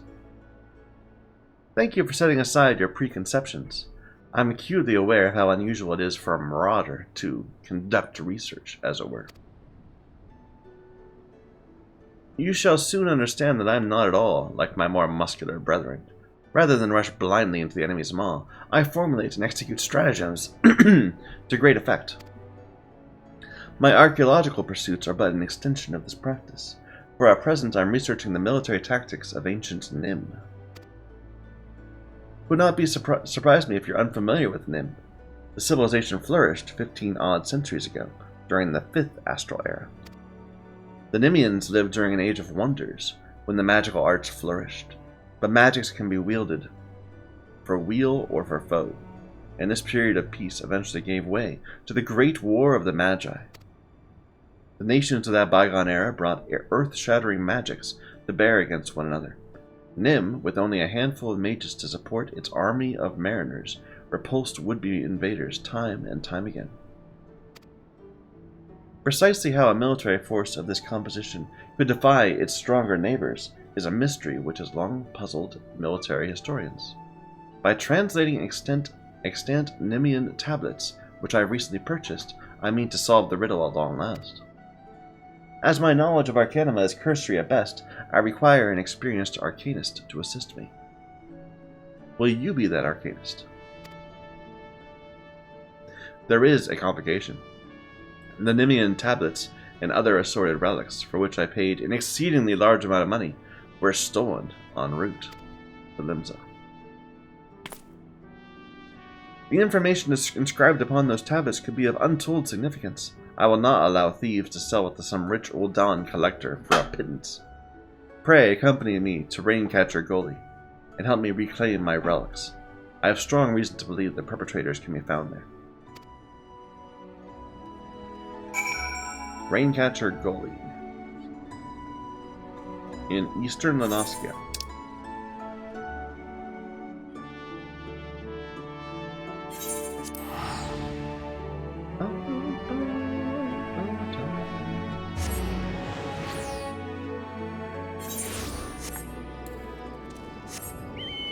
Another area where we need to do some quests.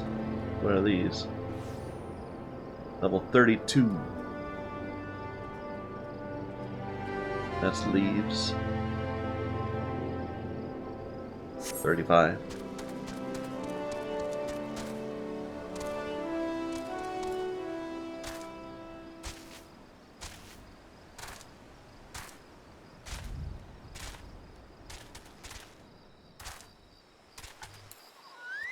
Right into a thing. Okay. They are not more than broken men who have seized the ruins and taken to robbing every passing ship. Let us put an end to their banditry and take back what is ours.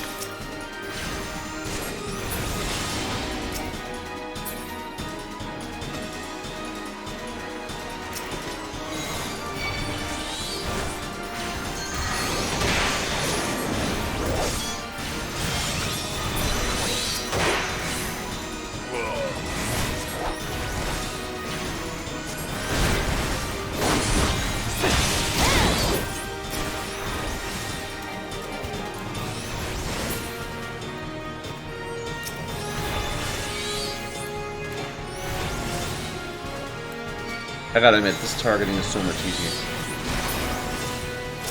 Unless I want to switch targets away from them, it might make it more difficult. But for what I'm doing, this is really good.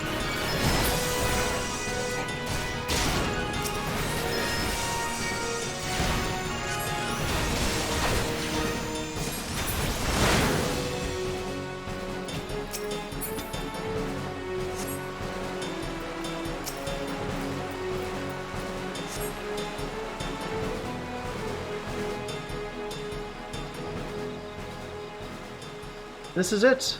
A treatise on Nemean military tactics, just as I'd hoped.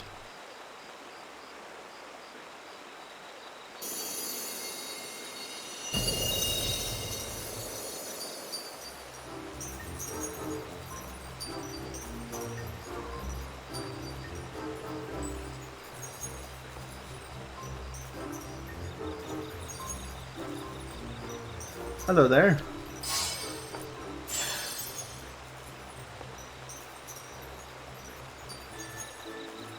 Mayhap the tablet can explain this. Scholars, familiars, fairies. The sunlight of Eos doth soothe and shield. The moonlight of Selene doth silence and strengthen.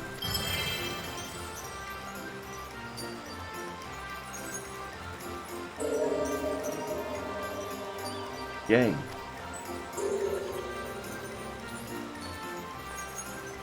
By the 12, have you any idea what this means? We've rediscovered the long-lost magical arts of Nemean scholars.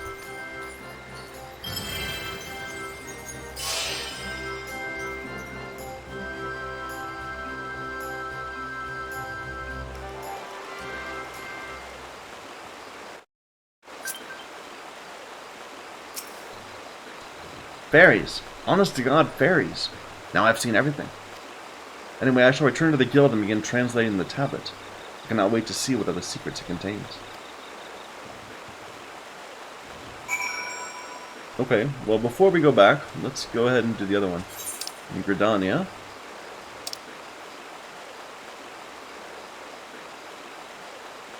Come on.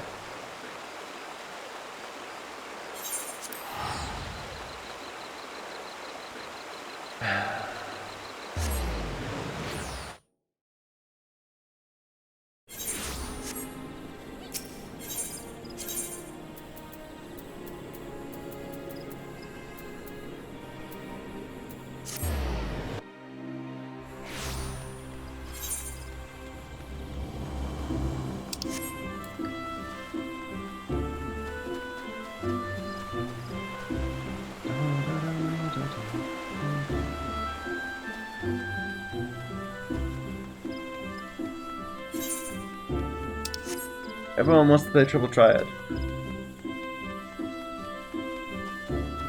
There. Does it, like, actually give me some sort of,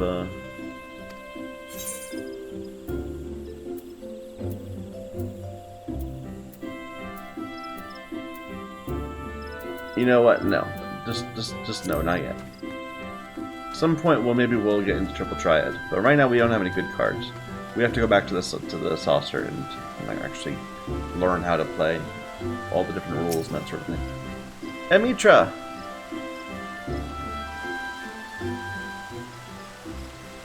You are Ye Talron, I assume. Well met, and thank you for coming. My name, as you've surmised, is Emitra. I'm a member of the Sons of Saint Koinak. Ours is a Charlayan order that seeks the lost knowledge of the Allagan Empire. In that regard, we have recently made a singularly important discovery at our dig site in Mordana. We salvaged from the ruins a set of ancient texts describing the existence of a sect of Allagan mages known as Summoners. These were arcane practitioners said to have the ability to siphon the essences of the primals and manifest this stolen energy as a biddable ally known as an Igi.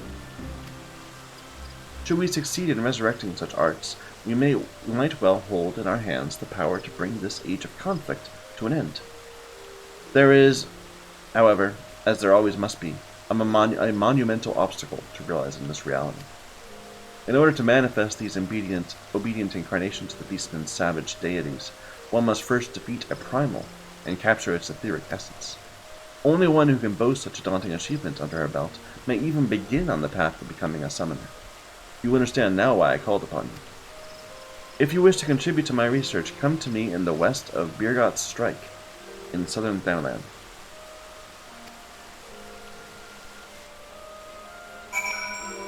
Like, that's all really far away. Why'd you make me come up to Gridania when you're gonna make me go down to Gridania to here? Actually, we need to kill some enemies here for a for our hunting log. So that works out.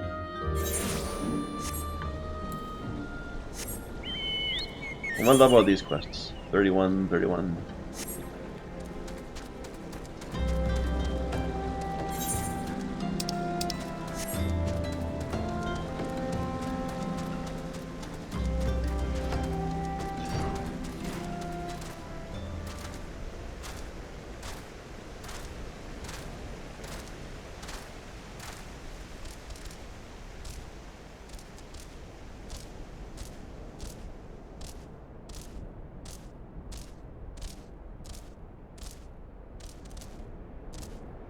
Do I need you?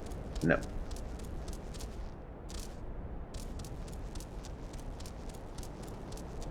This is a pretty random, desolate place.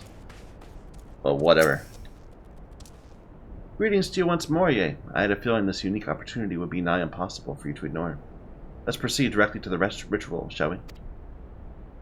According to the records we recovered, the summoners of old would perform these rites in land in which the naturally dominant element matched the aspect of the avatar they wish to call forth.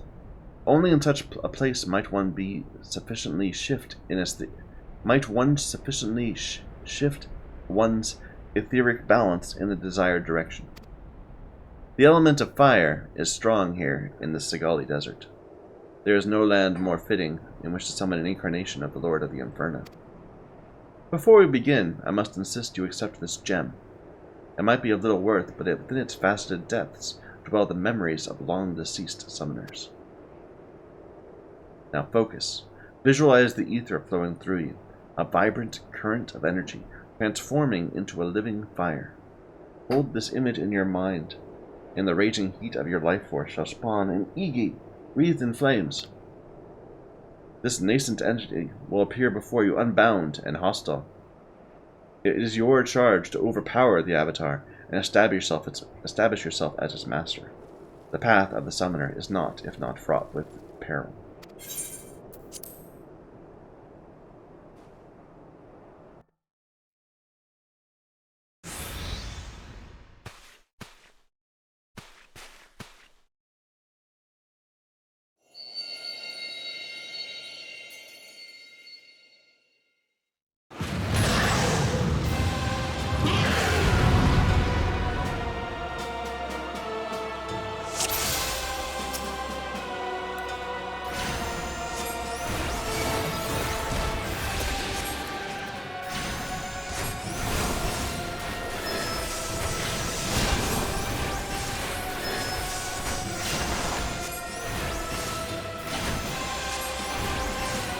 What are you doing?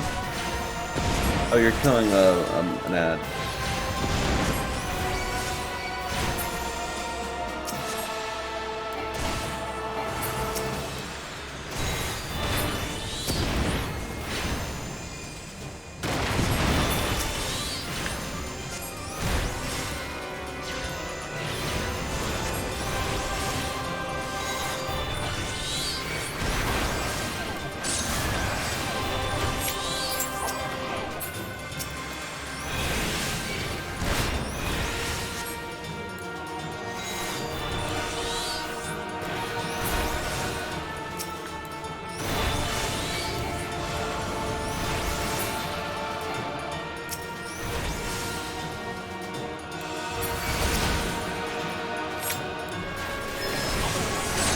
I don't like this lock on. I wish I could do that.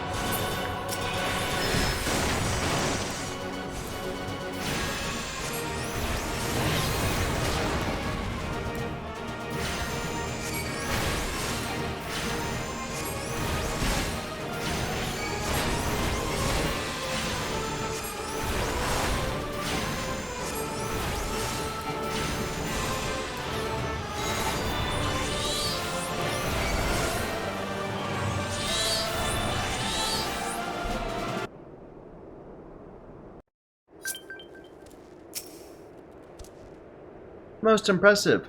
The Fireborn Igi has submitted to your will. You've mastered the austerities of flame, and that's no small feat. Let us return to Akalu Falls, we might further discuss your achievement.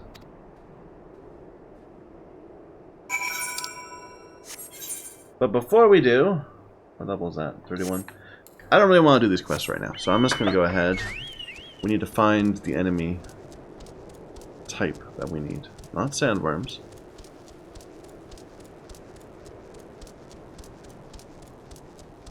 There might be people.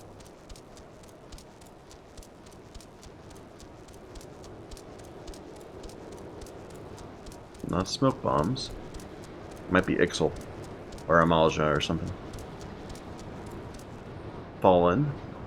Not them.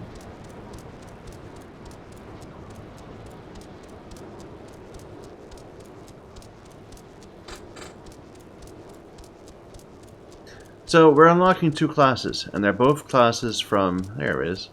They're both classes from Arcanist. Now, I have a question.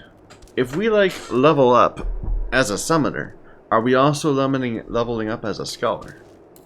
Like, do they share the same level pool? I'm curious.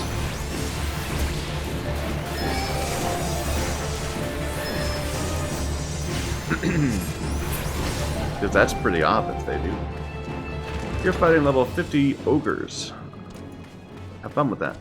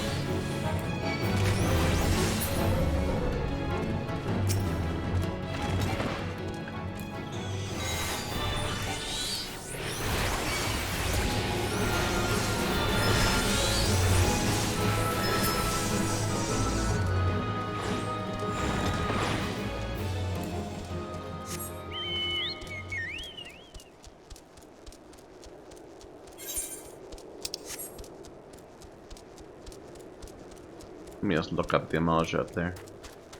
I can't see their names.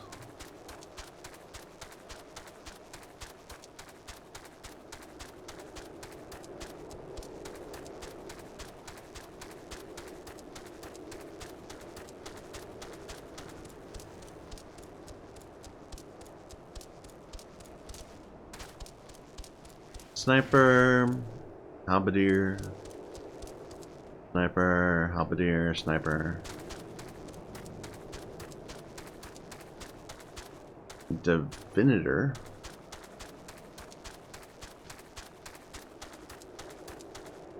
Alright, let me just double check.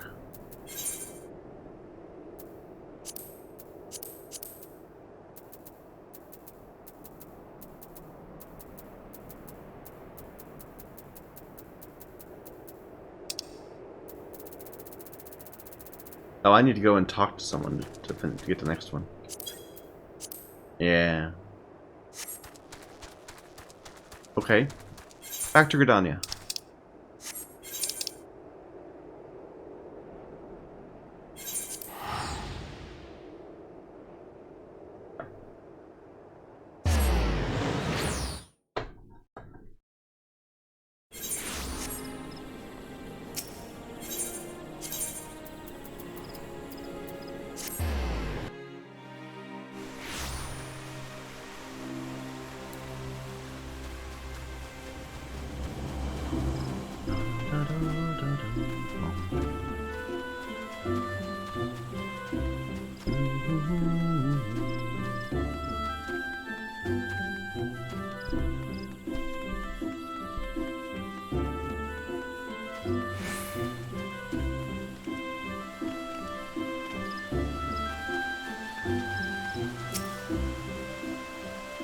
This is truly a momentous occasion. You've rescued the lost art of summoning from the grasping mire of forgotten history.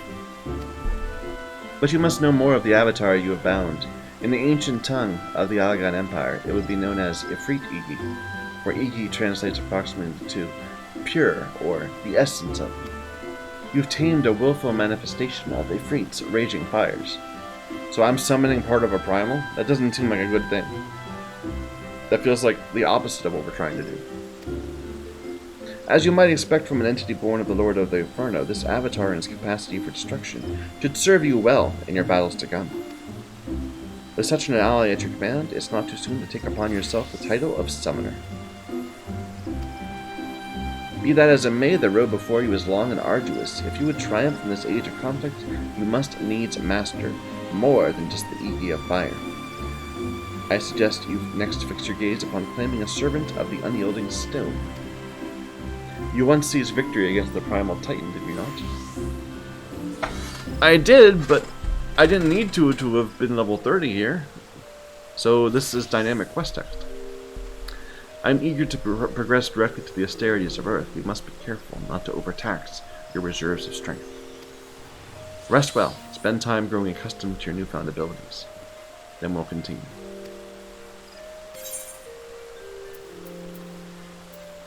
Summon Ifrit. Yeah. Upgrade Summon Ruby to Summon Ifrit.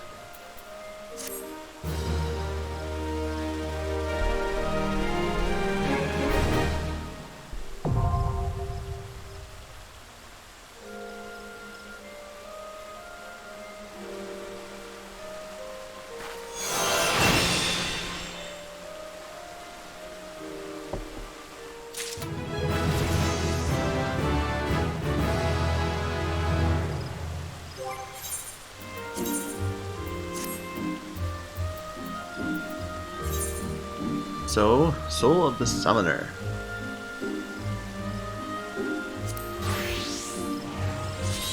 Trance gauge expanded. The trance gauge indicates the time remaining for the effects of ether charge. Executing this action grants you the Arcanum. Yeah. Each summon will tap into its respective Arcanum, granting you extra stacks.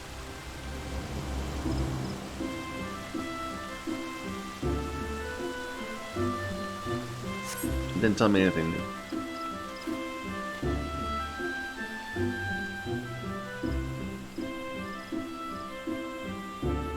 Okay, well, we're in a new job right now, so I guess we should make a new gear set. And delete our old one?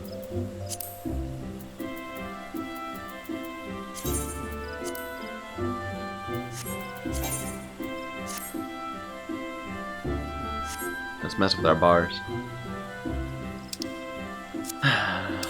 Okay, so get rid of all get rid of everything, and we'll just place it all out again. It's just too complicated.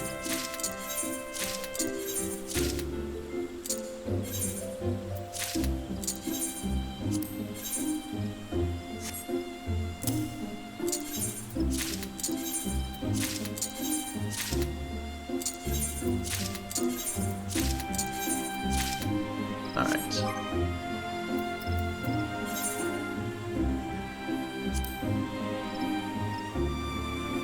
So, Ruin 2. And then Outburst.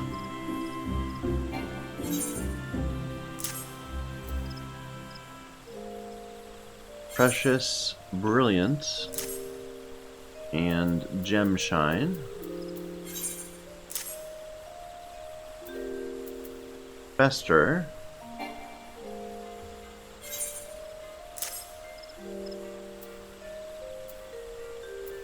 So we never want to summon Ruby again, right? We always want to summon Ifrit.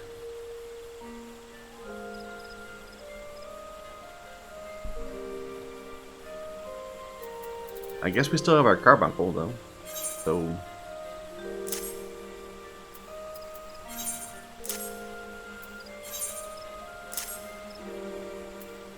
ether charge. Wait a minute, which one's ether charge again? That's the one that starts granting Arcanum, so that's that one. And energy drain is that one.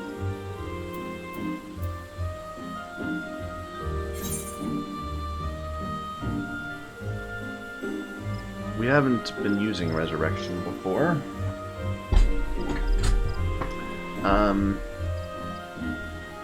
Let's put it there for now. So, summon Ifrit. Do I want to change our layout? I mean, let's see what other stuff we're going to get. Eventually we're going to be able to summon Ifrit, summon Titan, summon Garuda. Pain Flare is the equivalent of Fester, but over here. So probably this should go away.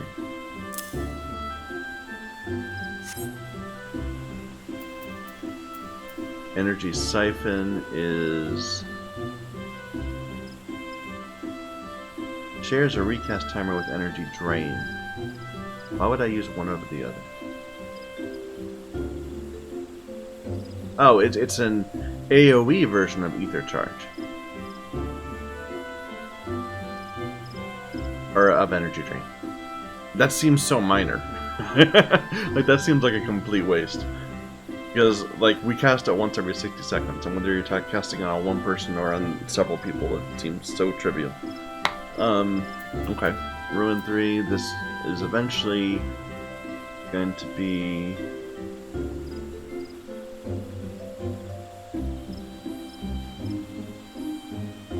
I don't know. This seems to be something new. So this is a...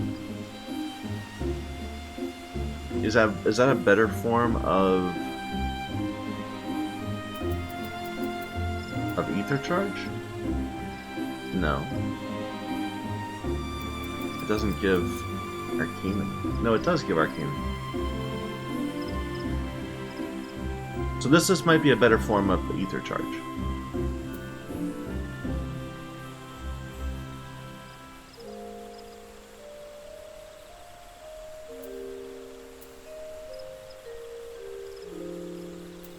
I don't know. We can deal with this when we get up to level 60. In the meantime, where are we going to put this to our normal abilities? So I had Emerald over here, but I could definitely see bringing it over here instead.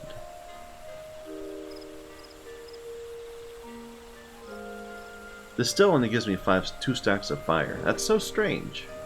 That you get 2 from fire and you get 4 from the others. But whatever.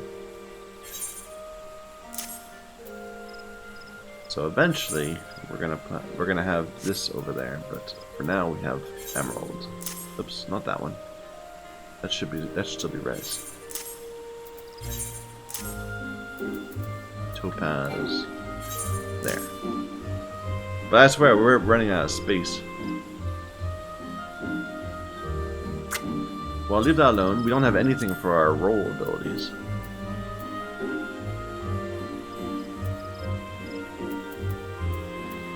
And Kindle. Ignore that. Yeah, I don't have anything for this right now. Well, fine. I need to actually, like, set these up, these secondary bars. But we'll do that some other time. Okay, this is a decent setup, I think, for now. Let's go ahead and go back to Linza.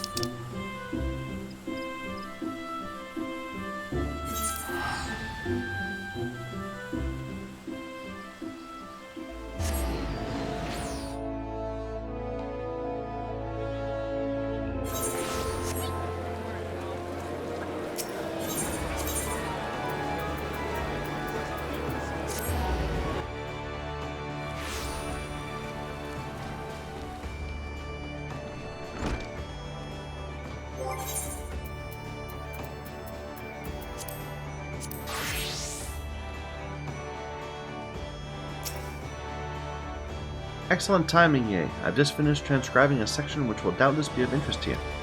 According to the tablet, the crystal from which the fairy sprang forth is called the Soul of the Scholar, and contains the wisdom of those long-dead Nemeans, mages. With it you can call upon the fairy, as you did before, and bind her to your will.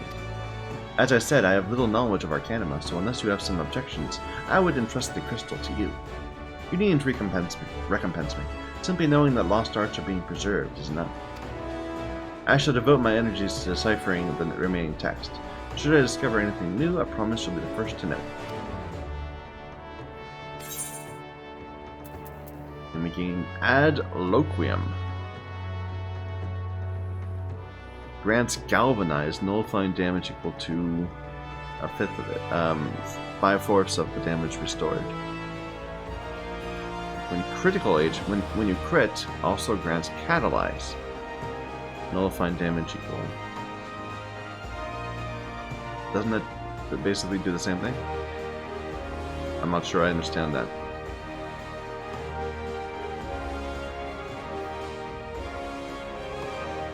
Okay, whatever.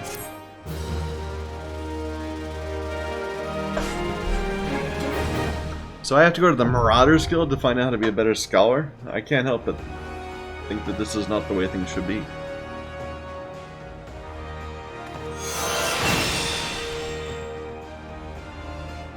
With the soul of the scholar equipped, you can summon a fairy to aid you in battle. When called forth, she will assume the form of a healer type of pet.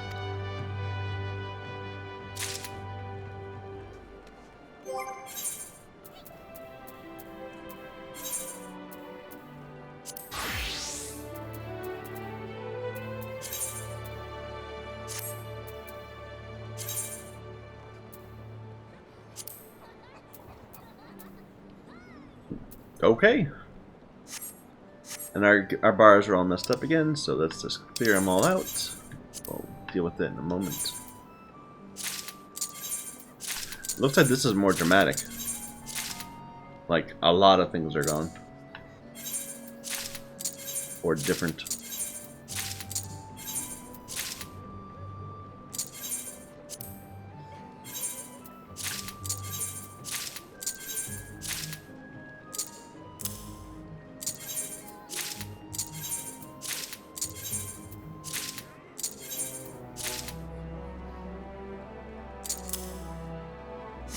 Alright.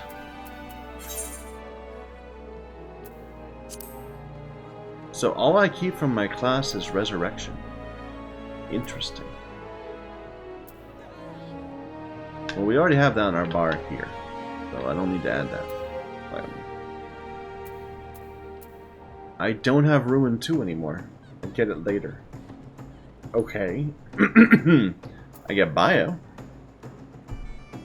So Bio is damage over time. I didn't have that before. But, okay, let's see. So Ruin. Bio. We have Bio 2 already.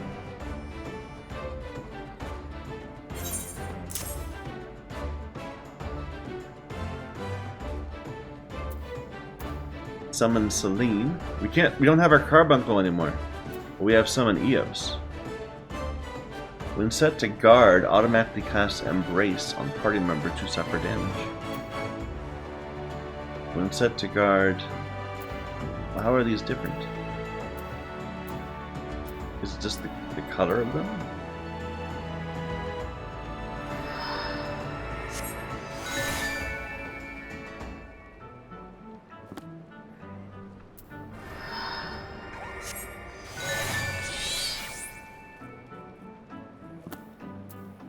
Whispering Dawn. Orders Fairy to execute Whispering Dawn. Restores the HP of nearby party members.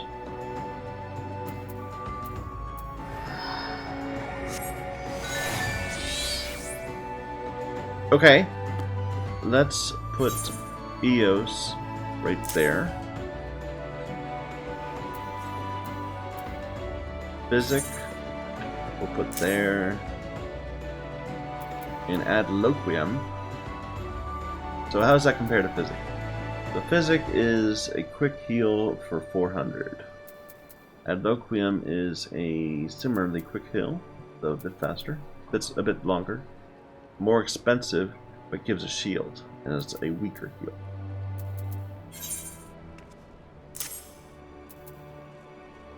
And, actually, let's put that here. Let's put that there. And put Whispering Dawn here.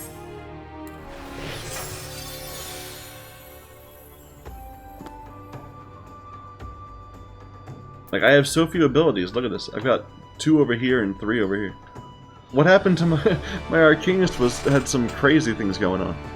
But I guess we're gonna get a whole bunch of crazy things eventually. I don't get the difference between these, but that's okay. When set to guard, how do I set you to guard? You're not a minion, you're a pet. Ah. So you're on guard. Oh, I just missed you.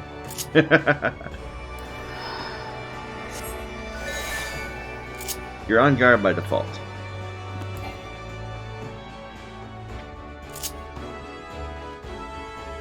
Wow, I feel like I'm a much better healer now, I guess, but oh well. I am very well, okay, so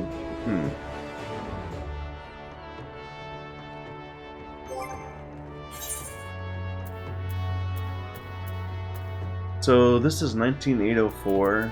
This is also 1984. I think they both contribute to the same XP pool. So leveling as a summoner will also make us level as a scholar. Interesting.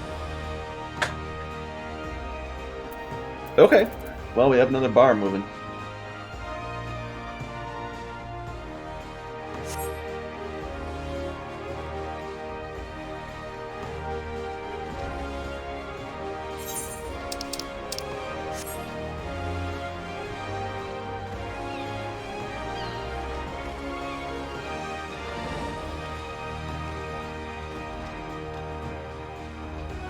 I don't know. I'm a little taken aback at just how much is not available as a scholar. It feels like a completely different class, more than an extension of Arcanist.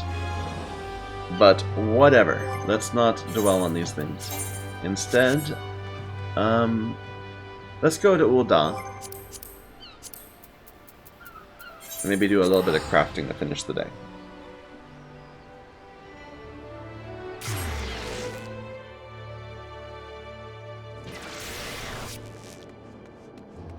And we need to get promoted, of course.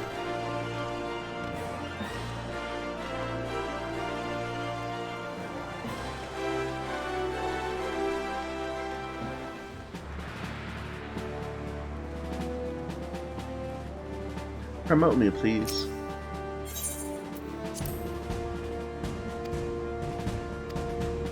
Your current rank is Flame Corporal. If you wish to become a Flame Sergeant, you must spend some seals.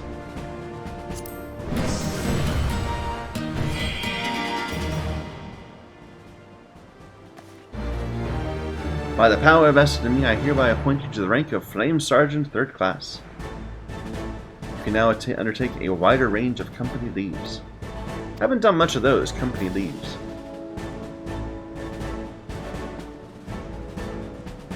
New Grand Company assignments.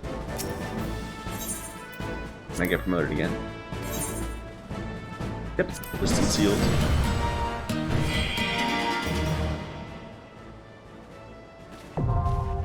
Expert delivery missions.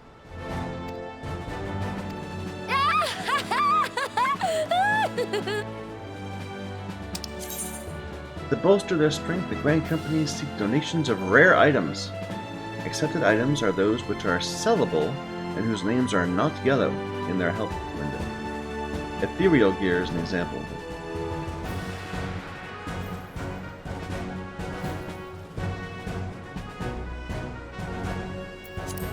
If you wish to make a donation, speak to a Grand Company quartermaster. So it's basically just a way of getting rid of your dungeon gear. Promote me again, please. I have all the points. Just all of them.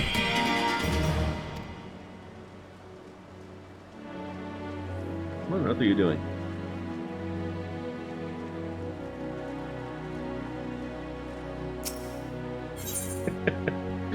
Okay. Promote me again! You must prove yourself in the eyes of Commander Swift. Speak with him to learn how you might do that.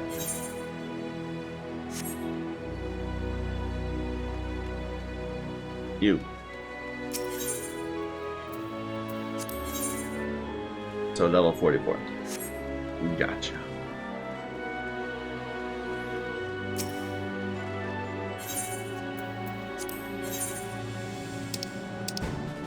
Yeah, all these things. I certainly don't have all these, do I? I guess I do. I guess I could turn in all these things if I want to. But we're still using some of them, I'm sure.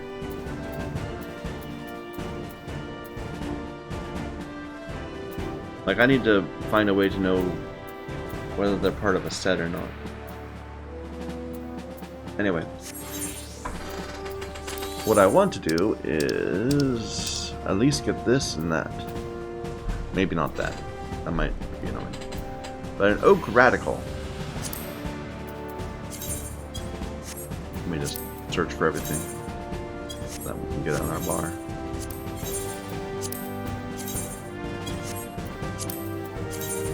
Haven't found malachite yet. That seems like it's the next form of like silver.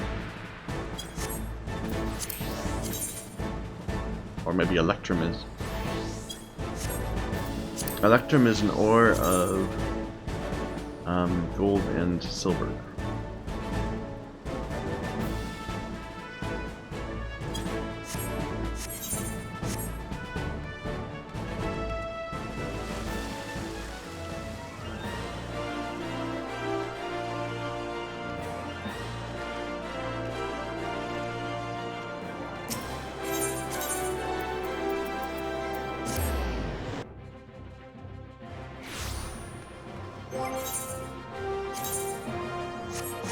So let's just start with something. Oak radical. It's a woodworking thing that needs a sunrise talon and scalekin blood, which we have. A sunrise talon we also have. Sunrise talon, scalekin blood.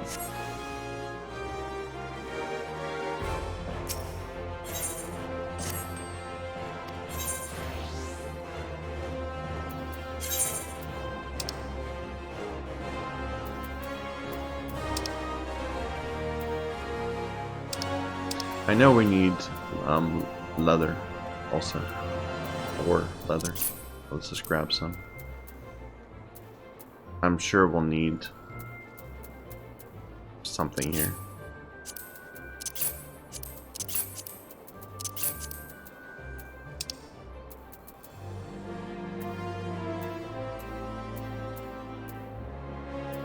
Scalekin blood, velveteen.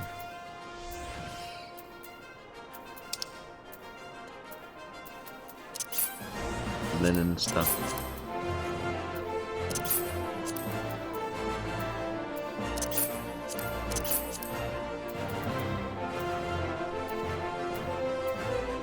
What else was I doing?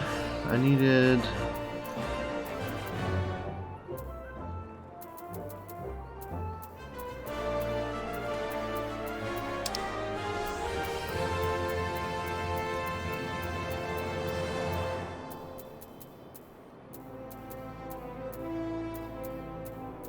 I don't remember what it was I needed.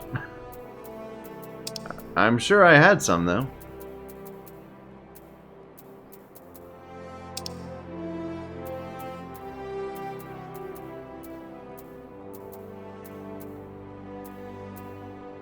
Sunrise talons. Those.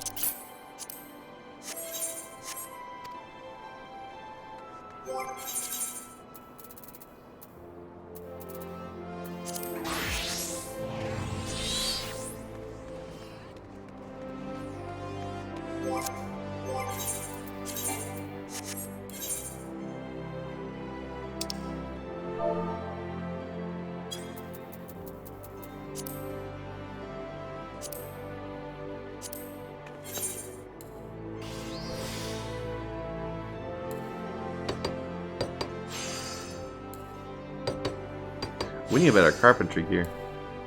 Only getting 31 per craft, per synthesize.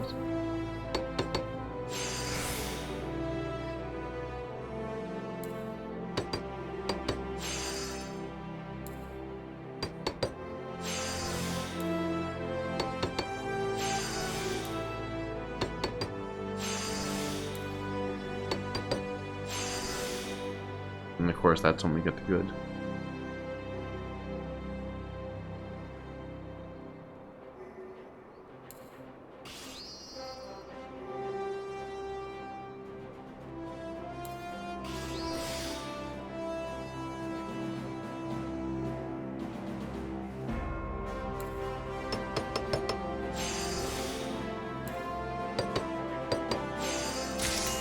Hey, we got lucky. It was a coin flip.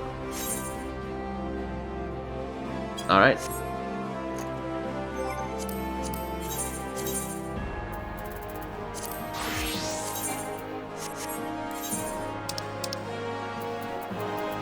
Mithril Broadsword. That's easy to do. Just right off the bat. Just make it.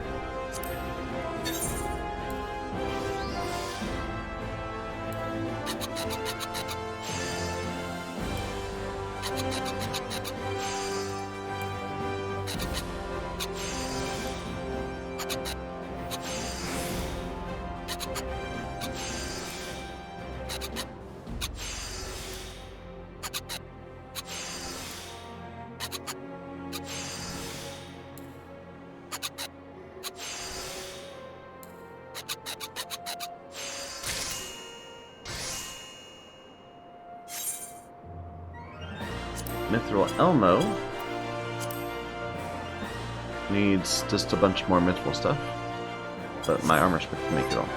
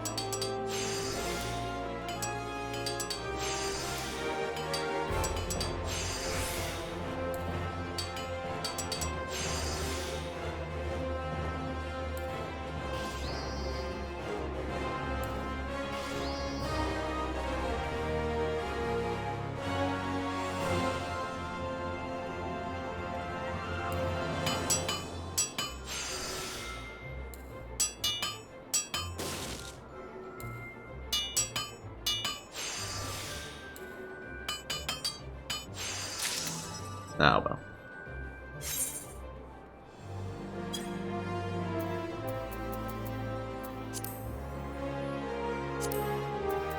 Two plates. We'll need more mithril ingots.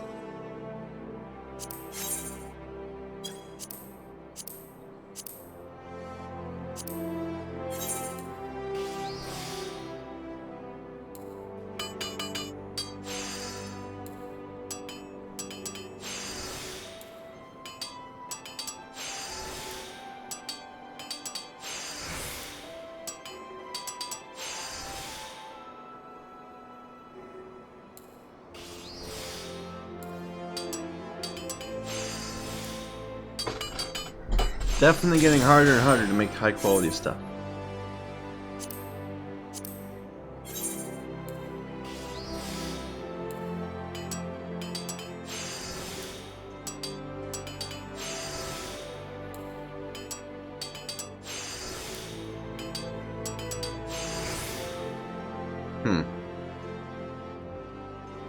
I can't take that one.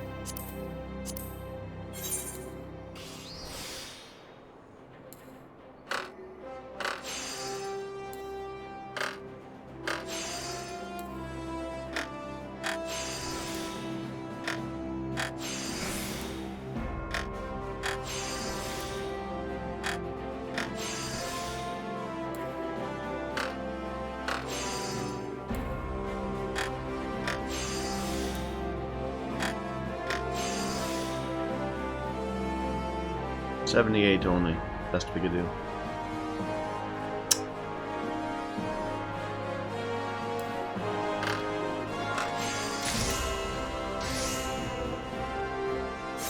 Alright.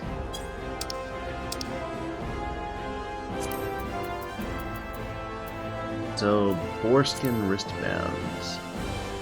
Needs blue coral and horn glue, which we don't have. Can we craft it? Yes. That's an alchemist.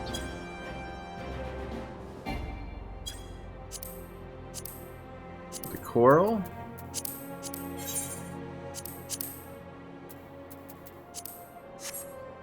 I think we just need to buy that. Blue coral.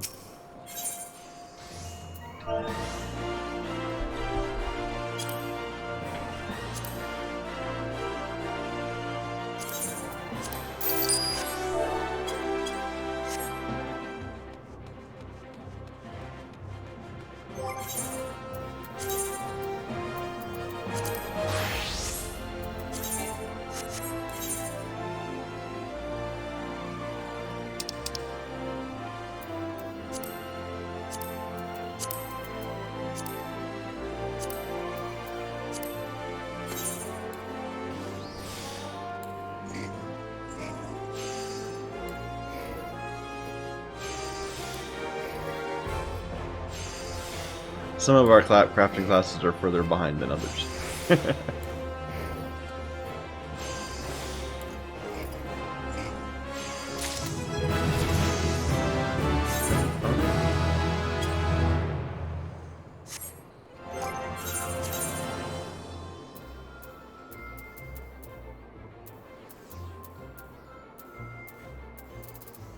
What am I looking for again? Leatherwork.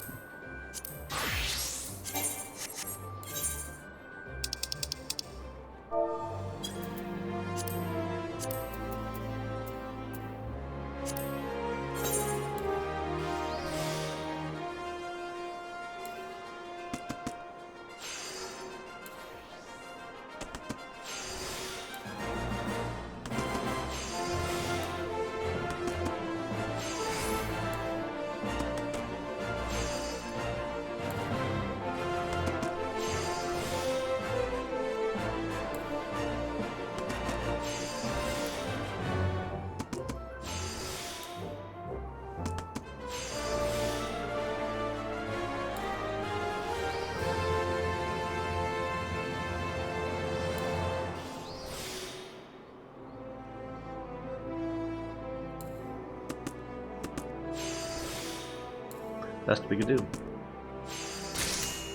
Got lucky. Nice.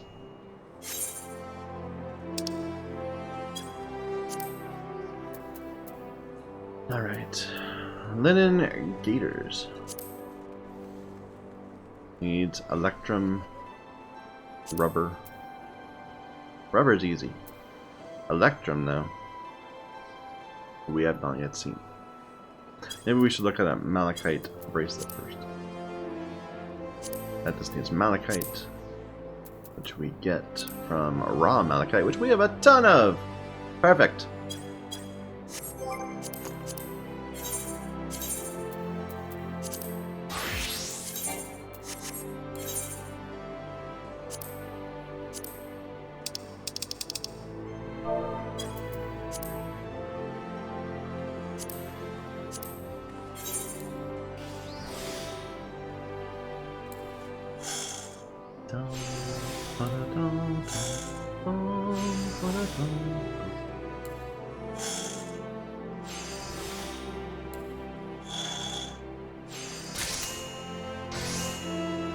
Here, go ahead and just make a bunch of them.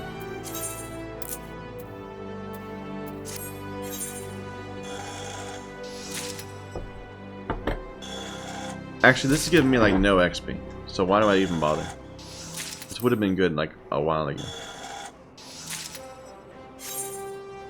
If we're gonna actually use Malachite for something, then we should actually... Do I want to make any of these? Like, I was complaining about not having good rings at one point. All I need is silver. Here, can we make more silver? A little bit more.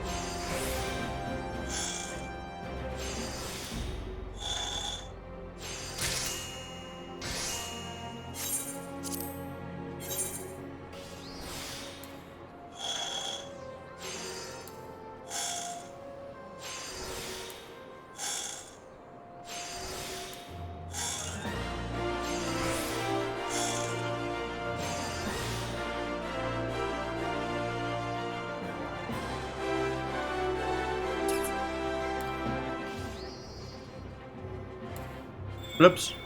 Oh, that didn't matter. Not quite enough to... It doesn't matter. Just 90%. We're good. I'm overthinking this.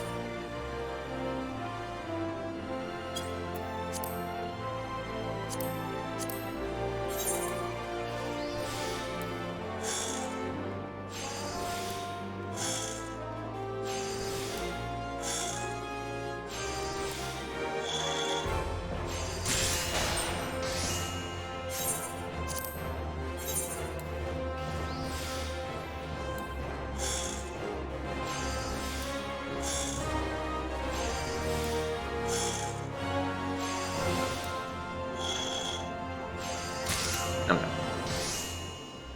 So the thing we actually need to make is not here anymore. Was it this? I don't remember. Better look it up. Malachite Bracelet.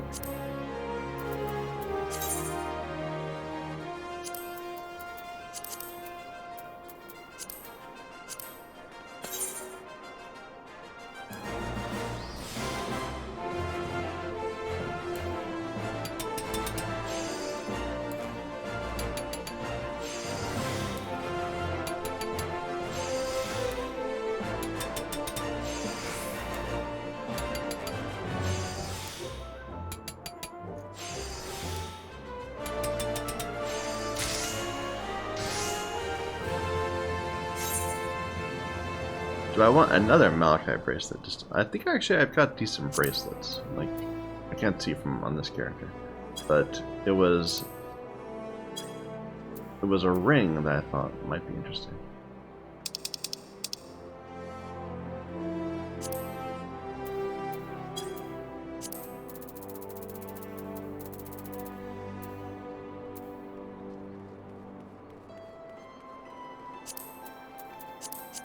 Might as well.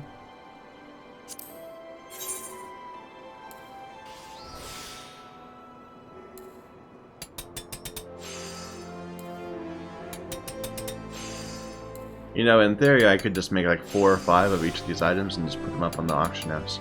I'm sure that's what other people do. They just see what item they need to craft next and then go and buy one. I imagine they sell for over mat cost. But whatever. So what have I not done? I have not done the linen yet. Or the stew. So, Electrum. I don't have the ability to make Electrum yet. I'm sure it's upper tier goldsmithing, but I don't have it yet.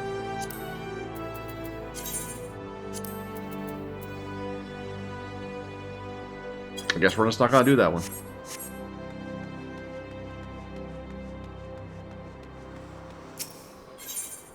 That's fine. Like I was saying earlier, our crafting is well ahead of our DPS, our adventuring.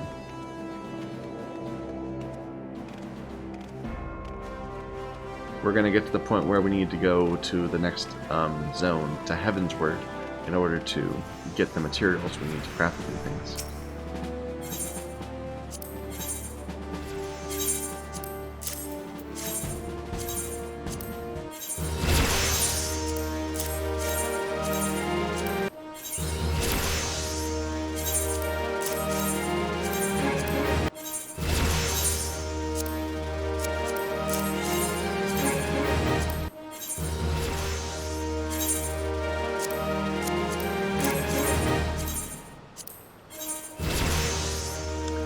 Can I do this Orbon stew? I mean, let's just search for that again. And let me get these both in the gathering history. Or there isn't a history for these, is there? Upper Lenoskia around Bronze Lake. Or South Shroud near Camp Tranquil. And I'm not even gonna talk about fishing. Fishing, we're not doing well. What was I gonna do? I was going to try to do the cooking thing. Let's take a look at it.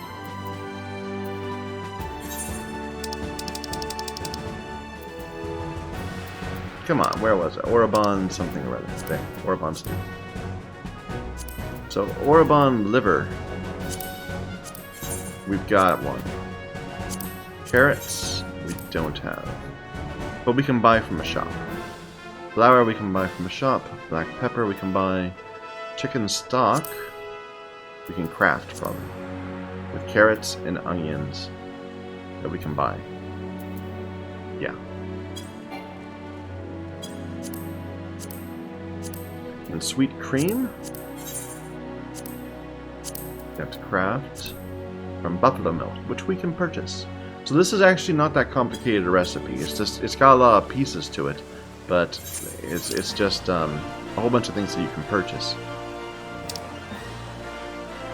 Unfortunately, we'll have to go back to the Bismarck to do that.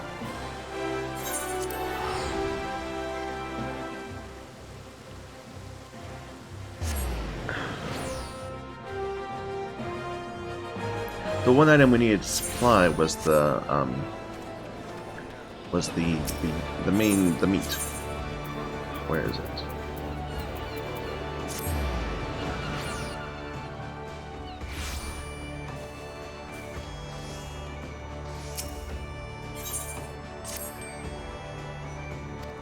I could not have picked a more inconvenient time. I am so sorry that you needed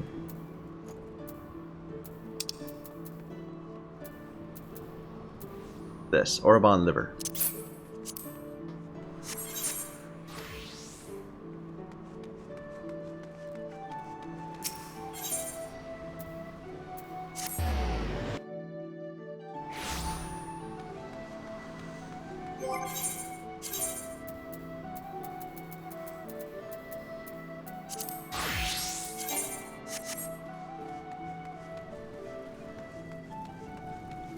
Let's do the craft quest first.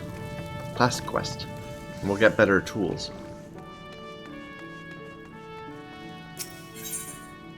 Our level 30 quest. Wow. Cook for a distinguished guest in his stead.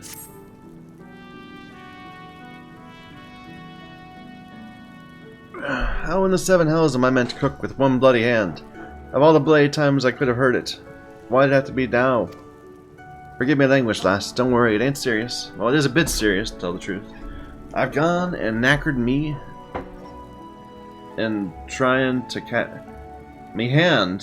catch a fallen crate. It'll heal and all, but it hurts like a bastard. Can't so much as scratch my arse with it, never mind hold the skillet. Wouldn't be so bad, but we got ourselves a bigwig coming in to dine today, one of the most powerful men in Ul'dah. I've been in the business for decades, and I ain't no stranger to coddled dignitaries, or whine about the color of the bloody crockery, and now as there's too much parsley garnish on top of their soup. But this ain't no ordinary coddled dignitary we're dealing with. This one fancies himself to be food critic, and he is always out to find fault, real or not.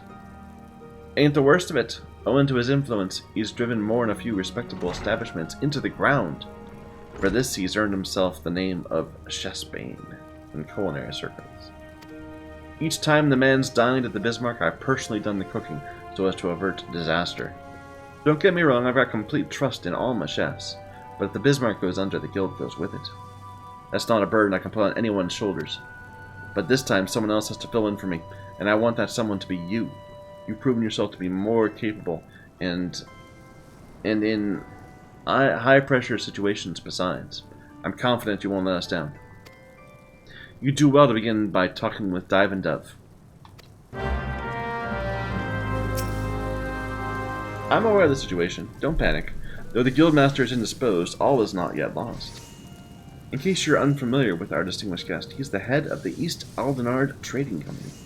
You may not have heard that name before, you'll almost certainly have heard of the many famous brands it owns, such as Estame's Lapidaries and Sunsilk Tapestries.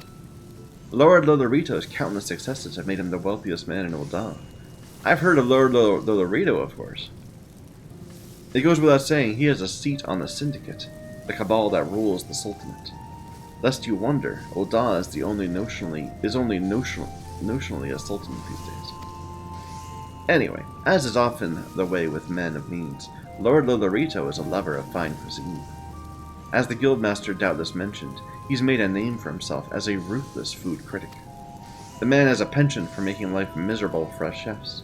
Indeed, he never places an order, but demands instead that you impress him. And therein lies our first dilemma: what to serve?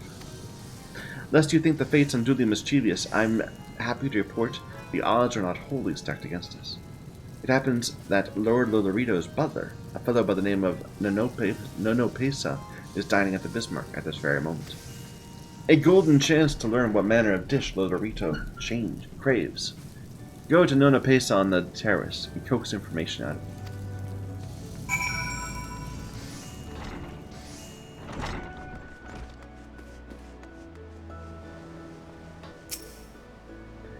I think I may have misheard. Did you say that you would be preparing Lord Lolorito's meal? This is rather unexpected. But if Master Lingsith saw fit to entrust the task to you, you must not be without skill. You wish to know what my master desires to eat? Finally, it occurs to someone to ask me that question. It's my duty to see to it that my lord never wants for comfort, and naught pleases me more than to see Lord Lolorito in high spirits. I'd be glad to share with you what I know. Shortly prior to arriving in Limbs of the Minza, my master spoke of being seized by a craving for a hearty meal of meat. Though we did not mention a specific dish, I know that smoked raptor is a particular favorite of his. Needless to say, a man of such refined taste as he would expect no less than the finest sample of the dish. I hope this information serves you well. Lord Lolorito is due to conclude his business negotiations presently, and will desire to take his meal thereafter. Once the smoked raptor is ready, bring it to me. I shall have it delivered. So, this is supposed to be our first high-quality meal, I guess. Smoked raptor. There it is. Needs olive oil, which we can purchase Cinderfoot olives.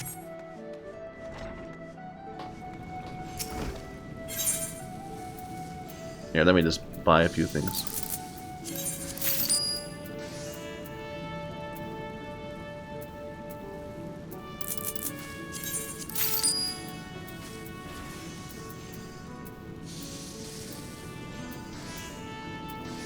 Was it these olives that we needed? We needed some sunset wheat, I remember.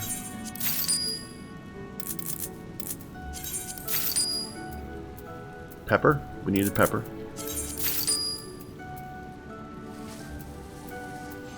That's it. That's all we can buy here.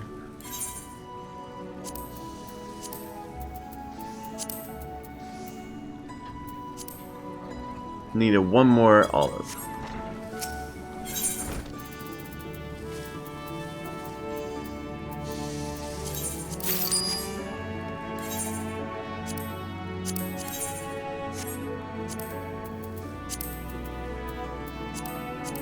No, I'm wrong. We had the perfect amount. I was reading the numbers backwards.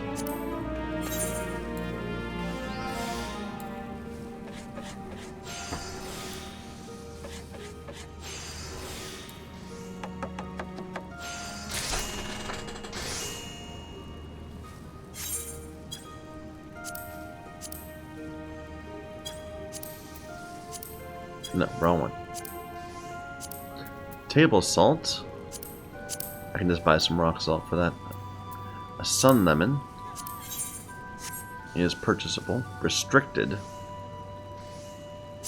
I don't have any. Where do I get it? In Lower Lenoskia cedarwood. We might have to run out and grab that one.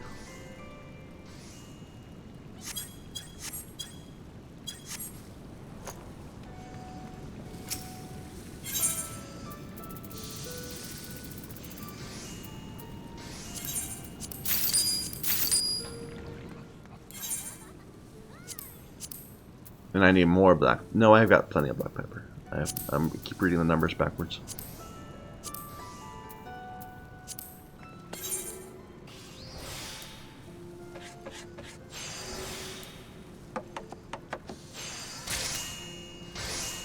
Perfect.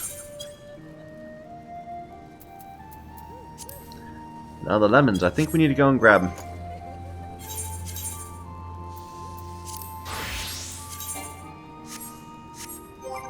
Oh, let's put that one item we made into our armory chest. Sort all this.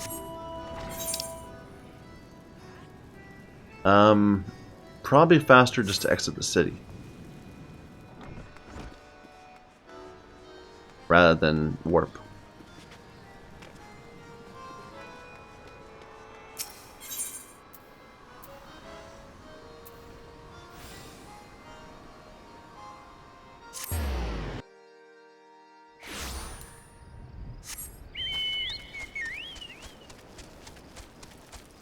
I enjoy the drama of the situation. We're desperately running out to pick some oranges so that we can go back and give a dignitary, a visiting dignitary, the perfect meal. Here, have I picked things here? I don't know if I have. I just want to get it all on my log. Nothing else. Oh, this is where we could have gotten the olives.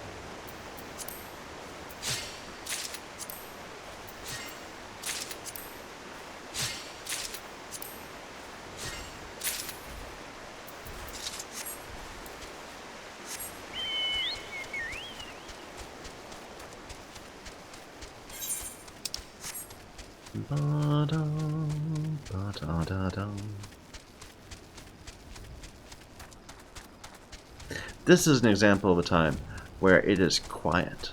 It's nighttime. So we don't get the Lanoskian music. We would get Chocobo music.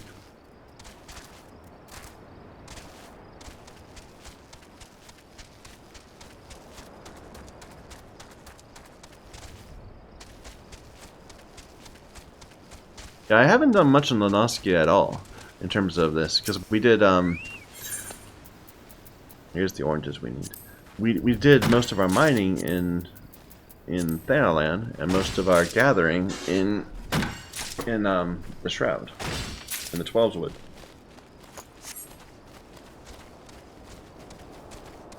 I guess we did most of our fishing here. That makes sense.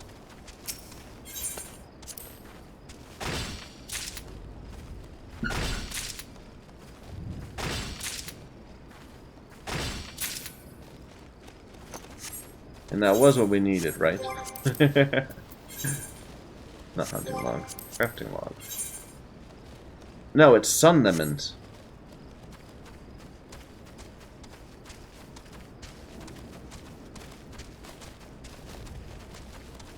Good thing I checked.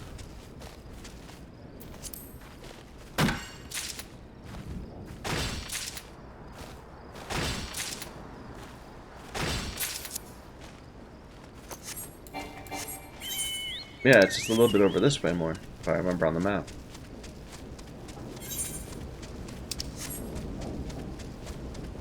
Or maybe I'm in the wrong zone entirely. Wait a minute. I thought it was right here. Is this a different group? It is. Okay, sun lemons.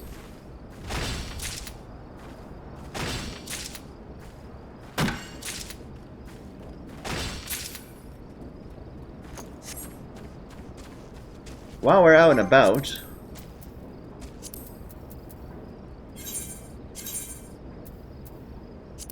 that time is in Shroud.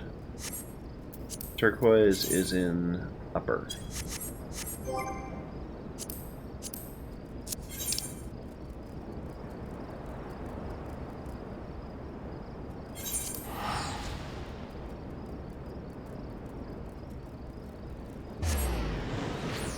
Parsley, sage, rosemary.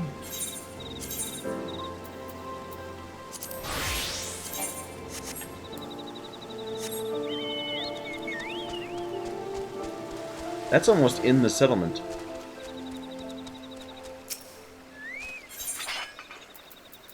Oh, Electromore.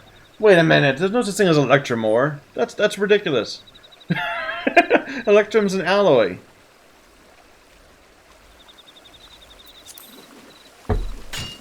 That'd be like finding steel ore.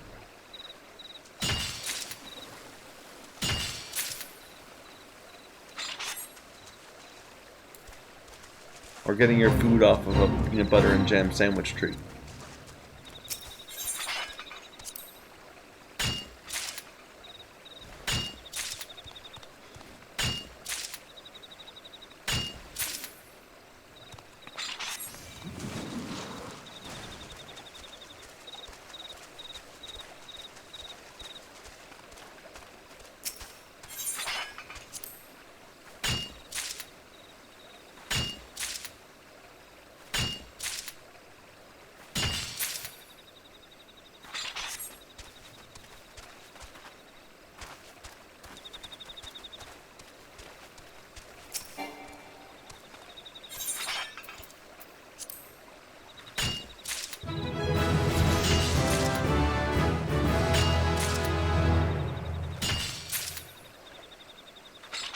I'm just going to grab a little bit of this Electrum ore.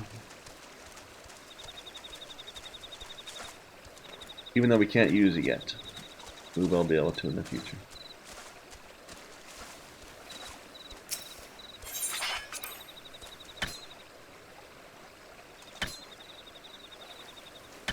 Come on, 73% chance, 3 fails in a row. I call bias. I call streakiness here.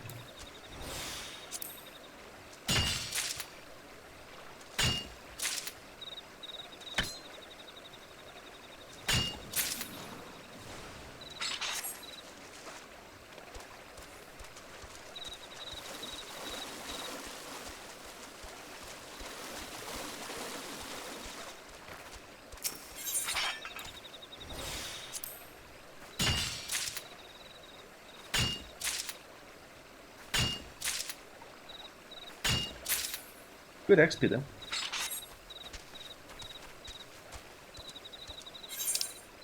Alright. Southern Thailand. Or South Shroud. My apologies.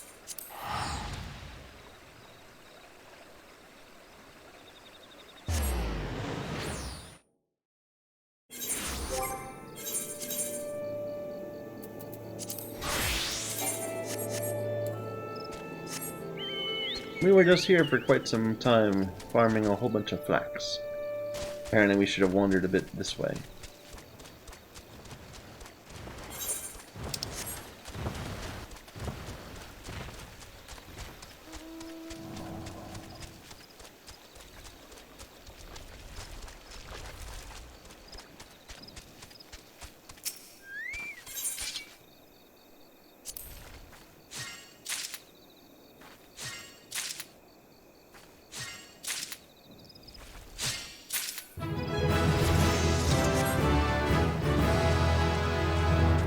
What is that?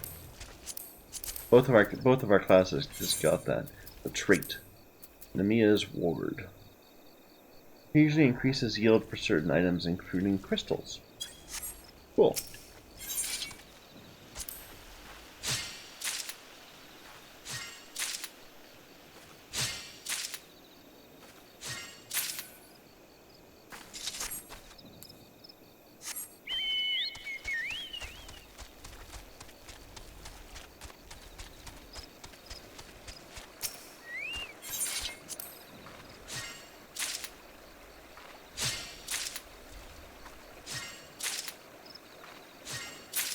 Alright. Back to Lenoskia.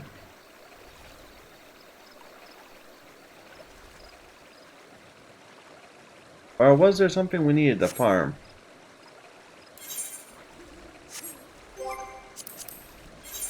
For the Orabon, not for the smoked.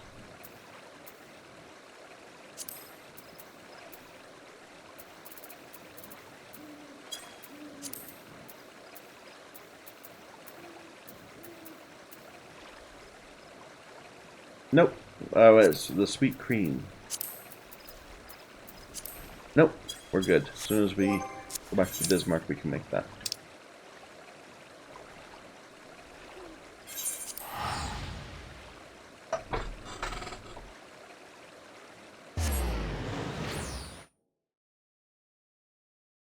Oh, we just hit the 5-hour mark, or rather the 5-hour mark in 14 minutes. Wow. Long episode. I'm always torn whether or not to cut them. I'd rather just leave them up because we're already far enough behind. To my obvious embarrassment at times.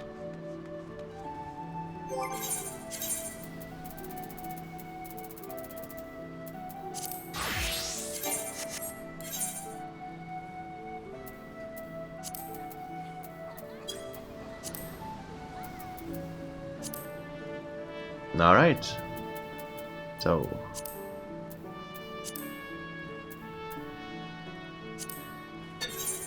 Now it's gotta be high quality. It has to be. That's the quest requirement. We have some high quality ingredients in. So it should be able to happen. If you don't screw up.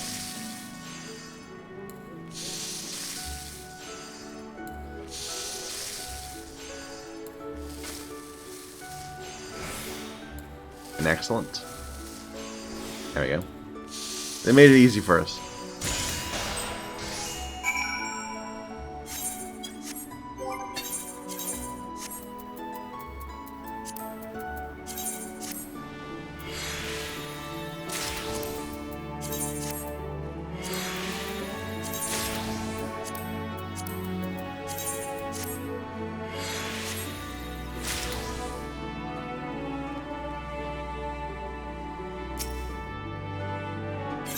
There it is.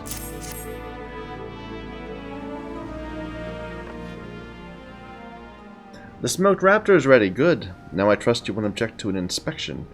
Lest you worry about your handiwork being defaced, my years serving Lord Lolorito have taught me how to taste with sight and smell alone. Are we not going to actually meet Lord Lolorito? That's too bad. This raptor is sublime. The marriage of cracked pepper and sun lemon begets an irresistible fragrance that perfectly complements the aroma of the meat. The flavor is rounded out with the mellow fruitiness of olive oil, which also lends the shank a lustrous sheen that tantalizes the eye. I have presided over Lord Lolorito's dining table for many years, and I can say without reservation, this is the most delectable smoked raptor I have ever had the pleasure of not eating. It's a little wonder that Master Linsgith deemed you fit to cook in his stead. I doubt even he could have delivered a better rendition of my master's favorite dish.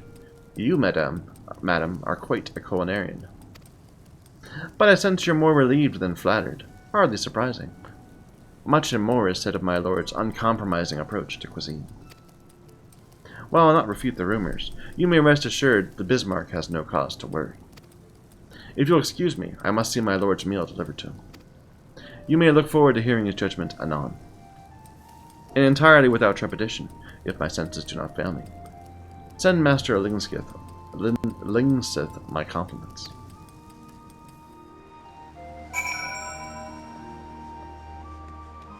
I mean, we just gave him some meat. Maybe he wanted some other courses or an appetizer.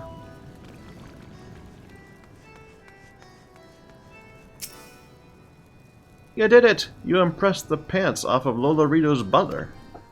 Nona Pesa knows his master's taste better than his own, and his approval is all the assurance I need. The guild's safe, and it's all thanks to you. You never ceased to amaze me, eh? You came to us with nary any knowledge of cooking, and now you're like a second left hand. Well, that didn't come out right. What I meant to say was, you're as useful to me as the hand I hold my skill with. Some that no culinarian can do without. You've got it in you to be one of the finest chefs in the realm, and I would see you fulfill your potential.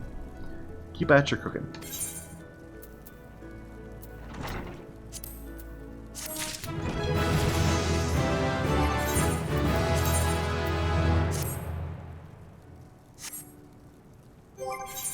We did get an upgrade, right? This bomb fry pan, yeah. Let's meld it. Or wait, we got some gloves, which I'm not using, because the other ones are melded. Let's meld this. I've got some stuff. They're in my Chocobo pouch. Oh, craftsmanship and control.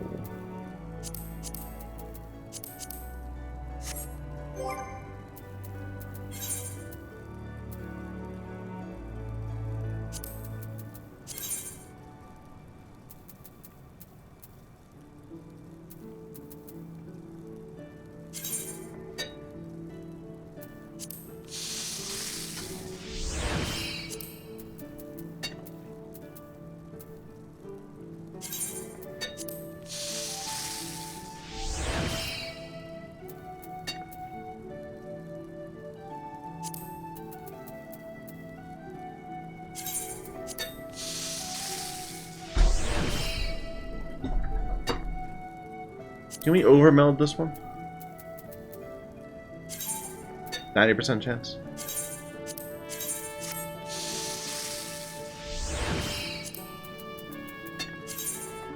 %48 chance. Try again. Try again. Oh my god, how many coin flips are we gonna fail?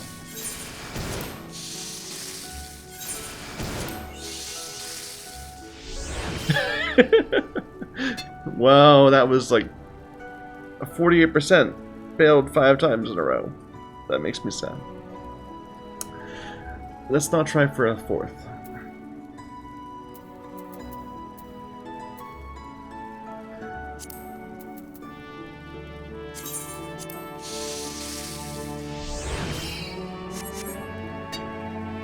Alright. So now for the Oraban.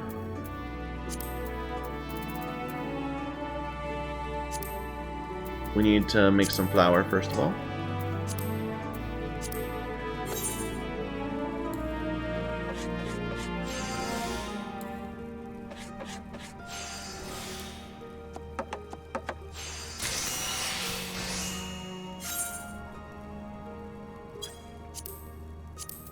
And some chicken stock, which needs wild onion and chicken breast.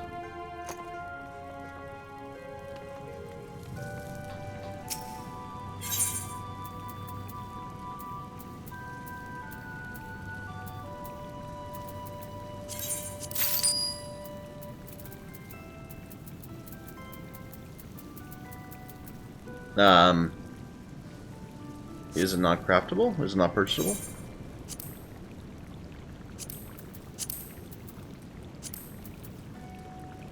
It's not. Shop selling price 58, it says. But maybe not at this shop. Well, where do I get it then?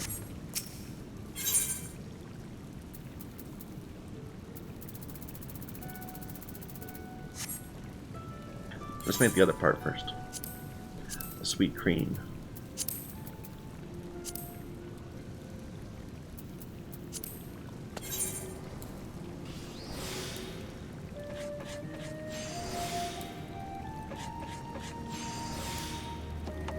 We'll check the merchant at the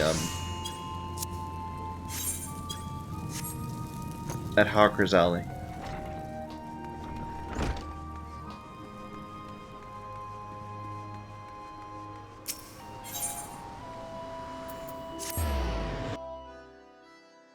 We need a chicken.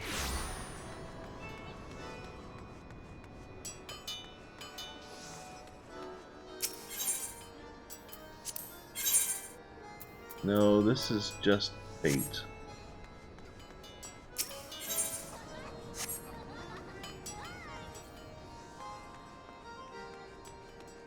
Dies.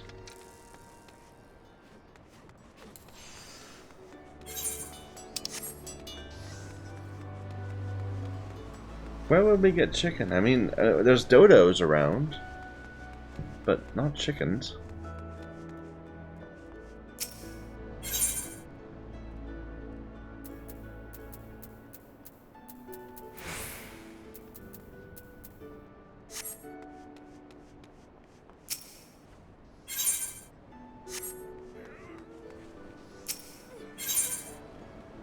There we go.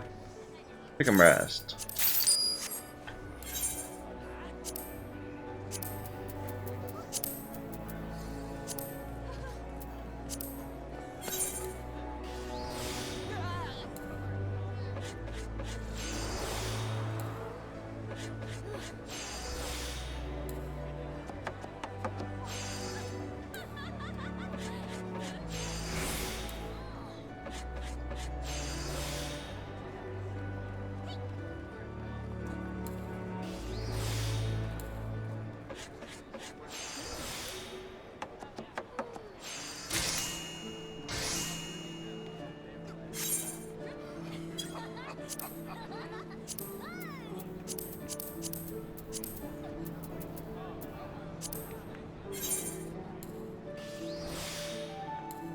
Moment of truth. Oh, this dish is going to come together well.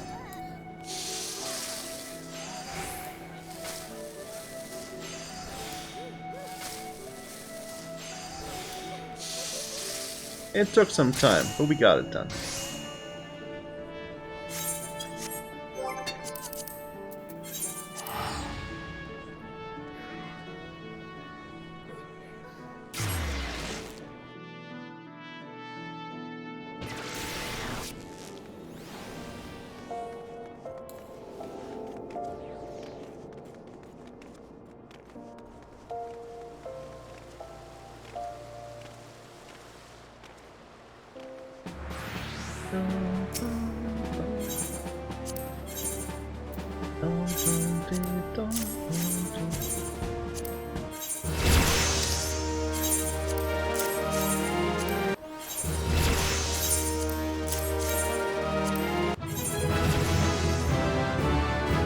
Perfect.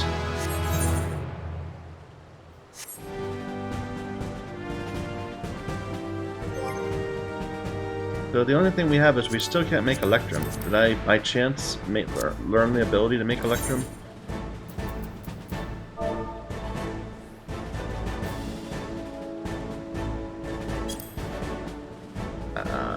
Electrum Alembic, but I don't actually have the ability to make the ingots yet. I'm sure it's goldsmithing, we just don't have it high enough yet.